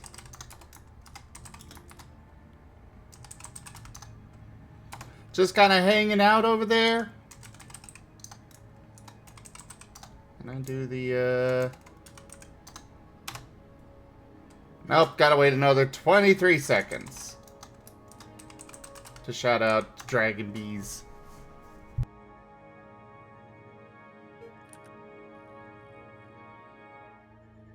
Ooh, those are a lot of resources.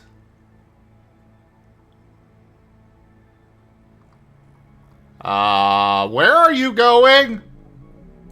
No.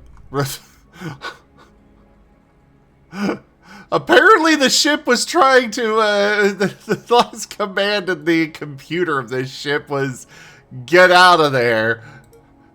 No, I want you to stay here. You are mine now. Ah, I see. I smoke. I see. Those are good things to do. Shiny hunting, very good.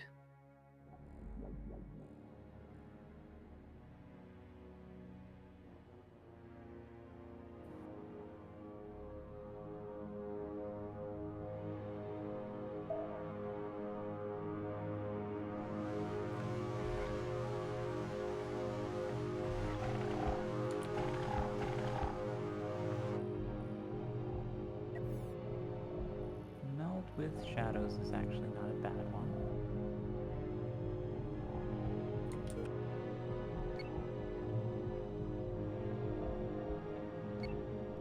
Oh, we need to get our several of our ships set up and upgraded and stuff.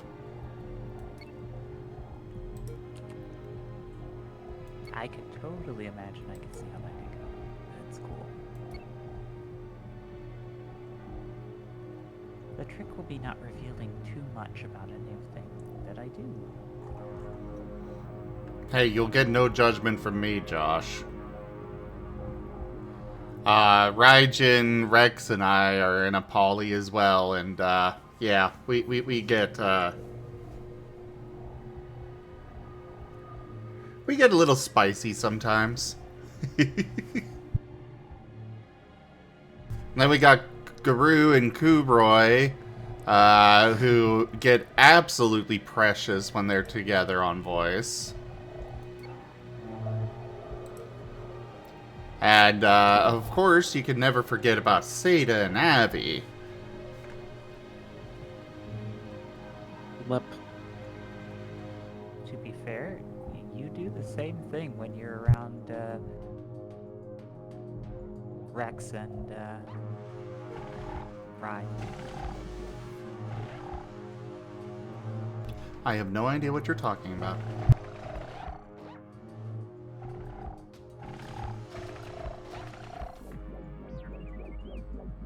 Marten is innocent of these crimes.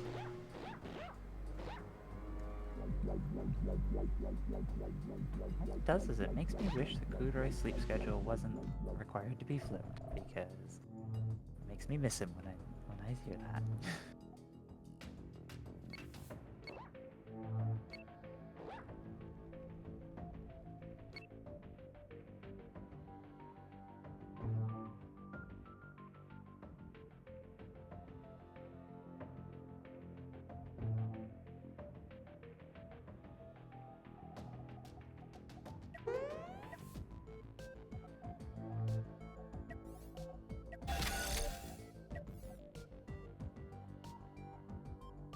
So, I would love to keep this ship. However, its design does leave a lot to be desired. Then again, I could improve it. You really like ducks? Well, Hexadecimal, you should come by tomorrow when I'm going to be doing my, when we're going to be doing our dev session. Because we have a plastic duck simulator going when we're doing that. And hello there, North Wolf Pedal. Good to see you as well.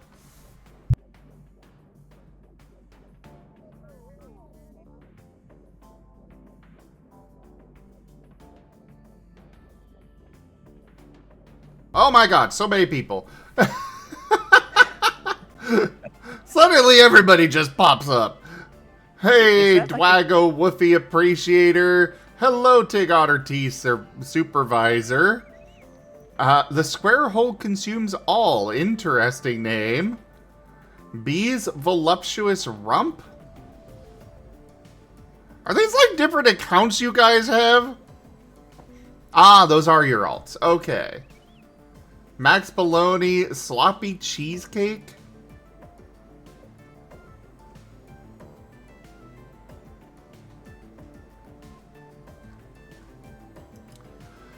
Jeez, you have a lot of ults. You really care. You are really invested in that game.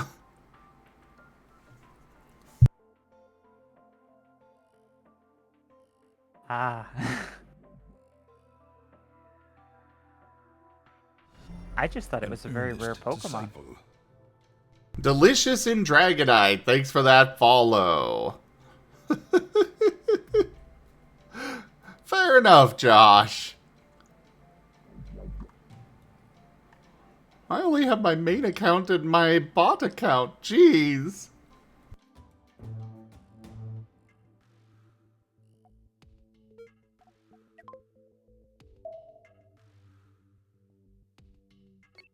You need to gain levels in technology so you can have more than one droid. Yeah, I suppose I do. I'm just imagining your Lothwolves with like 5 or 6 different bots all named different things like Wolf, Bark, Barf. I do have plans to at least have battle droids at some point. Fair enough.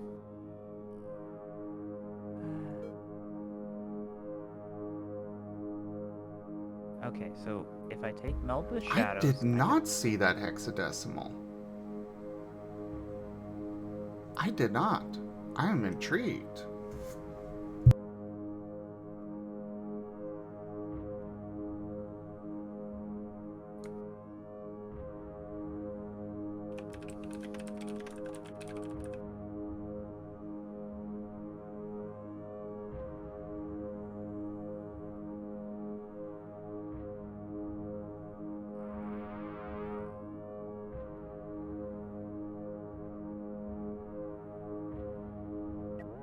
So, how does plastic place duck simulator work?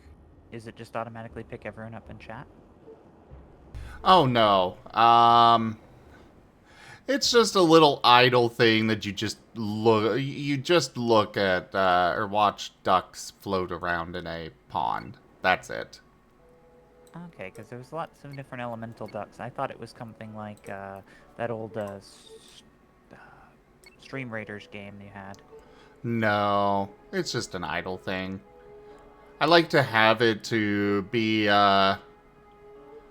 it's basically a for me, I just have it there to help me focus a little bit. Because I can just look up at it and it's like, okay, that is something that I don't really need to focus on, but it keeps my attention just enough to keep me from getting distracted by something else altogether. Yeah, kind of like body doubling, exactly.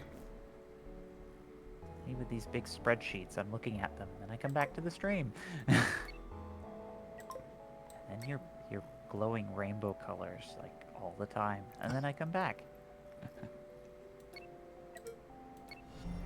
An earnest disciple. See? Rainbows. Yeah, it happens when I get... What was that, Seda? Who doesn't love rainbows?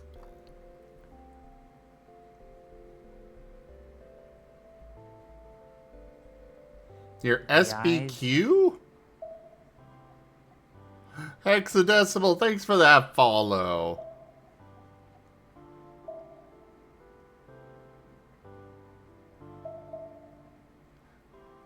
Oh no! Sorry to hear that, hashtag.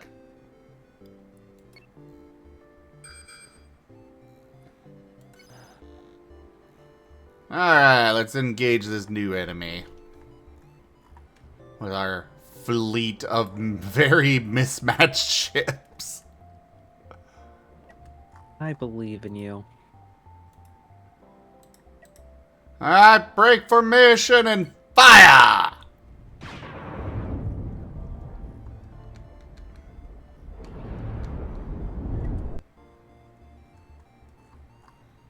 And they're dead. With no damages. I have to look into that. What's up?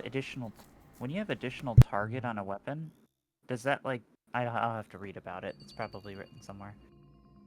Yep, that's the best thing I can do. I'm trying to make a character at the same time. They're going to do this Scar tabletop.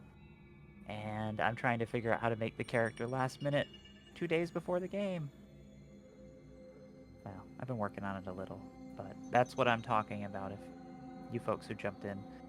It's this really cool tabletop system that Zen uses.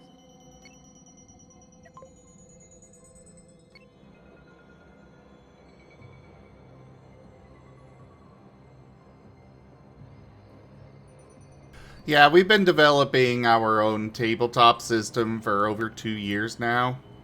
Actually, we're at 2.5 years at this point. Called Scar. And it's for playing as Pokemon, Digimon, monsters from Monster Hunter, and much more. As we're going to be demonstrating on Friday with Star Wars.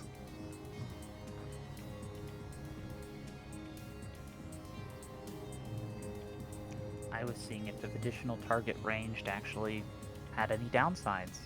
Doesn't appear to. It's just Nope. expensive.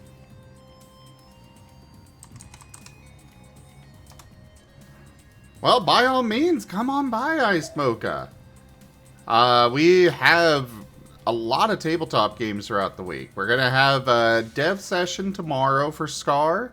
And then after that, at 9 p.m. Central, we are going to be doing one of our Digimon campaigns. Friday, we are starting the Star Wars one.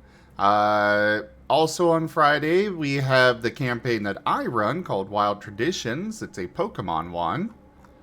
That one's been a lot of fun and very popular.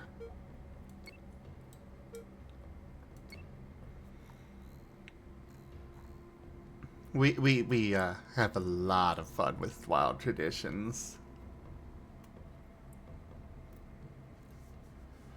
Ah, yes. Squirrel is my dragon-type Riolu. And for those that don't know, he's my dragon-type Riolu. And he is in our Wednesday game. So we did that before we started up this game tonight. Will you just get information? Come on, Valerie. Oh, that's just a ship graveyard.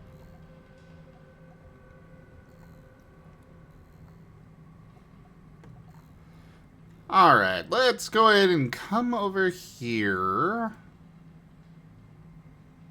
where we are going to upgrade our ships, because I wanted to go take on that pirate stronghold. Yeah, he's a dragon fighting type Riolu. When he evolves, he will be Dragon Steel. Here, let me bring up some art of Squirrel.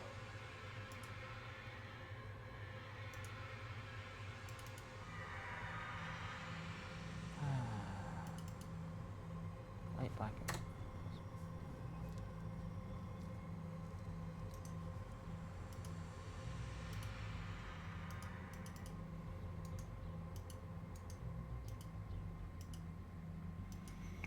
There you go.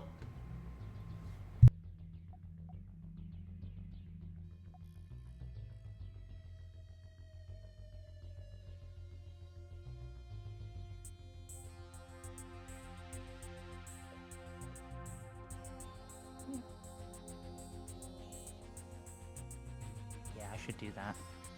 Should give my weapon power 1 and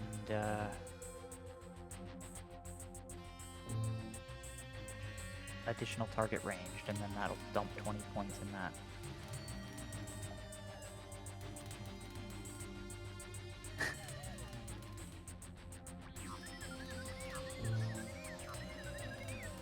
Yeah, that is really adorable.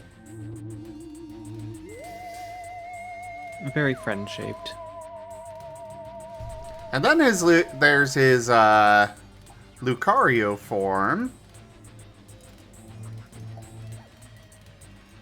which I have already gotten quite a few art pieces of.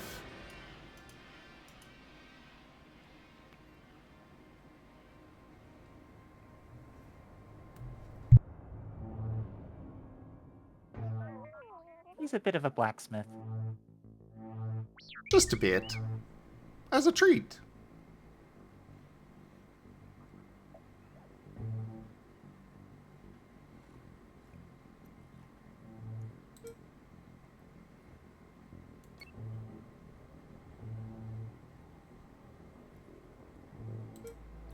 Wait, why are you not repaired?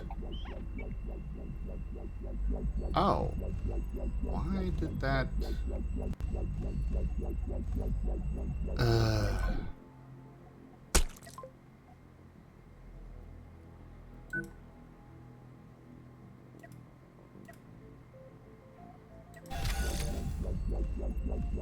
They're a very cool character. They studied blacksmith.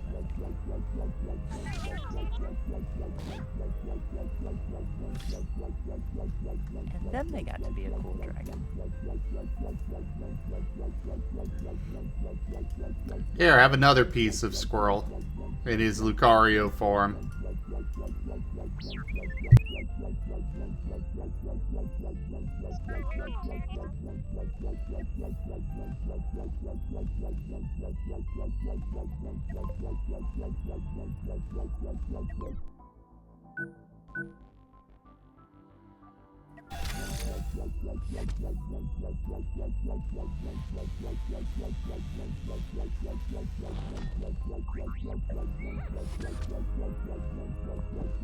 Oh man, that neck fluff is fluffy.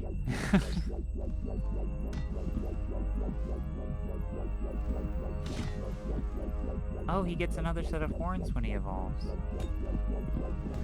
They actually prong. It's not a new set of horns, it's just that it is pronged.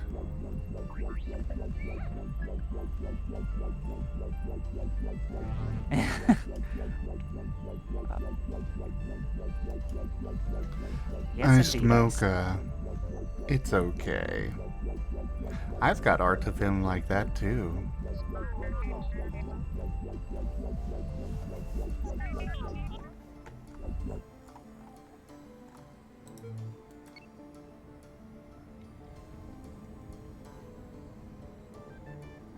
Though, of course, I'm not going to bring it up on stream. No. Yeah, you could look at the link tree Howard. and find that. What? Coward. You bring art like that up on your stream first and then call me a coward. I'm only teasing. So wasn't he like a human first? Yeah, he was isekai'd. Which automatically makes him way cooler. Because he was a human first. And then he got to be a cool dragon. But Did he yes, learn black... there should be a link to my FA on my link tree as well, which has them all organized into folders. And of course, there's plenty of art of Nim here as well, my Lycanroc character. But you were saying, Guru? So I was just thinking about it. I was like, did he become the cool dragon because he studied blacksmithing and he was just had that affinity towards it? Or is he just really, really lucky? Because of what he studied. And that right there could be advertisement for blacksmiths anywhere.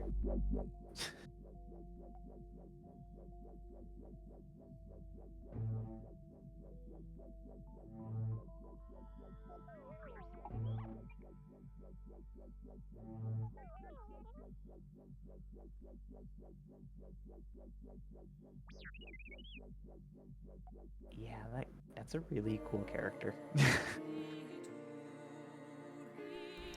I have a lot of art. There's plenty for you guys to see, and plenty more that's getting posted every couple of days.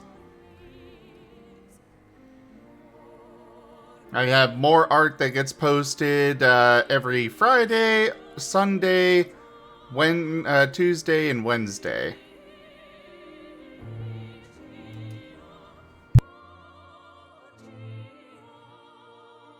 Eventually I might run out, but considering that I am a little bit of an addict for art, I probably will just keep adding more to the list to post.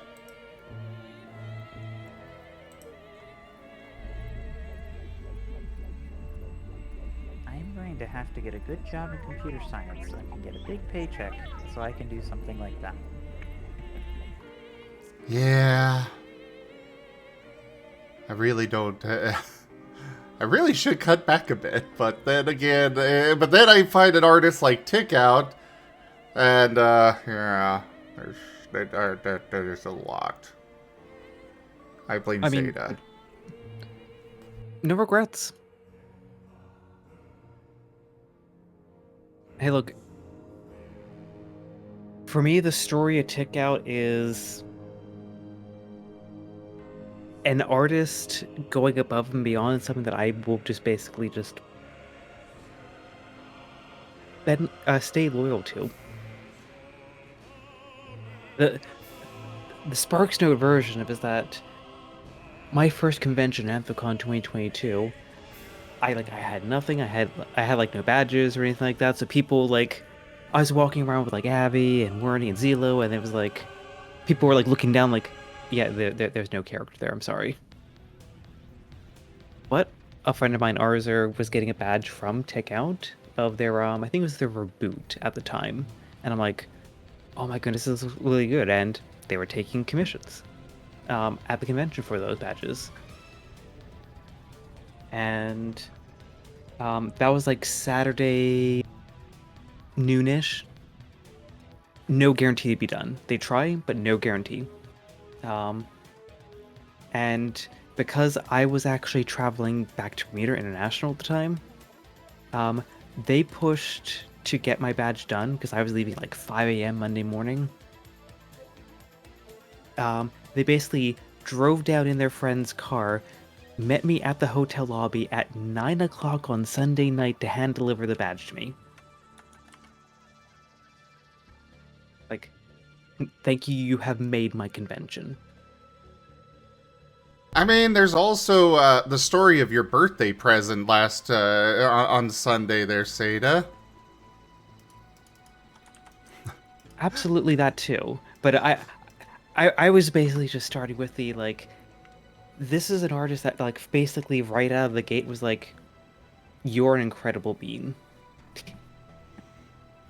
So this piece was done by Takeout, and it features Seda, my Rockruff, and Seda's boyfriend Avi's Rockruff,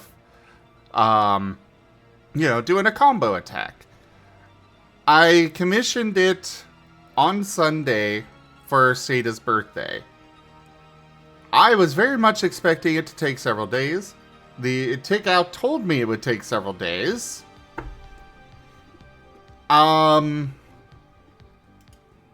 Let's see, what was the timing on that? I sent Seda a message Sunday night at 11:51 p.m. saying, hope you had a great birthday, sorry your present for me is delayed. And literally 11:55, Takeout delivers this. And it's just like, okay, never mind.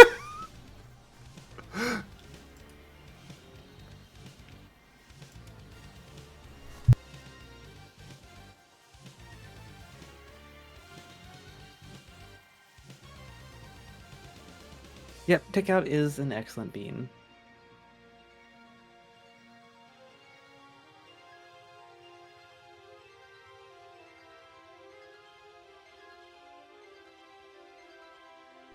Oh yeah, Josh, sometimes artists are just insanely fast.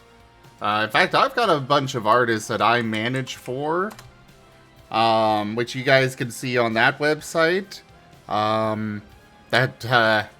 most of them are very fast as well. Conrad's a bit slower, but that's because he's doing 3D models, and those take time. Those take a lot of time. But he works as quick as he can. But yeah, we sometimes that art just works. Mm-hmm. I like this one right here. It's just cinematic. Oh yeah, this one. Yeah, definitely. So incredibly well done. I don't know why it kept flashing.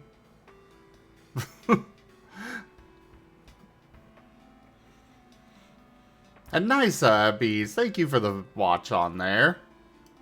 Yeah, for those that don't know also, I also have some...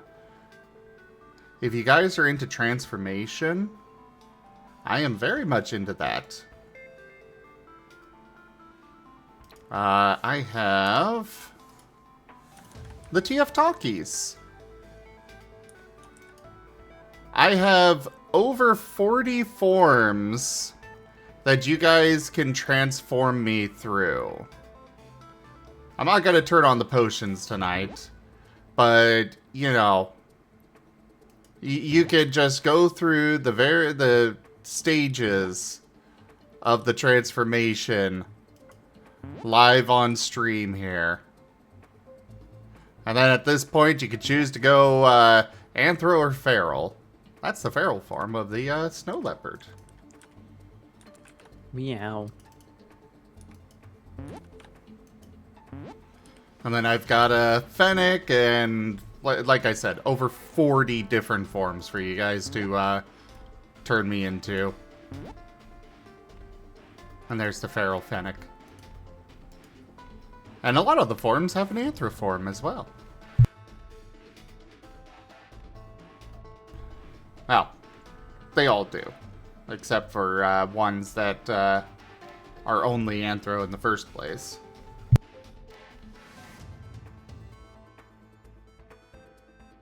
Actually, the otter has been getting added over time. It just got done recently, but it was actually getting... it was actually being worked on over time. And was getting added slowly.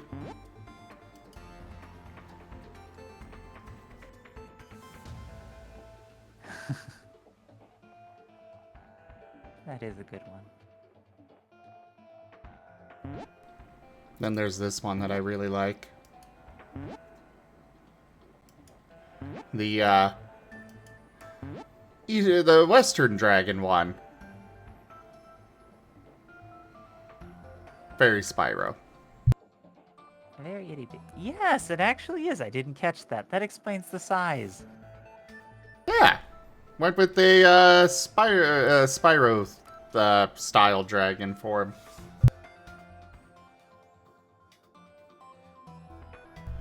And of course the TF brings out Nightfirer. Hey Nightfirer, how you doing?